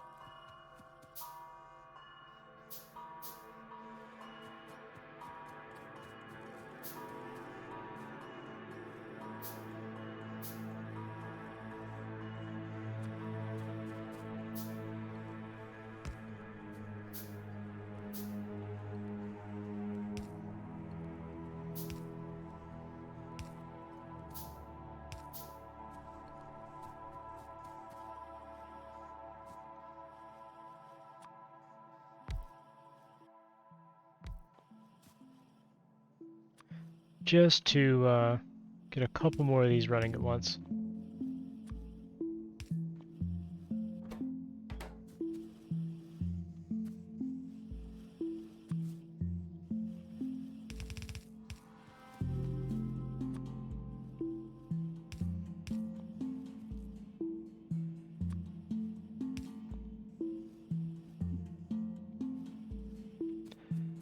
I've done all of the research that I can do with just red packs, so I mean, I'm not sure which research to go for next. Assembling machine Mark II, landfill, advanced material processing. You have a suggestion where to go next. I'm not sure what would be best. Assembly machine 2. Alright, I can start it. It'll start using up the red ones, I guess. Oh, it looks like they need the green ones in the same lab. Okay. So I'll need to work out supply for these. I have to redo this once I finish the green science pack supply up here. I'm just working everything out. It's been a long time since I played this. Like the last time I played this was before the release of the game. So apologies if I'm a little slow at this or seem to be fumbling around. It's because I am fumbling around. You can handcraft it. Yes, I could handcraft it. I'm reluctant, but I could. How many do I need? 40 of them? Alright.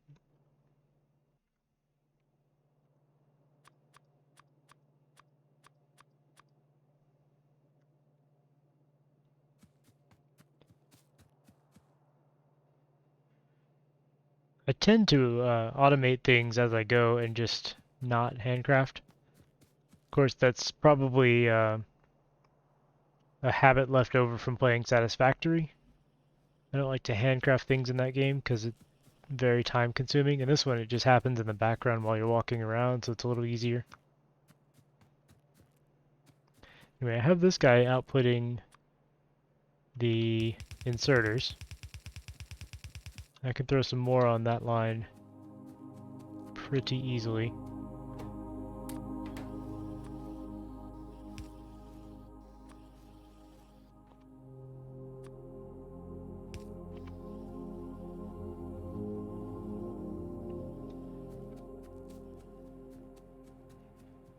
Now I will need to automate the production of the belts. So that's pretty easy. It's just iron and gears.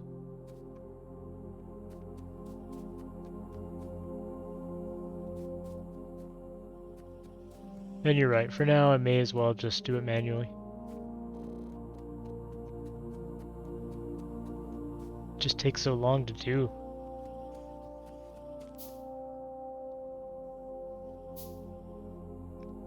When I could have my nice machines doing it.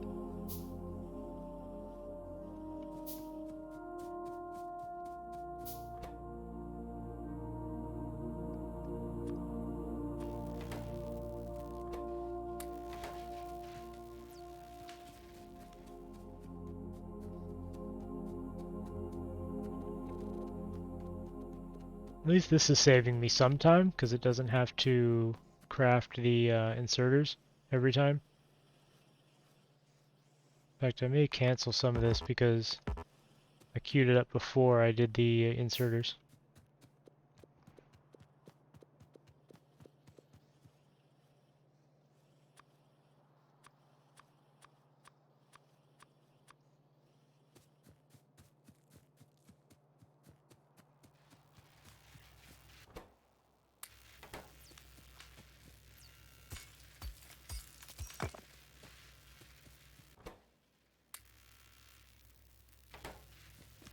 Got plenty of reds though. I guess red's pretty easy though.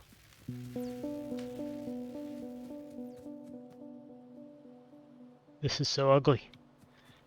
I need to figure out a more elegant way to do this.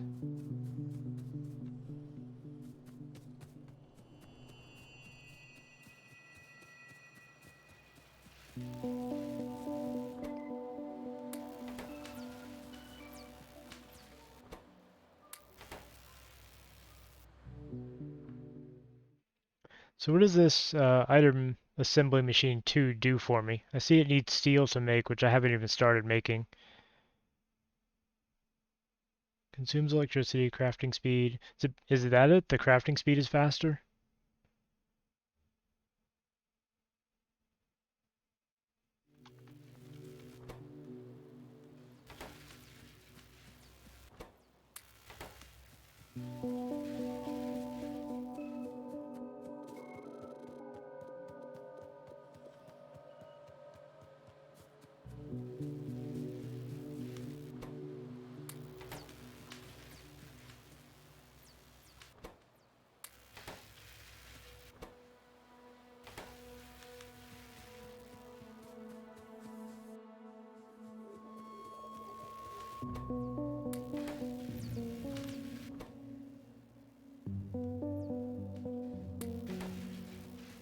Oh, they take so long to make.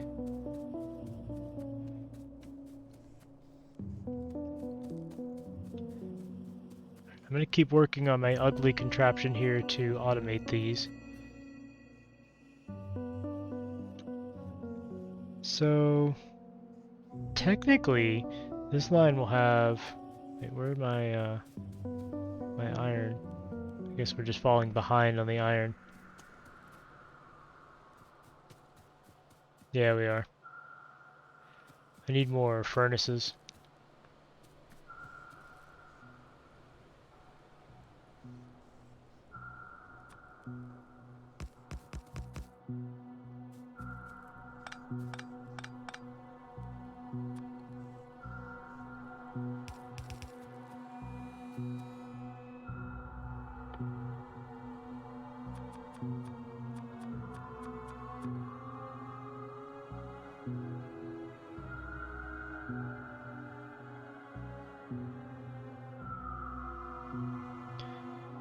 Just waiting on production.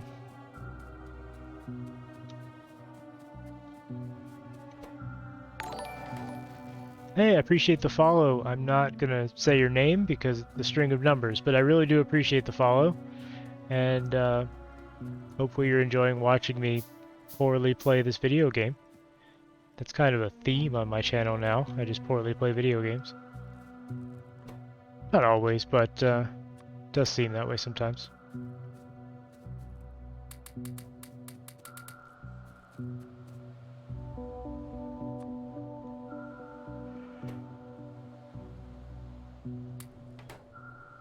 Yeah, I'll take any tips you got.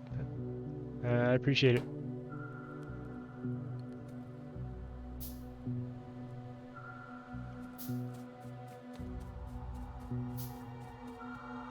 Leave a lot of space, yeah. That's my problem. So, this is a peaceful world. There's no aliens or anything. I made this specifically so I could learn the game and try to figure out some patterns and blueprints for myself. I haven't looked anything up on wikis or anything. There's probably a lot of this that's already solved, but half the fun for me in these games is to figure things out.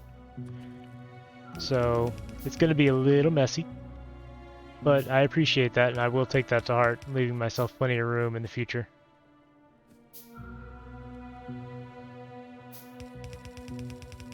This is just really my test ground for how things work and what sort of setups make sense.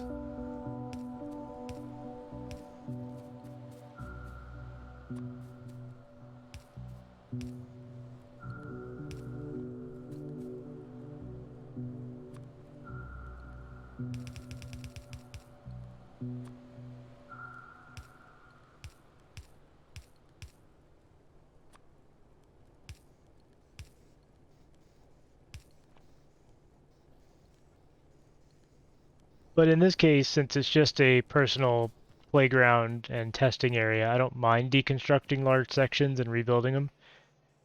In the future, I'll probably spend a lot of time making blueprints and making them expandable, modular.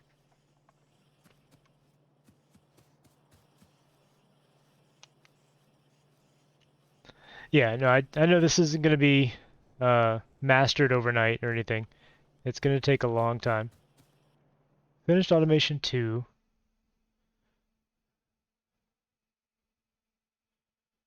This will get me some better power poles, it looks like. I haven't even started on steel production though, and all these things require steel.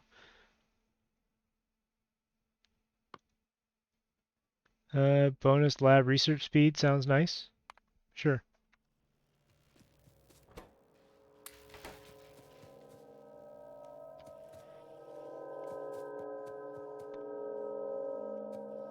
Oh, I just realized it's 6. So I was only playing this for about 2 hours. Plan to wrap up right around now. So I appreciate you guys coming out.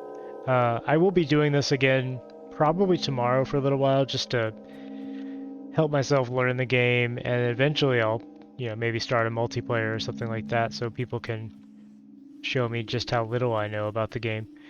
But yeah, I'm not gonna give up on this. I'm gonna keep at this. Probably tomorrow I'll do another 3 or 4 hours. You only started making efficient factories after you won. Yeah, I feel like that's the way these games go though. Like the first game of Satisfactory I played, I mean my factories were ugly, they were inefficient, nothing was balanced. I play a lot of that, and now that I've gotten to the end game in Satisfactory 2 or 3 times, I kind of know what I'm doing. With this, I expect it to be exactly the same. So the last time I played this was years ago before the release of the game. It was in the beta version, and everything has changed. So none of that experience really helps me much. But I'm going to go ahead and wrap up and stop for now. I appreciate you guys coming out, hanging out with me rather on the stream, and all the tips you gave me. I'll be live tomorrow, probably around noon or 1 my time, which is Eastern time in the US. Um, if you want to get an alert, drop me a follow if you haven't already. If you don't want to, that's fine too. But if you do show up again, I'll see you then. If not, have a good night and take it easy, everybody. I'm gonna find somebody else to raid as I'm going out, and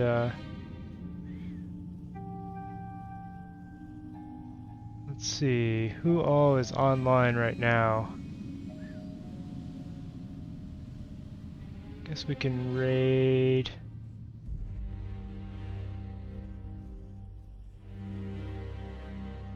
you. Looks like he's playing Call of Duty.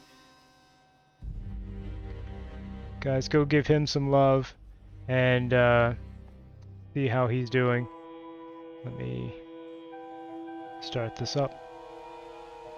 Have a good night. Thank you all for coming, and I appreciate it. Gonna start this raid up. Oh, thank you for the follow as well.